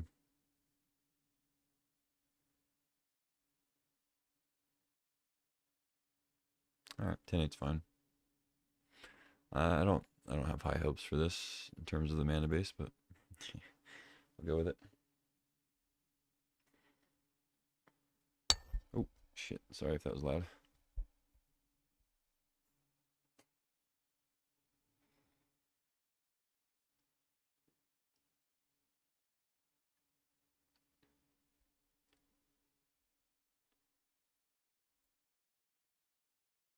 Yeah, see, this is what can happen. I'm going to keep this, though. We got Reprieve on 2, Souls on 3 if we draw land. If it's a swamp, we're great. No plays, okay. No, turn 1 is good. Preacher.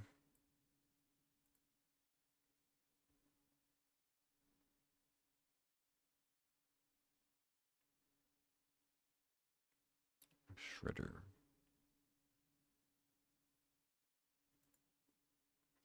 Just pass.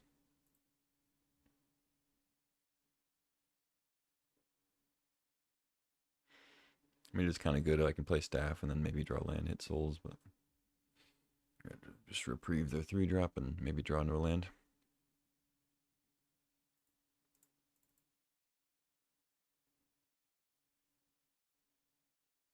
Or not.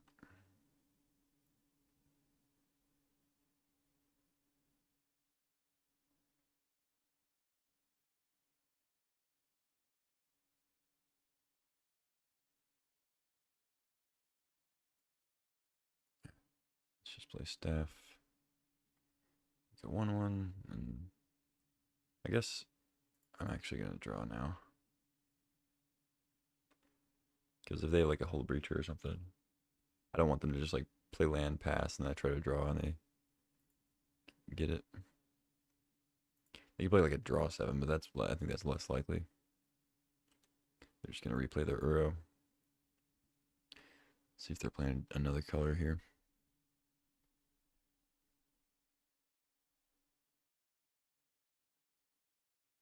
Okay, we're pretty resilient to Wasteland right now, but we do have Indotha Triome in hand. I can play the Triome whenever I want to snuff out. Oh, they're gonna like fast spawn Crucible me. Well, I only have like 2 non-basics in the deck, so I have to have Strip Mine for it to be really good.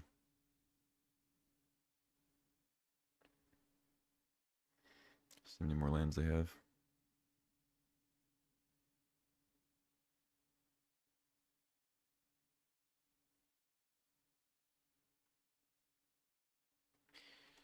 I mean, I'll probably just snuff out the Shredder. That Crucible in the yard. They pitched Crucible to Shredder. That's weird. Huh.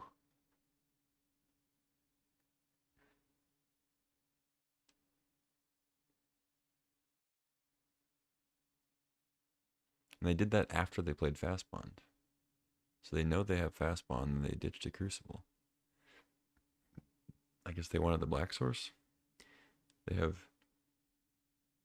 Bowmasters here. I can't snuff out a Bowmasters anyway.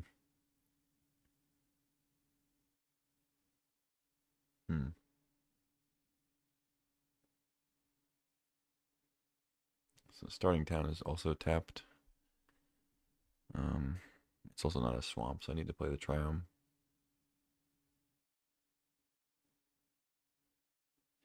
It is unfortunate we're going to get Wastelanded. Maybe they have like Eternal Witness to get back Crucible. I don't know. Let's just attack.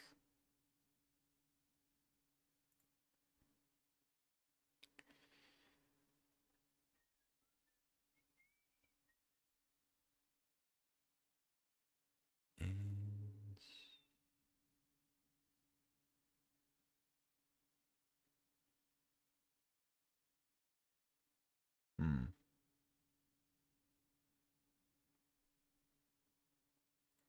I guess they could play a scarier thing. But let's just snuff that out, and then we'll play Lingering Souls.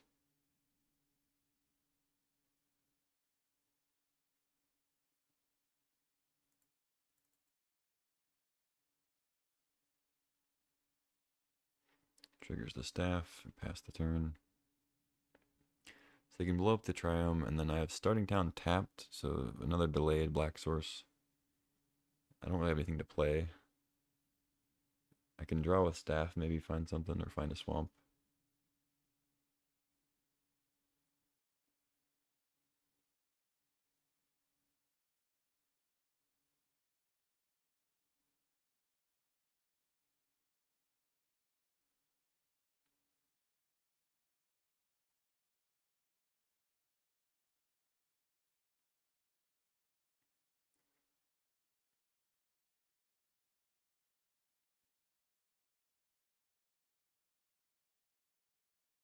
Oh god. Okay. They can wasteland their own thing, get 2 5/3s.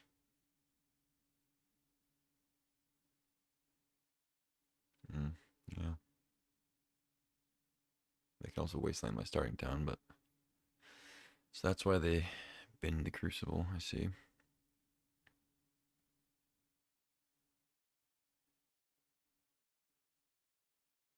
We try other planes, okay. Well, Parallax Wave is good against Titania tokens. So there's that.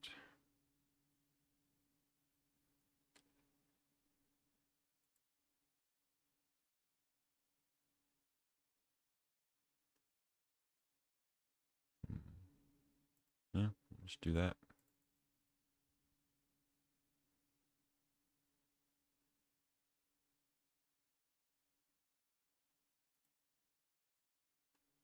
Make sure it resolves. There's no like forced negation or some weird thing before I attack, because I would need chump blockers if that didn't land.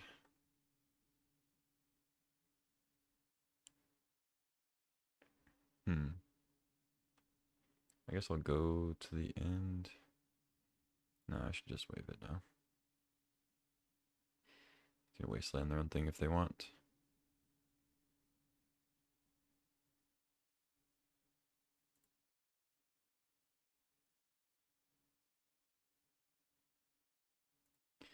Alright. I could target Titania again. I guess it's kind of the same difference.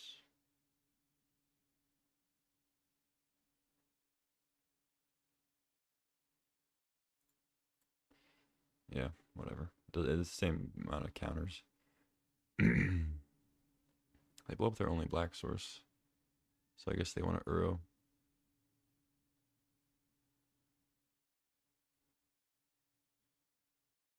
Yeah, they could Uro me.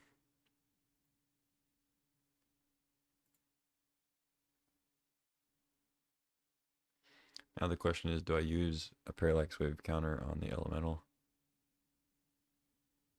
And they get their Titania back earlier? Or do I wait? Just take 5.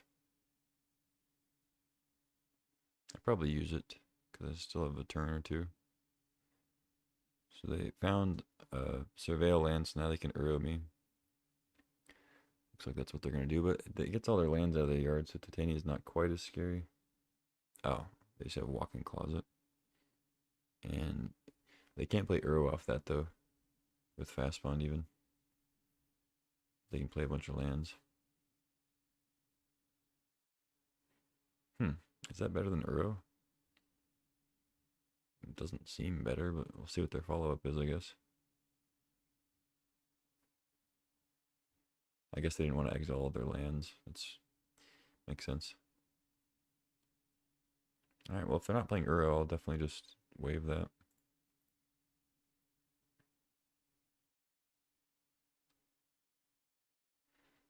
Get Titania back in a couple turns.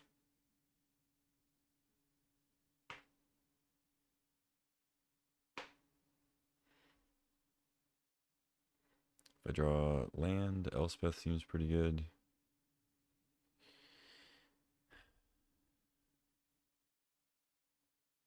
Solitude. Okay. Apparently there are no swamps in my deck.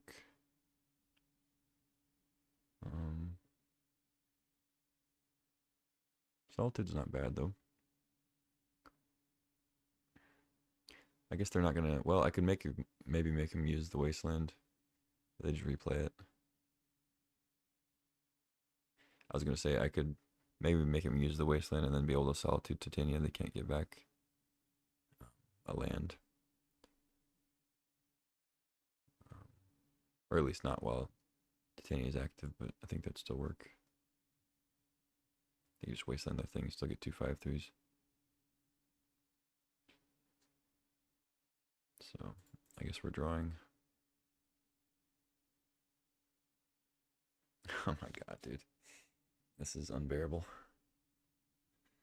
No real reason to play Starting Town. I guess it kind of, I don't know, could deal a damage to them, potentially.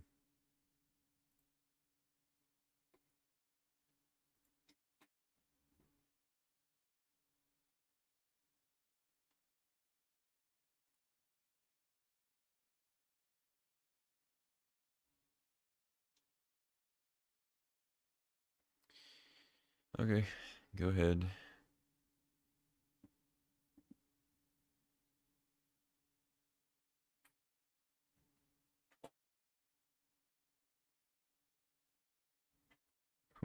We drew 2 black sources, both non-basic, both tapped, against Wasteland Recursion. Not ideal, but my opponent's also not putting any more pressure on me since the Titania, at least not yet. They can unlock the Forgotten Cellar, which lets them cast spells from their graveyard. If a card put in graveyard anywhere, exile instead. Okay. This is something massive, though. You have an Ugin. It's a Eugene. Eugene, Oregon.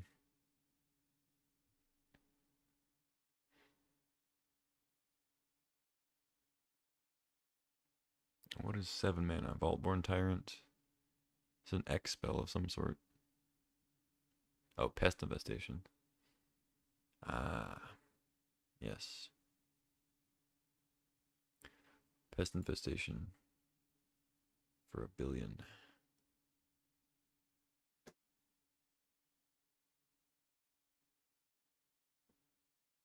Okay. I don't think I can do anything fancy with Parallax Wave here. I could Solitude and then Parallax Wave the Solitude. I'm gonna blow up the staff also. Hey, get down. Dumbass. Okay. So, exile up to one other target creature. I would get rid of my Elspeth, which is not ideal.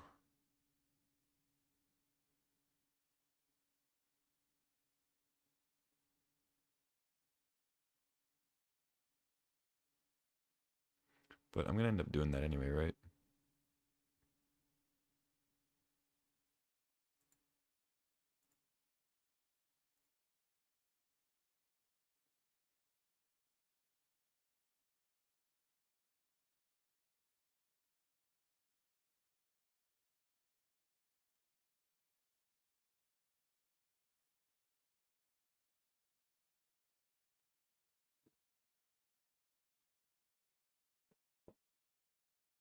So this just gets it back permanently, and I can still exile the Titania. Have to deal with these pests somehow.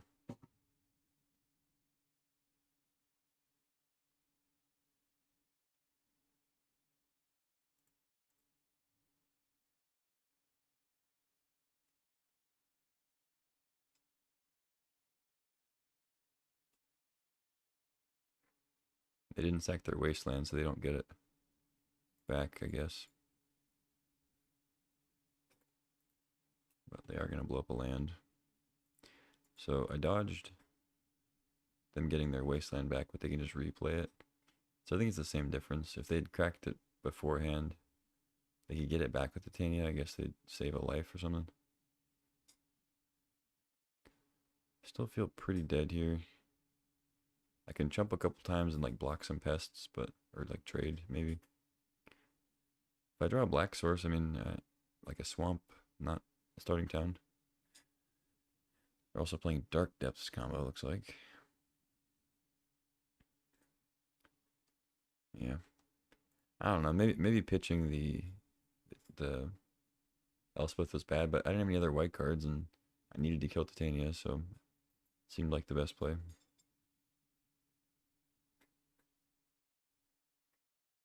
It's not like Elspeth can really battle with Titania that well. They get recurring wasteland.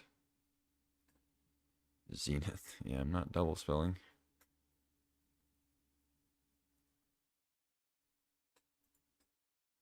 Yikes.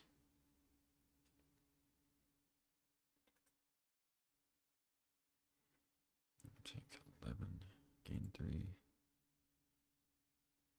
Can cast.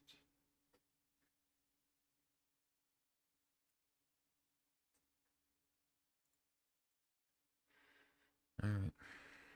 Probably gonna get Erode, I guess.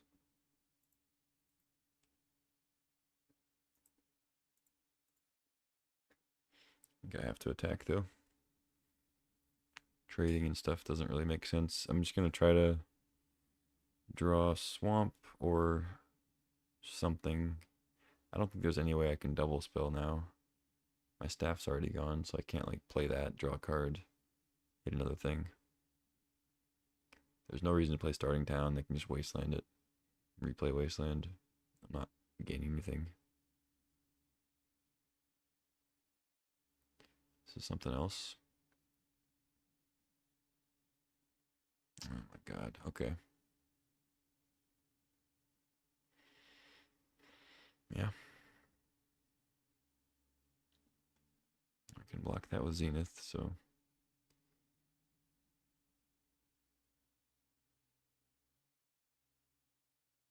What else you got?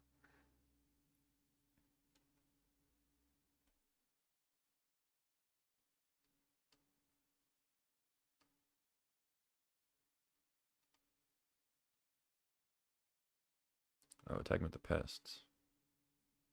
Okay. I'll probably just block one of those then. That's 13. Are they forcing me to trade? Block there, block there. Take 3. 13.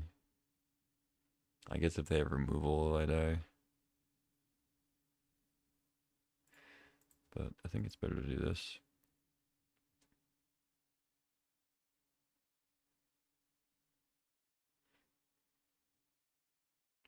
I go to 3, go up to 3. Or, yeah. I go to 0, then gain 3, go up to 3. And then they still have forest.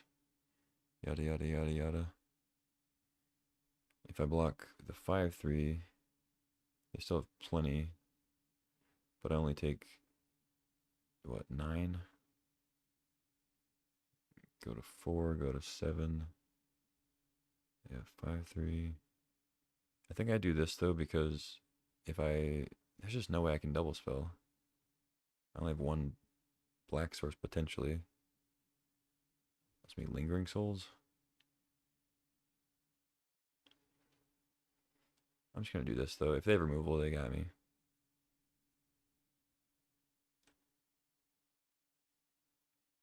I think this is better. Because now I can leave the spirits back and just chump. And still be able to maybe gain life.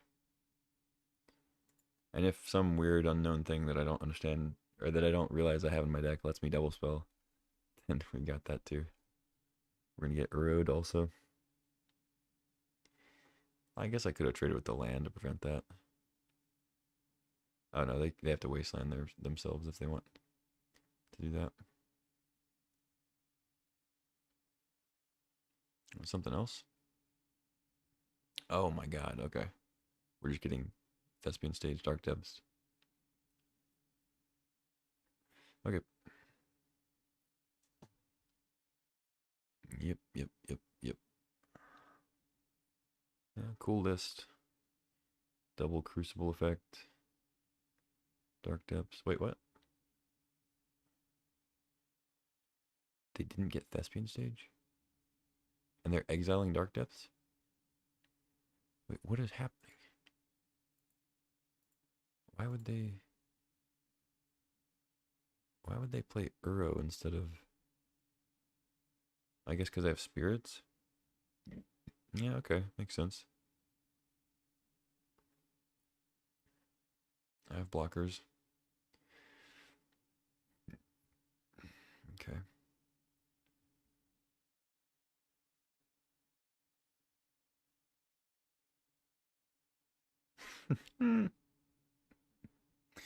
If I had a black source, I could actually double spell. Oh my god. This has just been abysmal. Wait, did he give me a different spirit token? What is this other one? Oh, right. One from the staff. I'm like, wait, why did Lingering Souls give me 2 different kinds? Yeah, wow, Mox actually would let me if it was a black source. Damn. I guess it wouldn't even really change much. They still have a ton of damage. But I could Lingering Souls, put some counters on, or make more tokens. Yeah, if I had a black source, I'm probably in decent shape here. Their graveyard's gone, their Dark Depths combo's gone. I could actually probably kill Nissa, make some more tokens to block. Oh well.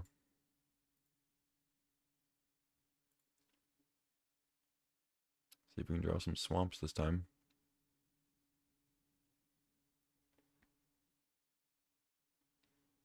Harvester could be good.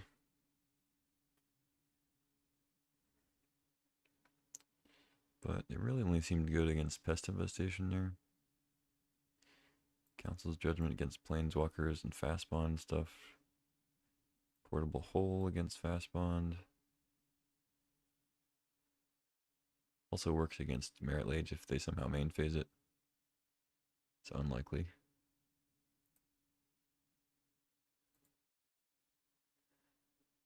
Paragon hypothetically is good against like land destruction, wasteland, but you know, if they're wastelanding, it's harder to play Paragon. Luckily, we're pretty resilient to wasteland. We just happen to draw 2 out of 2 non-basics and no swamps, so that was unlucky, I would say.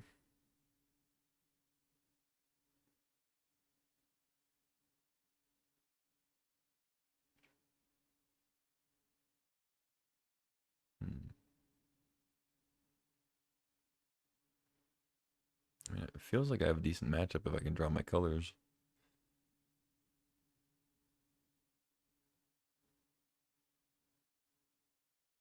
Snuff Out seems fine.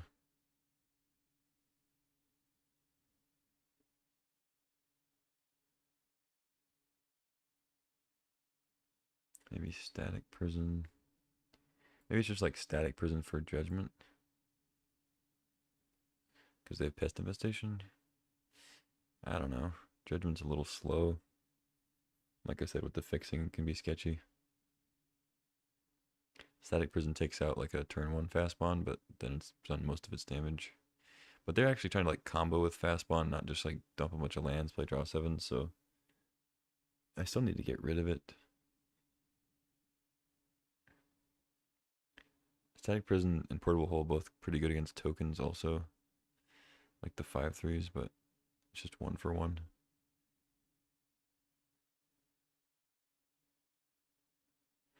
I don't know, I'm just going to run this back. I don't want to sideboard too much for like defense on the play with this deck. There's our swamps. Well, I know if I play in Dot the Triumph turn 1, I'm going to get wastelanded. It's just what's going to happen. But I will still keep this. I could duress them first, but then I'm 2 turns off of Guide of Souls. They have Wasteland, I think. I could duress them from Fast Bond, maybe that's better. Make sure they don't have it turn 1. It's not like I have a super explosive Guide of Souls start. They do have Twister, okay. And Leovold. Haywire Might. They brought in Haywire Might? Okay. Some people bring in disenchant stuff for the oddest things. I guess it works with Parallax Wave, sure. Yeah, Parallax Wave is probably a decent reason. Alright. Never mind, I take it back. Their play makes sense. So they don't currently have Wasteland. They can Ent for a black source. Eventually get Leovold out. I don't have much else to do besides just play a tapped land. Hope they don't draw a Wasteland.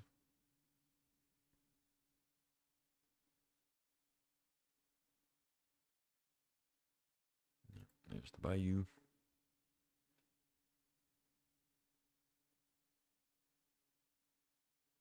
Sylvan.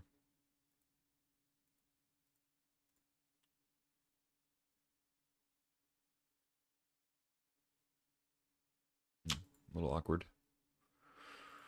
I can actually Council Judgment Sylvan, but don't have the white sources.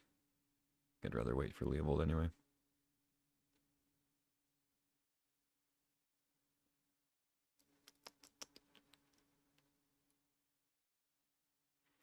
I think it may actually be better to just play Lingering Souls. I know I'm missing out on Guide of Souls value. But if I play Lingering Souls now, next turn if I don't draw land, I can play Guide and Flashback and still get 2 things. And if I do draw land, I can also just play like Staff into Lingering Souls. You know, the counter on that. So I think it's actually better to just use the white here for souls. Use the extra mana. And pass. Keeps me more versatile for next turn too. I guess if I draw white, I'm just going to Leovold. Or kill Leovold, I mean. They're probably gonna go like Leovold Haywire Might unless they do something better. They have several other cards now though.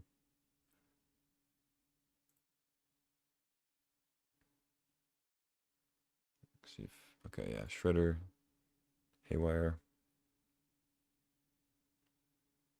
Yeah, trying to loot.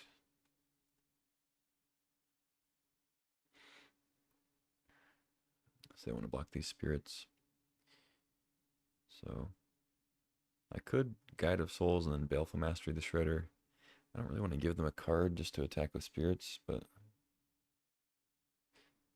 they'd been an Infernal Grasp. Okay, yeah, it doesn't seem very good against spirits. Spirits that you can block. Ooh, Tameo. I probably will kill that. We did draw the planes though. I think I want to save the planes for Leovold.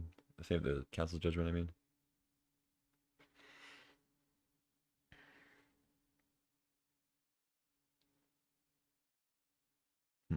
Well, if I knew I was drawing planes, I wouldn't have played Lingering Souls last turn. I would have played Guide of Souls and then into Staff. But, well, maybe not. I maybe still would have just done that. Because I still only have 4 mana.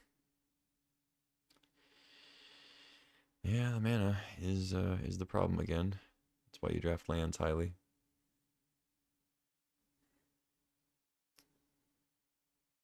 So, could just Guide into Lingering Souls. Could Staff into Lingering Souls.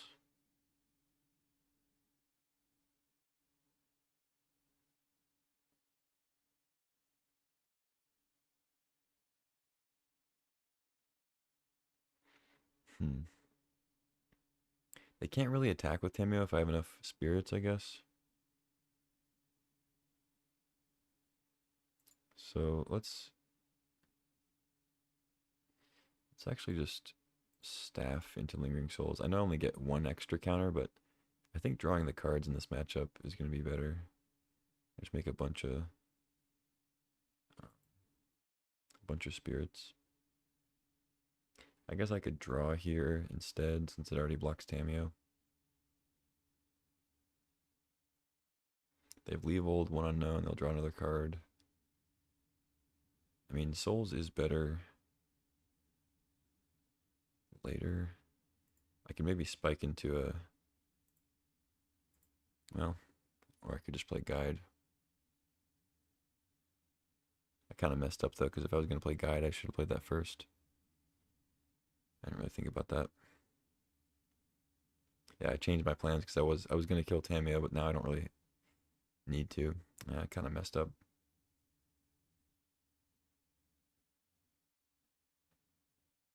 Hmm.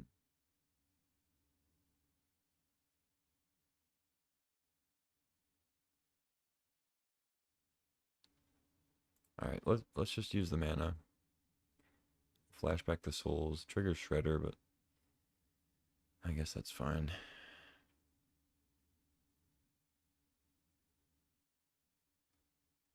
I could have just drawn and not triggered Shredder.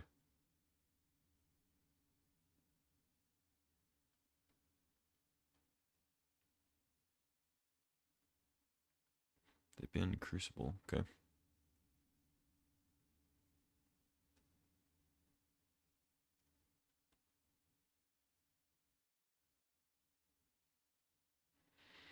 Okay, Army of Spirits.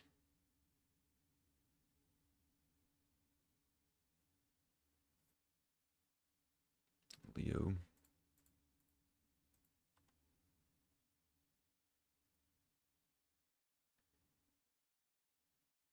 Fast Bond, okay. Sure. No cards in hand.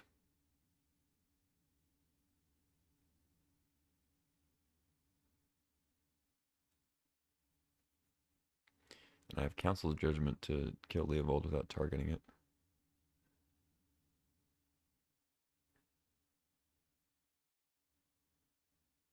Starting down, nice. We really like drawing these non-basics.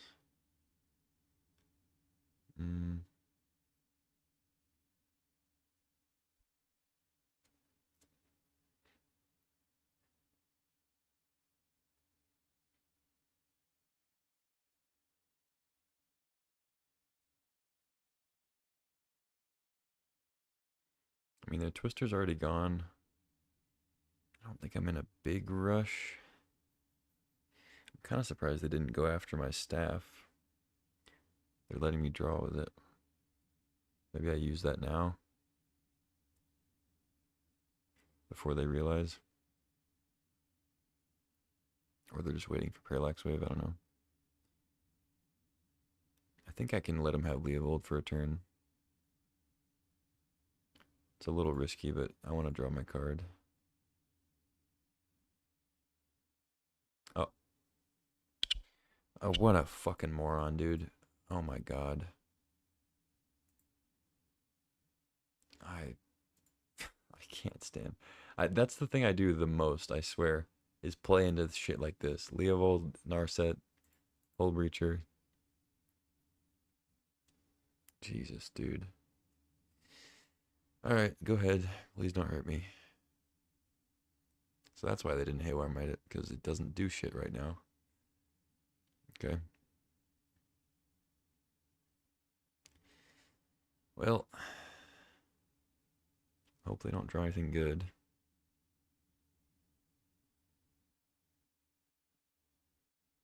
I get to Council's Judgment next turn like I should have.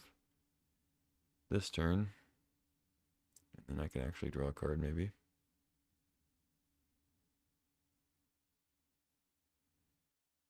God, so frustrating, dude. It's right there on the table, and I'm just like, oh, I'll just draw first, see what I get. Alright, planes. Sure.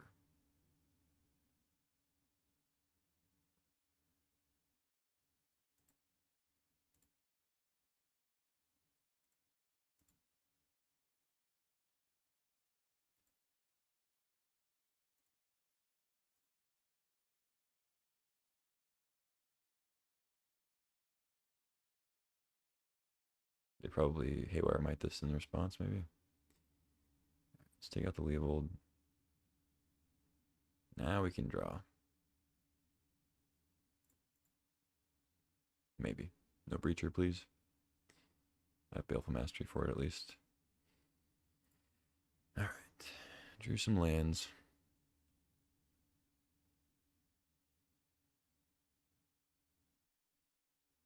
Definitely spewed some value this game. Like I played I played Staff before Guide specifically to draw cards instead of getting like energy. Because I figured in the face of Shredder it didn't really matter on this board. I wanted the cards and then I just like draw into Leovold.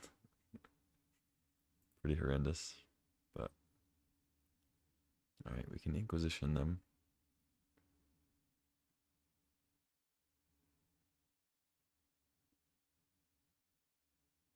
Yeah.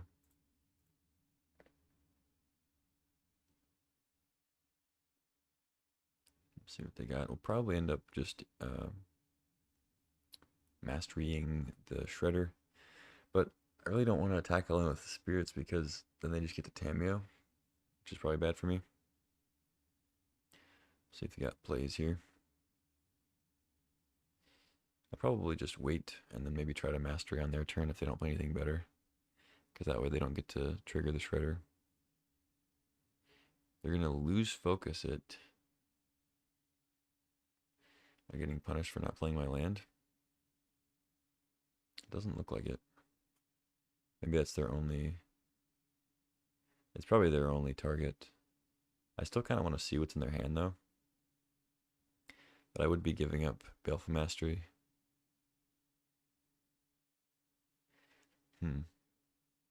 I assume it's just their only targetable thing. Because this isn't actually countering it. They get to conceal the information. Might just be a land. I'm just going to leave up Baleful Mastery. I think that's better. No. I already took my card. There's a lose focus. I don't get to see their other card, but I think that's okay.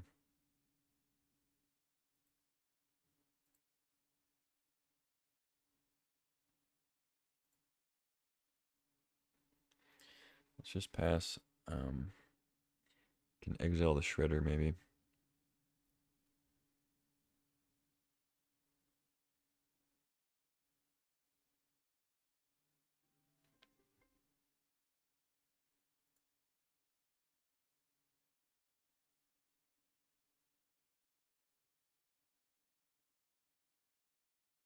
So they played at Wooded Foothills.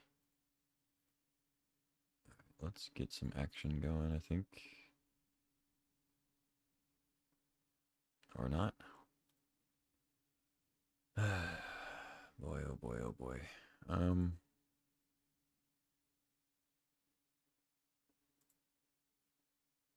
Okay.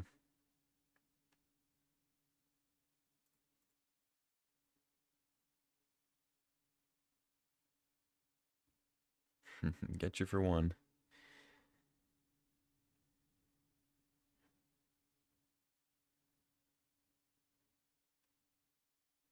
They could have another draw 7 where I would want to play planes, but I'll just leave it in hand, make them think I got something maybe.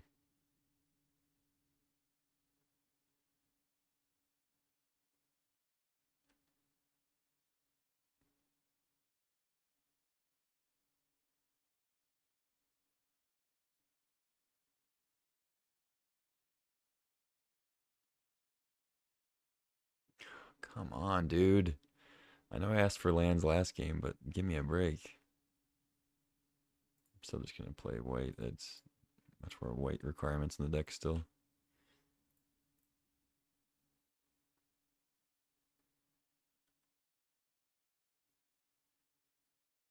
I mean, if they have removal for one of the spirits, they can get in with Tameo and then maybe flip it. If they have another way to draw a card.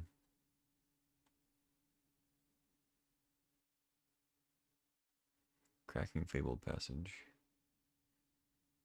Okay, they could be pest infestationing, but they're not cracking Foothills yet.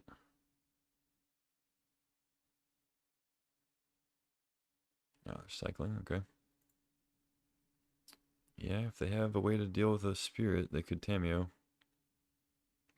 Because that's their second card. Clue would be third card. I guess, they can just flip.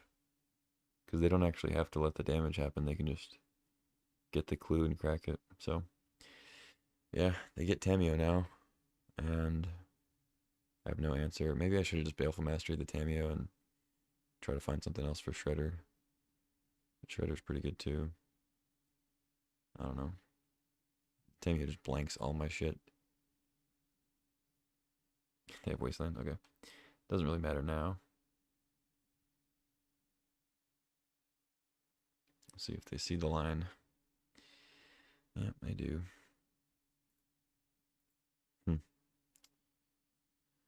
Bummer. They're gonna let me block, but they're gonna flip it. Alright, go ahead. Do the thing.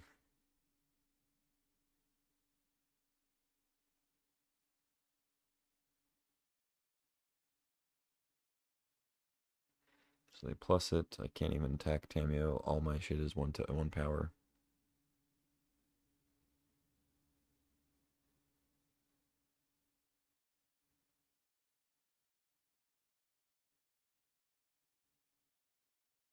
My best draw is like Elspeth. It'd be great. Really just anything besides a land, which we've drawn for like 4 turns or 5 turns.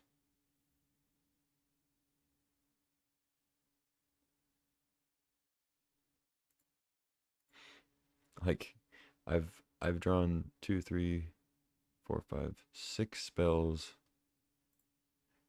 in 16 cards. I could have drawn another card. I mean, that's on me for biffing the staff there.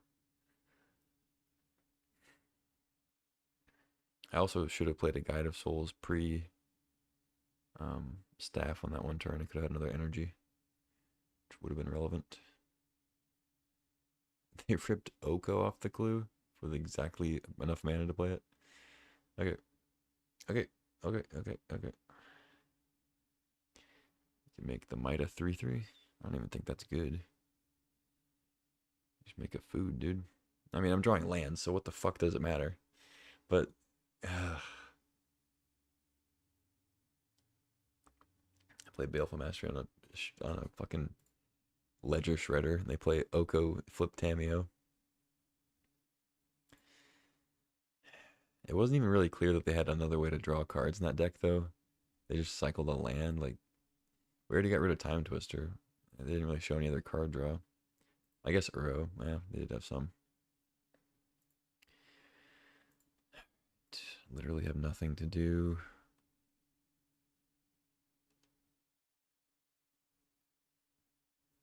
I don't think elking your Haywire Might really does anything here. I can't attack into Tamio. They're just gonna Time Twister now. I mean, that'd actually be great for me.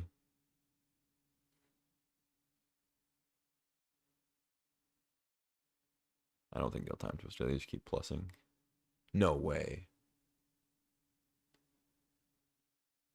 This is so bad.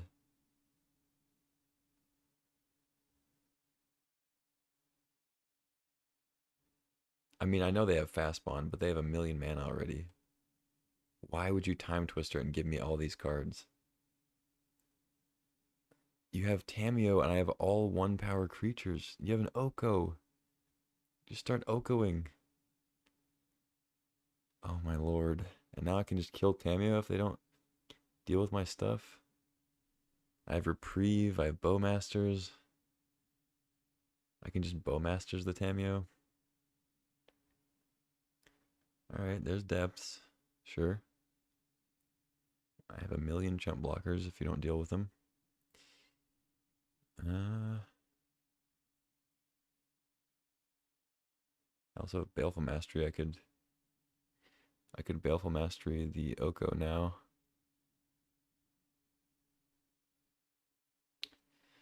I should probably keep that for Merit Lage though, even though I do have Chumpers. I can just Council's Judgment the Oko. They make like a food, and I'll just Council's Judgment it. So I kind of want to Reprieve this and then make them tap out for it with Caryatid. I mean, if this is their play, they might not have anything else great to do. But I can also just Bowmasters and double ping.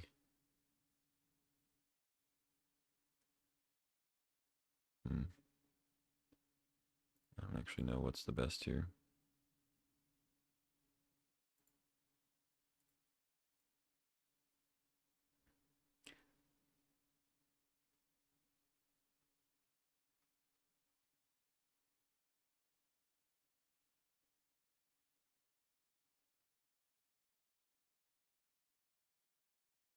Sacrifice a non-token creature.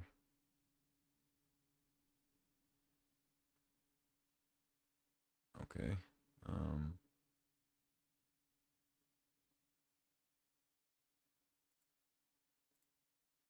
Sure. Reprieve that, I guess. They can tap Caryatid for it.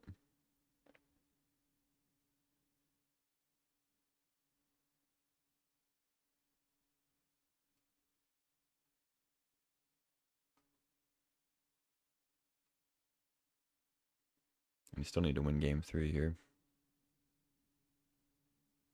Crop rotation. Alright. Get Thespian Stage, Swamp. Okay. So they still want the Caryatid untapped.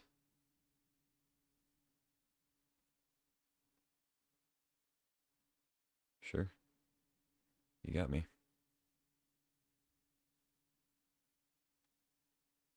I have Felia.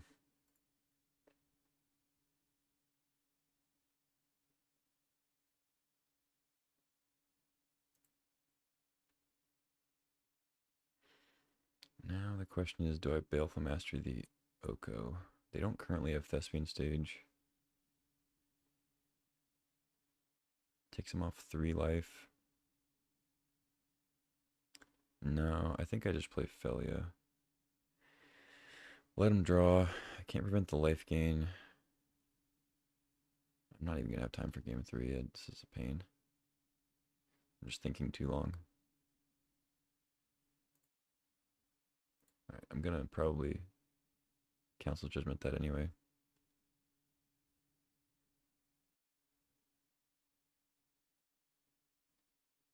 They left Yavimaya on tap, which is almost never the correct move, but it's whatever. Dismember the Bowmasters. Sure, you got me. I guess I should draw first, but whatever.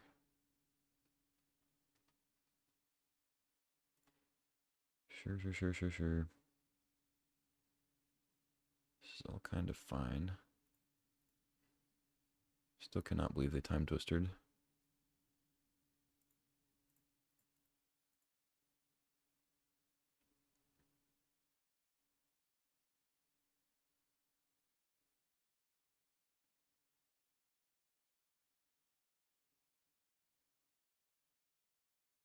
So 9. I just win with Elspeth. Right. Okay.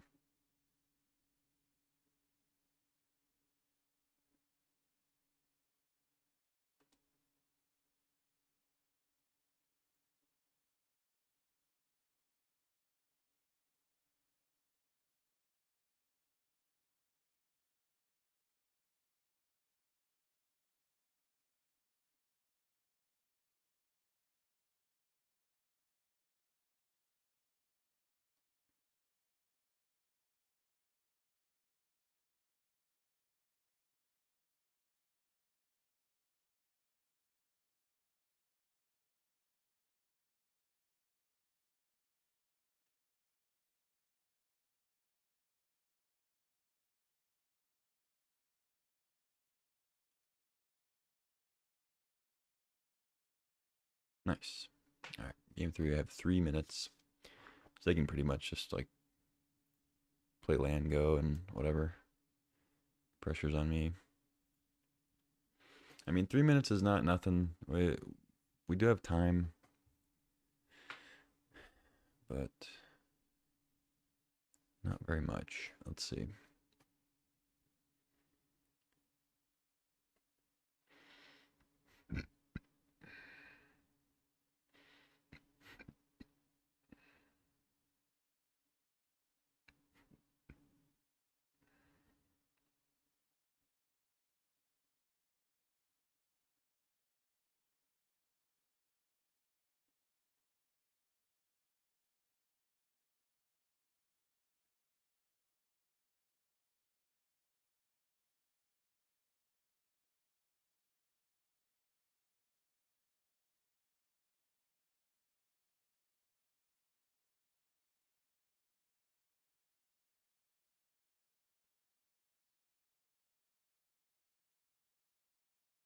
So I did end up kind of having some removal.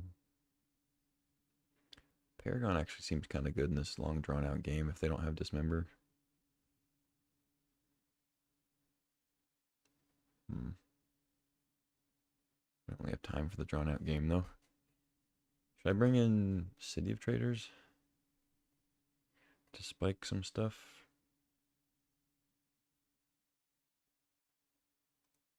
Nah. Should have Static Prison though.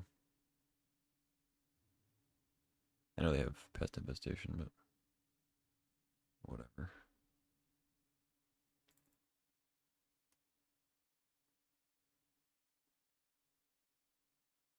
Ballista.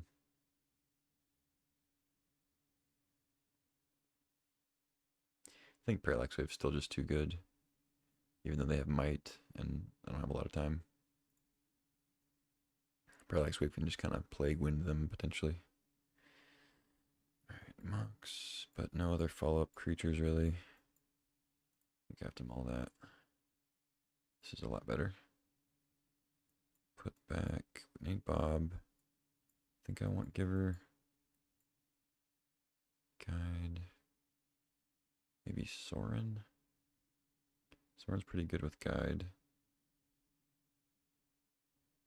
I think I actually put back Cosmogrand, weirdly enough.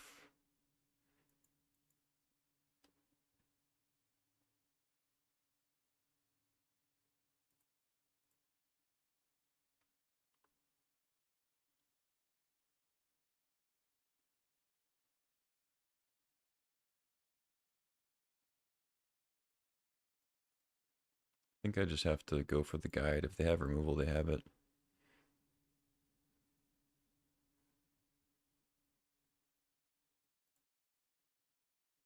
Okay, Wasteland doesn't do much. Sure, you can have a Shredder.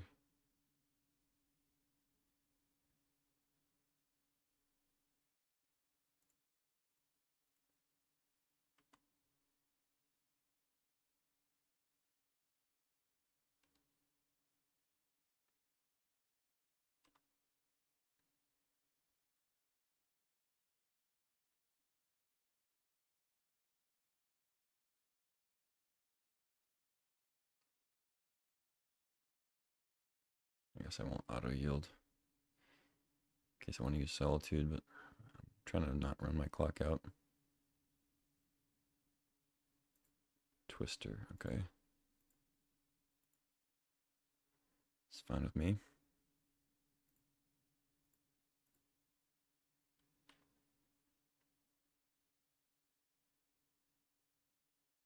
Redraw it? No. Okay.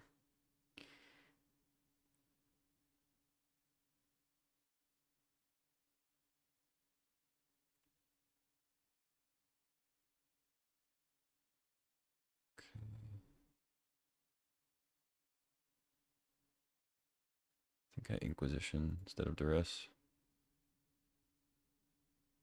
Infernal Grasp. Let me move the fucking thing down. Alright. Take that.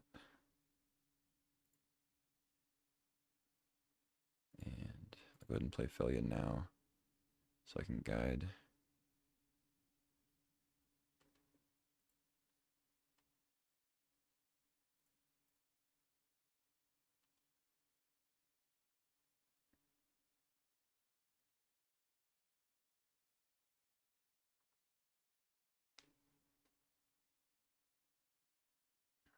Their hand looks pretty bad.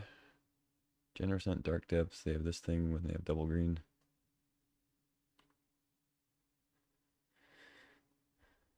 Oh, keeping Breeding Pool untapped. So they drew Tameo. Okay.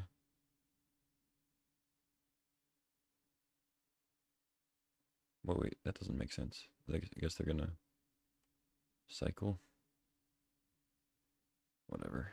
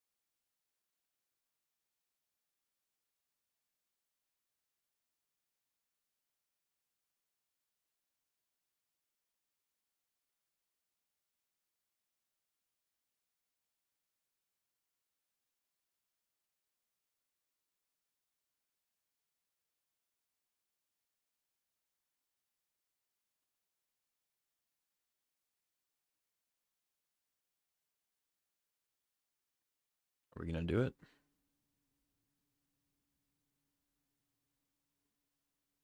Play Island and pass.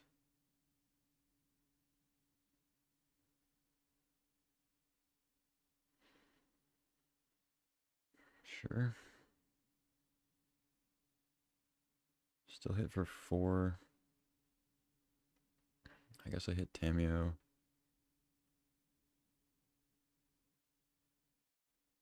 Oh. Okay, that does it.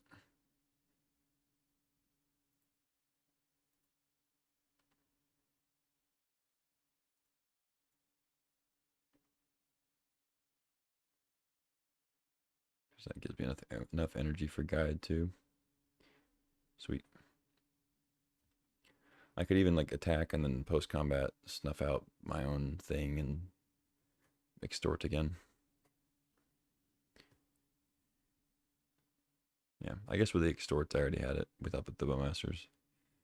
Because I can just attack for 4, put into 2, and then snuff out extort. Wave extort. Could even do that pre-combat and then just flip Soren and hit him. Still would have been enough. But yeah, GG's. Close one on the timer there. Long drawn out game 1 and 2. Oh. What's up, AI plays things? I guess I gotta hydrate, huh? Good idea.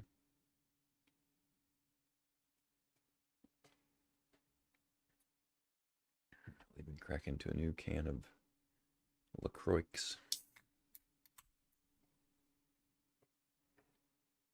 To a new match.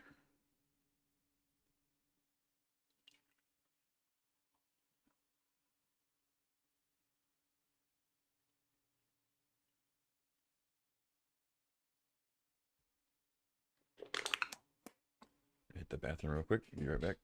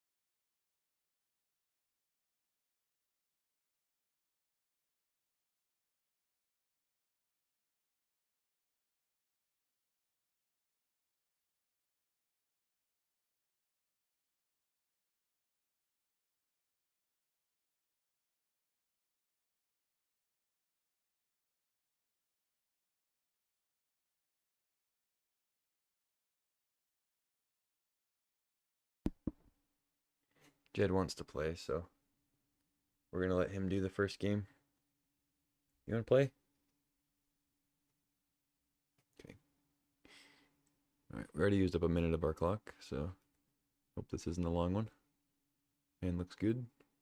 Turn 1 Bob into Bowmasters. Flex with the Mox first.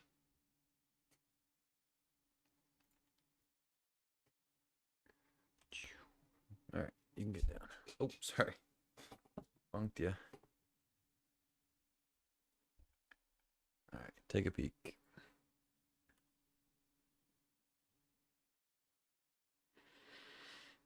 I'd appreciate it if they didn't kill the Bob, but we'll see.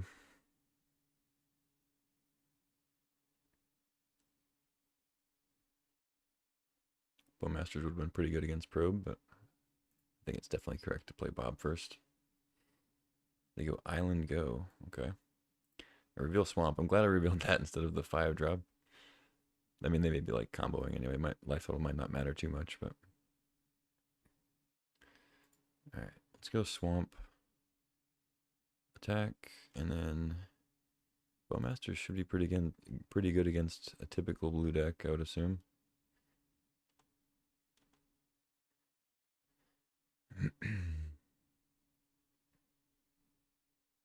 Tapland Go, okay. Yeah, I could try to get them with Bowmaster. They already know about it though, so let's just jam. They play Ancestral or something, I guess that's fine. They have to discard.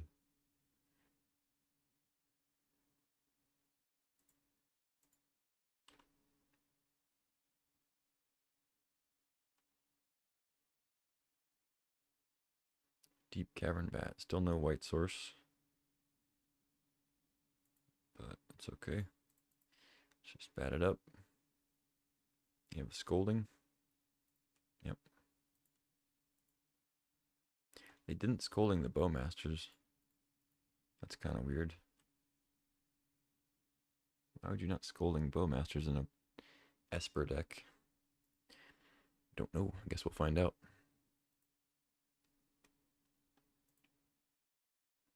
They keep letting me draw with Bob and not putting any pressure, so I kind of like this, but I'm also a little scared of them comboing something.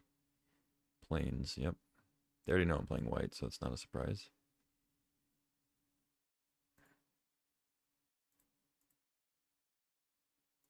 Alright, let's attack. I have reprieve up.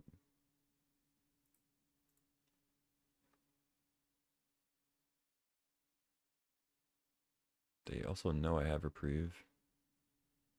They're Snapcastering. Okay. Sure, you can't cast probe with that.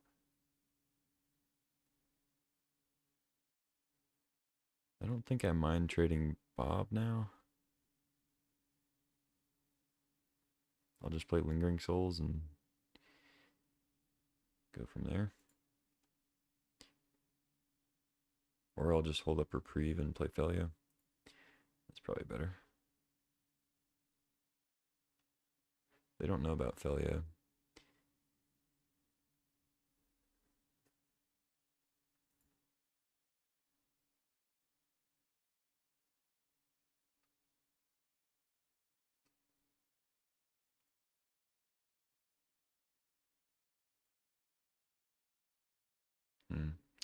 Reprieving this is kind of good.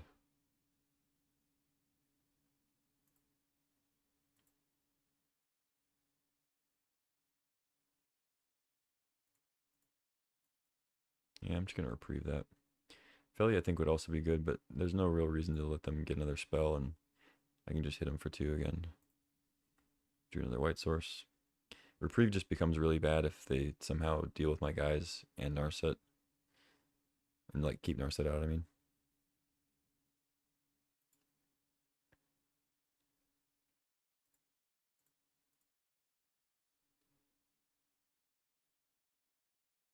Stupor. Oh, they do have a Wrath. Oh, they're trying to like not reveal that they have double white. Get me to play into it.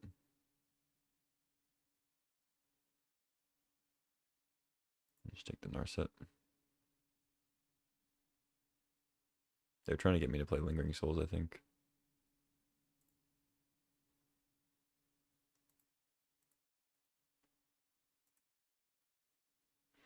Alright, luckily I have flash stuff. So, I'll just pass.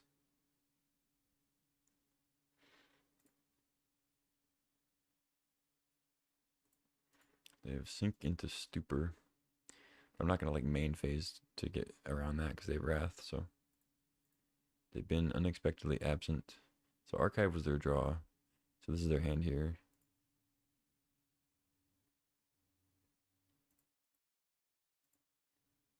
So I get to Felia. I hit them for 4.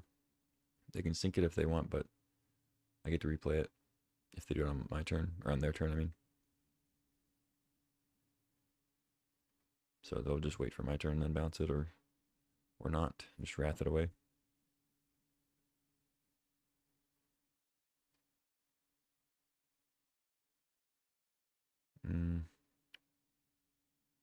Let's see.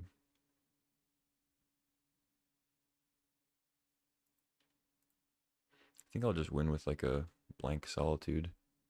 Just as a 3/2 flash. Flyer. Or not flyer, but just 3/2 flash. I think I guess it makes sense to blink this. I don't know. Might as well.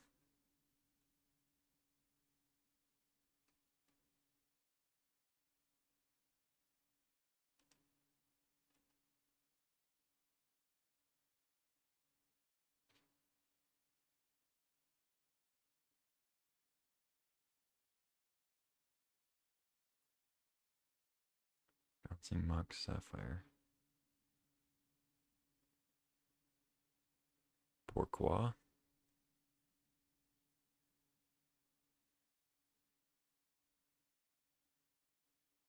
Why would you do that?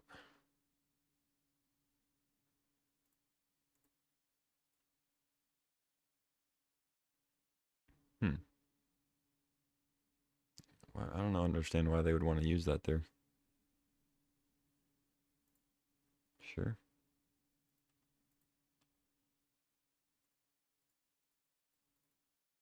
You have a daze? No. GG.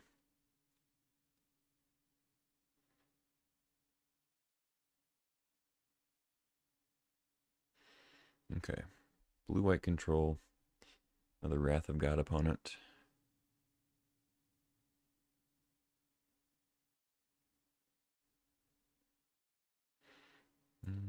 Council's Judgment could be good.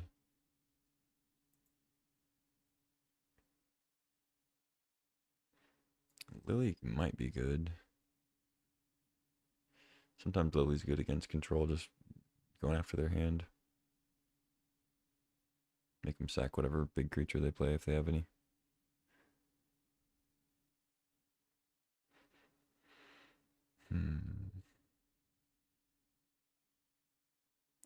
They didn't play any creatures.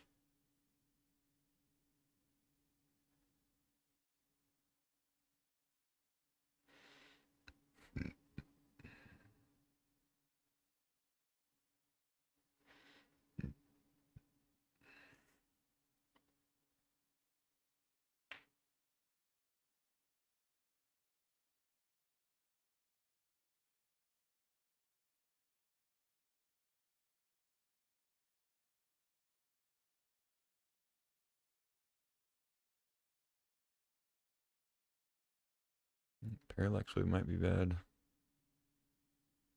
I think I'll leave in Snuff Out. Definitely leave in Mastery at least.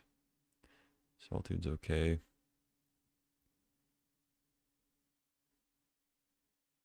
Yeah, I think I bring in Judgment. I kind of want Paragon. Like, leave it in hand, and then if they Wrath, then I Paragon and replay some stuff. I don't know. Bob does seem good against them. It's not turn 1, and I'm on the draw this time, but I think it's a keep. You have to be aware of Stern Scolding and Snapcaster and whatnot.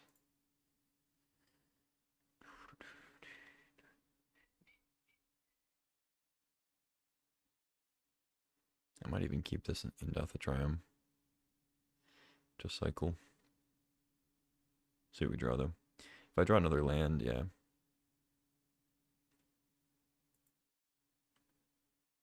I think I'll just keep the Triumph. Especially if I draw any number of cards with Confidant, I'll probably hit enough lands. But they may have a counter / removal. I could even just reprieve. Have reprieve up. I think that's fine. It's pretty likely they have something here. They've been to Cauldron Complete.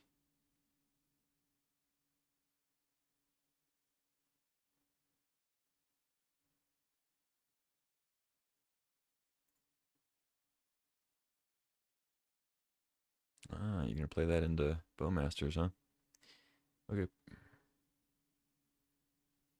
Mill 2, draw 1.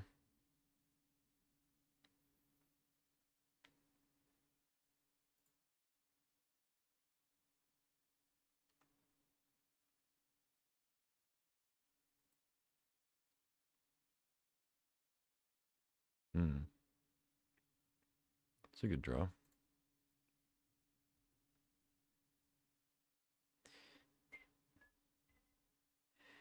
Could Spell Pierce me, but that doesn't really do much. I'll just pay.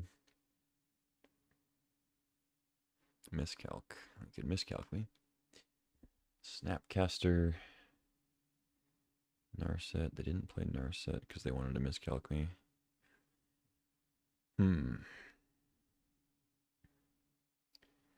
Taking Snapcasters seems decent. But there's also Spellseeker, Narset. Narset's kind of the scariest. Don't really care about Lion Sash too much.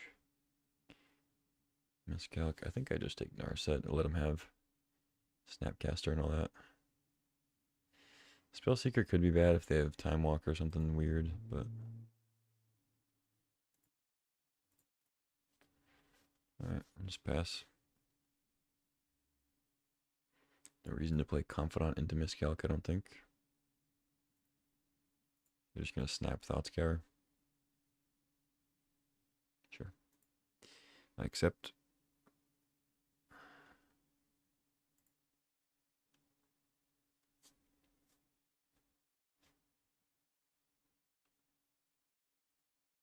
No Preordain, Treasure Cruise, okay.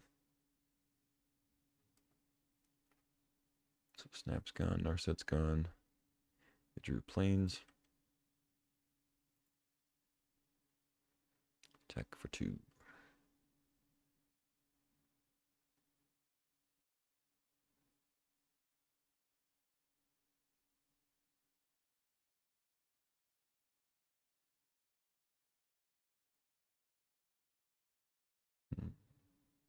Not too worried about dying super quick, so I think Confidant's a better play than Sorin.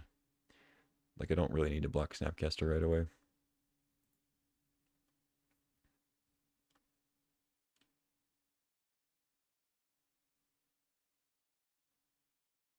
Sure. Well, now they played another creature, I guess.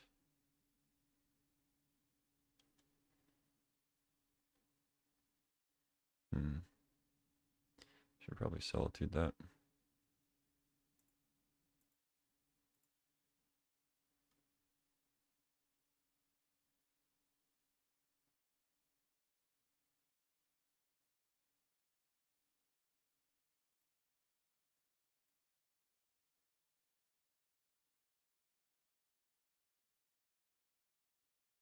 I don't think letting them loot is good, and I don't want to take damage with the Bob out.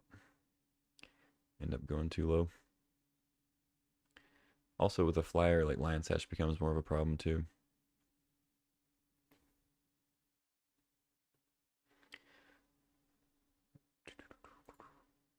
I don't think I'm supposed to play Reprieve into Miscalc, because I can just play around it pretty well. I just play Sorin, play Triumph, like draw whatever. Spellseeker. I guess it does open the door for me to play other stuff. Yeah, let's just, yeah, I take it back. I'm going to Reprieve. They can Miscalc, but then they're tapped out. I think it's pretty awkward for them here too. I'm going to draw extra cards with Confidant if they don't kill it, so I think this is actually fine.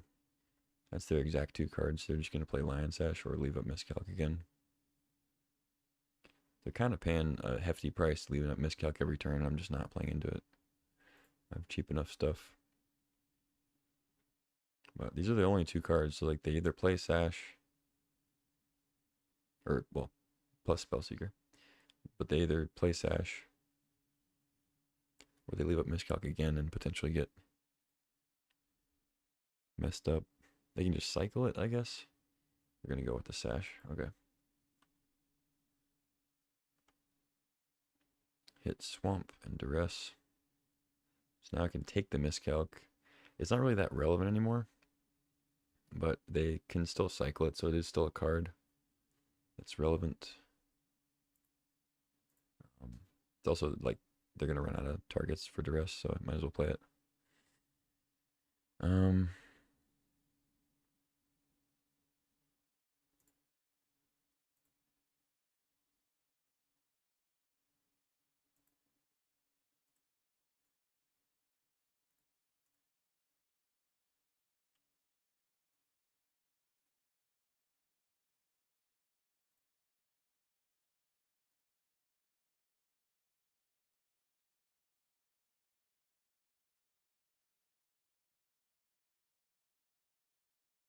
I guess I could have paid a life and played Triumph, but I think it's better to just hold it to cycle.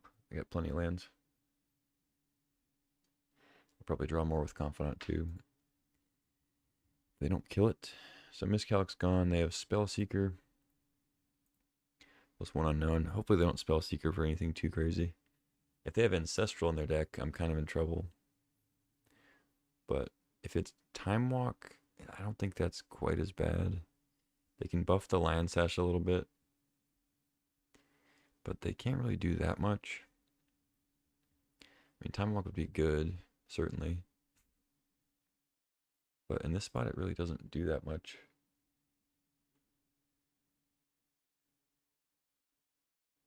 They play Rafine's Tower?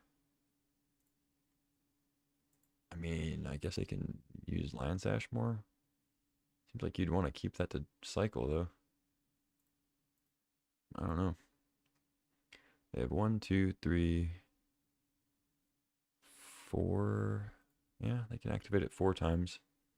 Make it a 5/5. You can even throw it on the Snapcaster.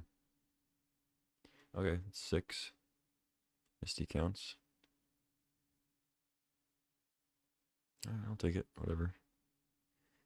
Gaining more life with Extort and stuff. Go all in on this. Yeah, go ahead. Go crazy. Crack your fetch. If they have like time twister stuff, maybe they leave Narset in.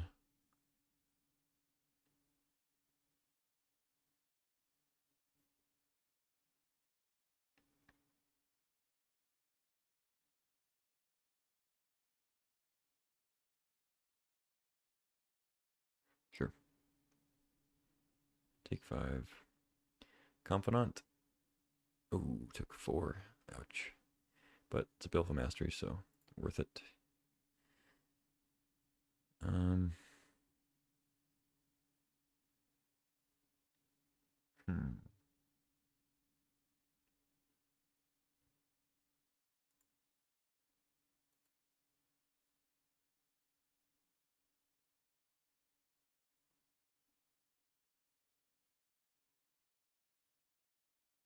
Only has a sorcery. Okay. Oh, they just scooped. Okay.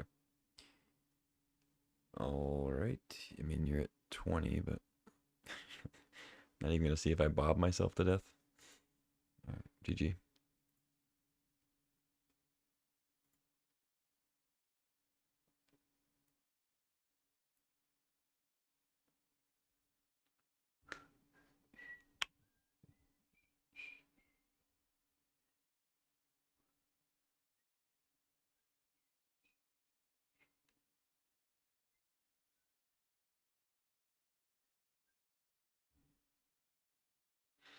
Could be another trophy here.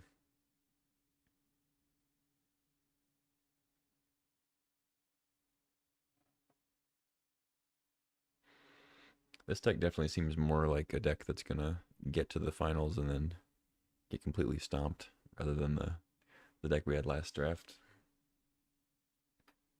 But we've got Moxen, we've got some cheap stuff, we've got some hand disruption. You never know. Bowmasters could be good.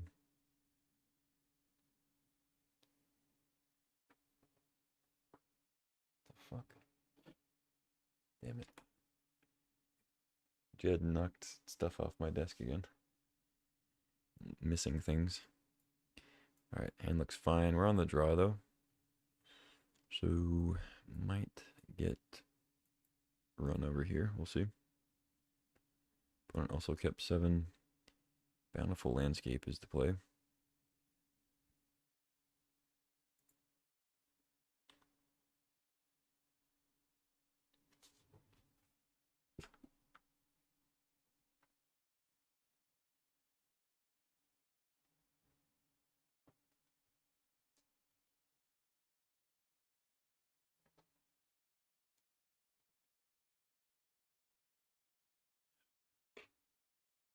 Knocked it somewhere I can't see it.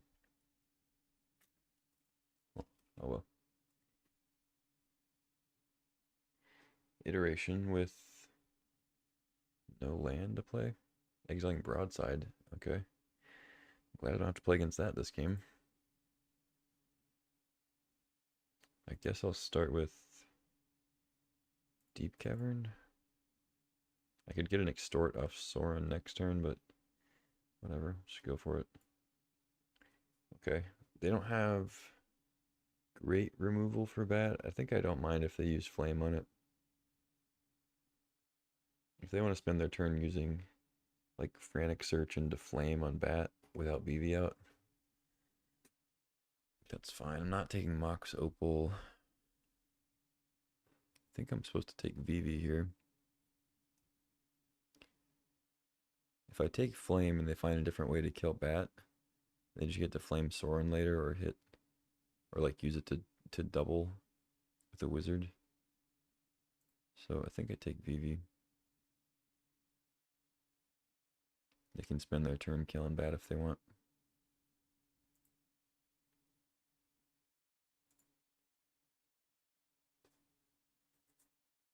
Like they're incentivized to not play Frantic Search too, because it's better when they have VV out.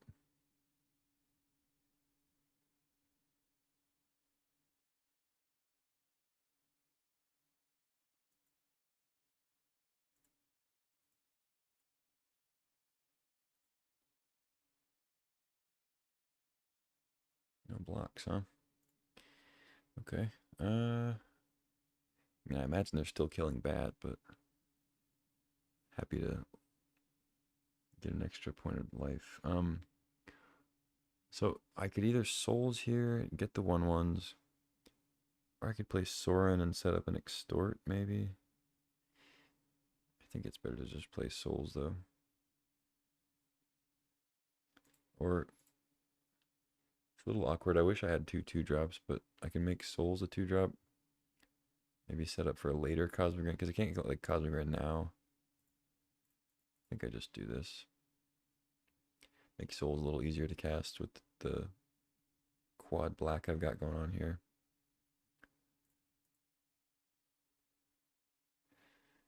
Yeah, Flame, whatever. Sure. Play your VV, play your Mox Opal. Go nuts.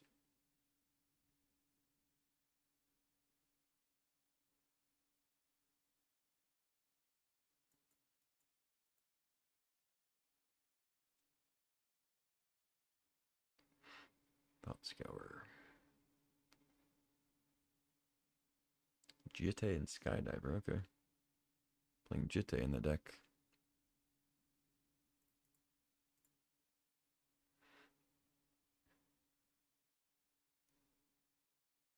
Ooh.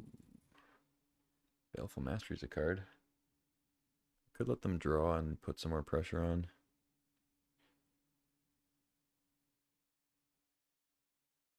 I don't know if that's even good, though. I'd rather just save my other spells for Zenith.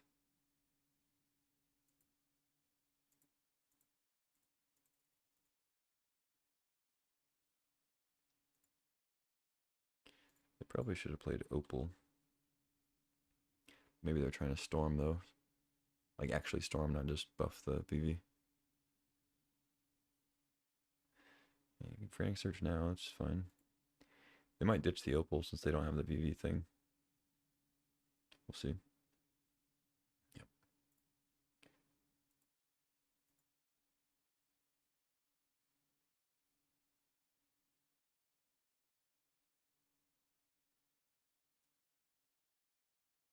Oh.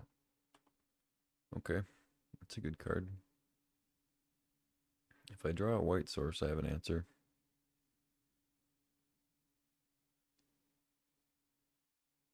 No. Cosmic Grand's pretty good.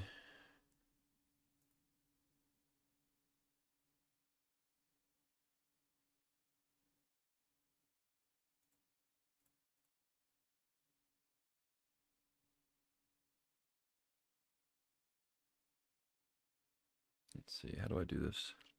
I could play Sorin. I think what I do is I play Lingering Souls. Because it's better if they have like a weird draw 7 or something. And then, I mean, it's better to get Sorin. Well, it's better to get Sorin down for like Extort, I guess.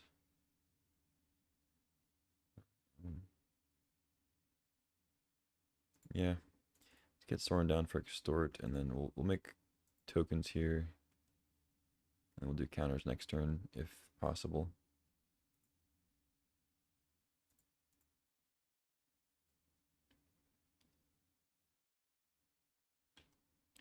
Because I have 5 mana, I can go Giver, Extort, Lingering Souls, Extort, and then attack. I guess I would Lingering Souls first, because then I get more counters. See if they have a sweeper. Quarry Steel into... Imagine they had a Delayed Blast Fireball or something. They played 2 cards in the scoop, okay. Well, they see I have Lingering Souls. I guess they just assume I have another spell and then make a million things. Nice. Okay, well that worked out. I mean, the hand disruption was huge there. Bat making them, like, basically time walked them.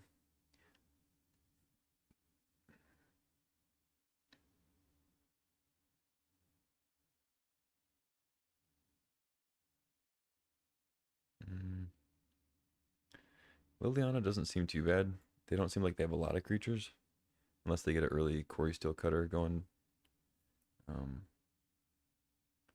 Lily's not the best against like random burn because she's pretty low loyalty, but seems good against Vivi. General like discard against them seems good.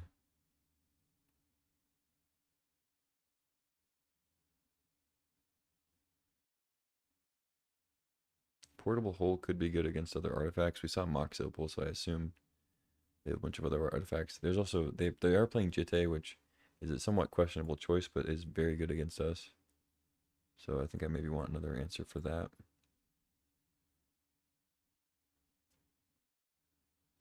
Sarah Paragon looks kind of good too. Could be like Confidant's not really what I want to be doing on the draw.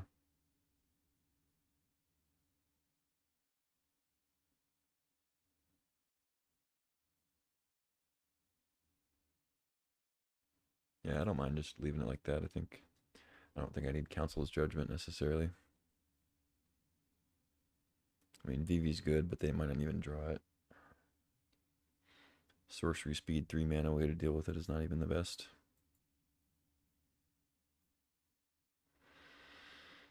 Sand looks good though.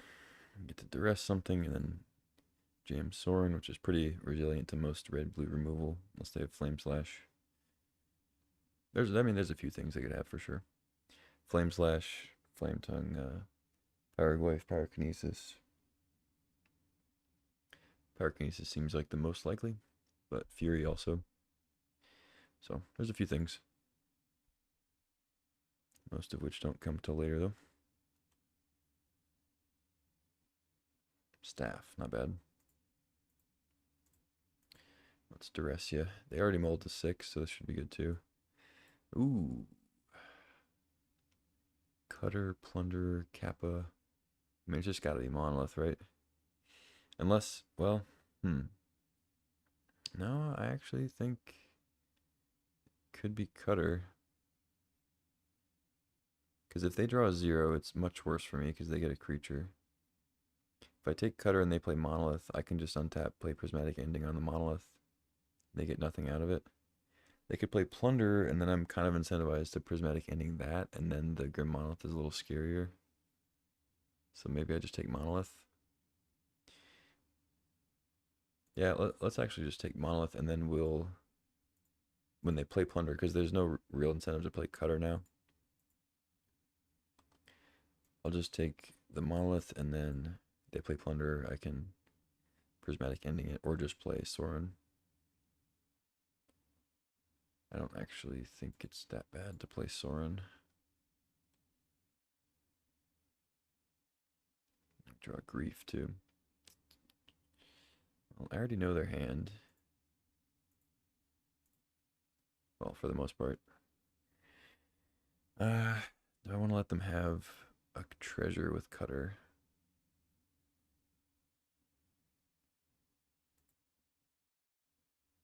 I mean, probably not. But I also don't really care that much.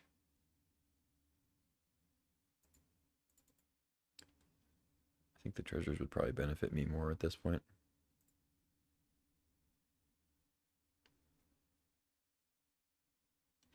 Does get them closer to Kappa potentially.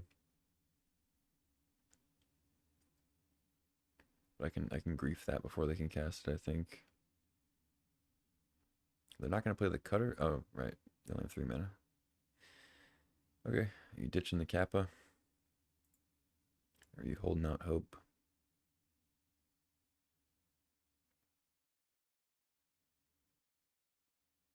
Yeah, they ditched the Kappa. Kind of figured. Well, I think I'd definitely kill Inti now. Instead of Plunderer. And if I draw a black card, I probably will grief the Quarry Steel. Draw Mox. I could grief it, just hard cast and whatever. Let's see.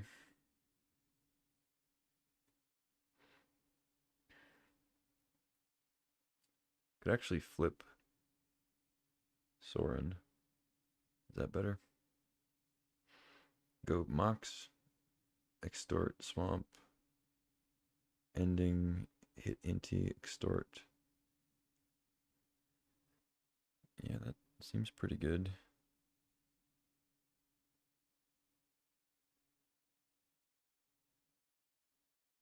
And then nail the plunder. Sure.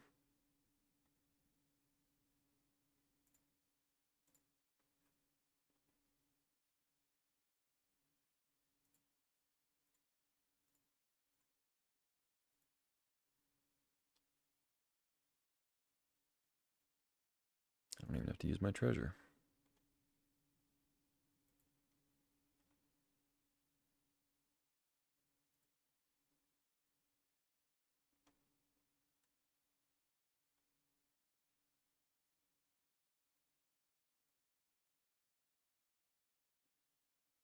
Nice. That was huge. Mox was great there. Look at that. A Mox Sapphire actually doing something for a change. They don't play Corey Steel. Okay. Saving up for a double spell, I assume.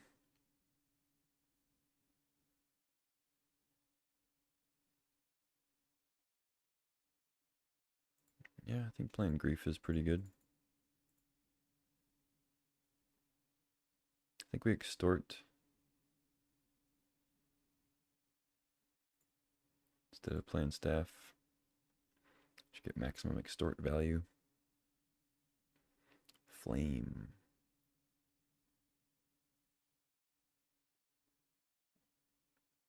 Surprised they didn't play that. Yeah, I'll take the flame.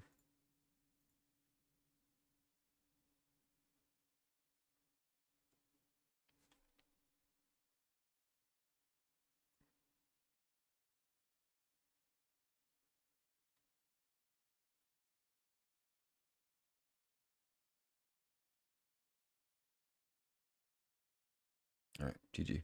Got another trophy. Look at that. Right. Well, yeah, the deck was good. I mean, Solitude's great.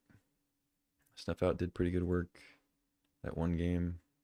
Bowmasters is obviously great. Soren proving why he's a solid card. Respectable too.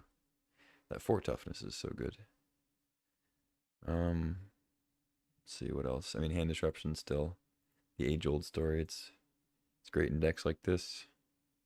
Never saw Voice of Victory. Confidant was awesome. Very, very good card. Parallax Wave had its moment. Yeah. Elspeth never came out, but, you know, great card. Had its opportunity to be great, but just never really drew the right mana for it. It's okay. Guide was fine. Felly was great. Cosmogrand pretty much won us the game. Yeah. Good stuff all around. I mean, Mox Sapphire just kind of sneakily doing all the work. Just getting it's like a turn 1 Bob and flipping Soren by itself, and or not by itself, but you know, enabling us to flip Soren, take out 2 creatures. But yeah.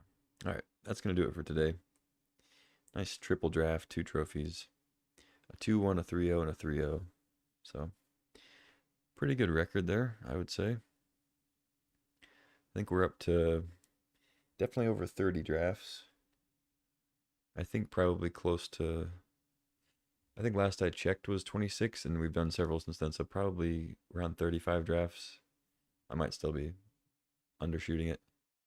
I'd say 35 drafts, give or take, and then 11 trophies. So, decent rate, a little less than 33%, around 30% trophy rate, I guess. I don't know, not the best, but I'm also not going for trophies necessarily. Just kind of trying to draft. I mean, good stuff, but like also, I'm not just forcing red white or mono white or whatever. Just really grind out wins. But I don't know what I'm trying to say.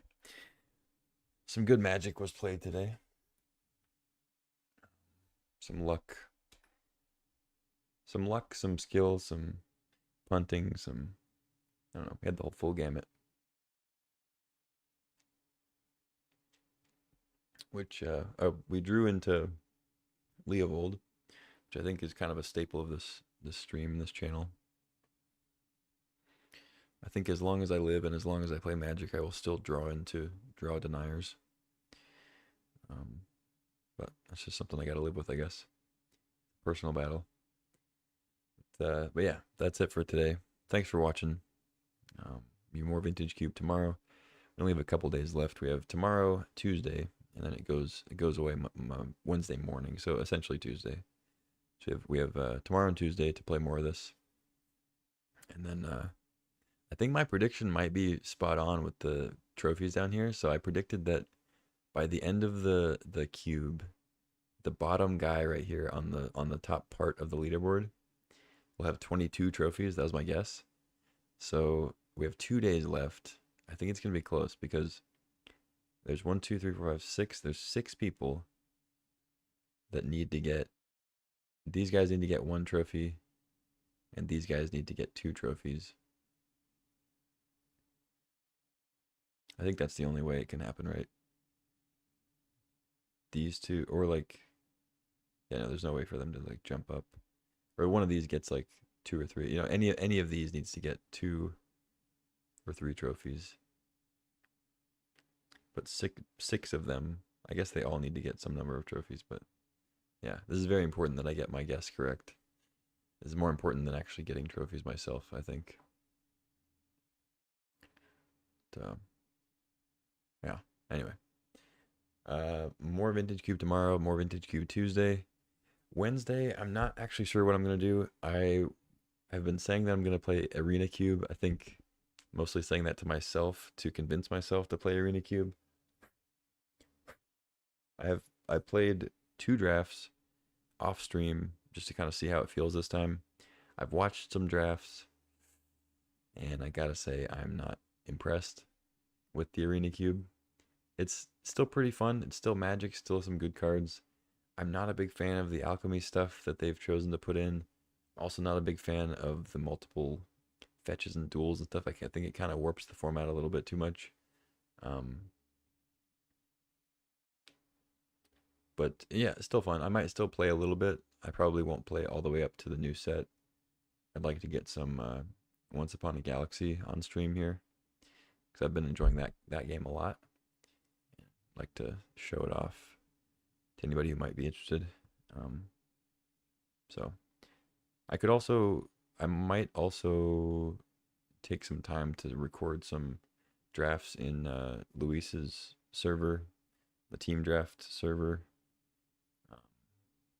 and post those. So I guess I'll still stream. So I'll have to find something to stream, whether it's Once Upon a Galaxy or Arena Cube. But yeah, look for maybe some team draft videos if I get the urge. But yeah, till then, take care, and I'll see you next time. Like and subscribe and all that too, also.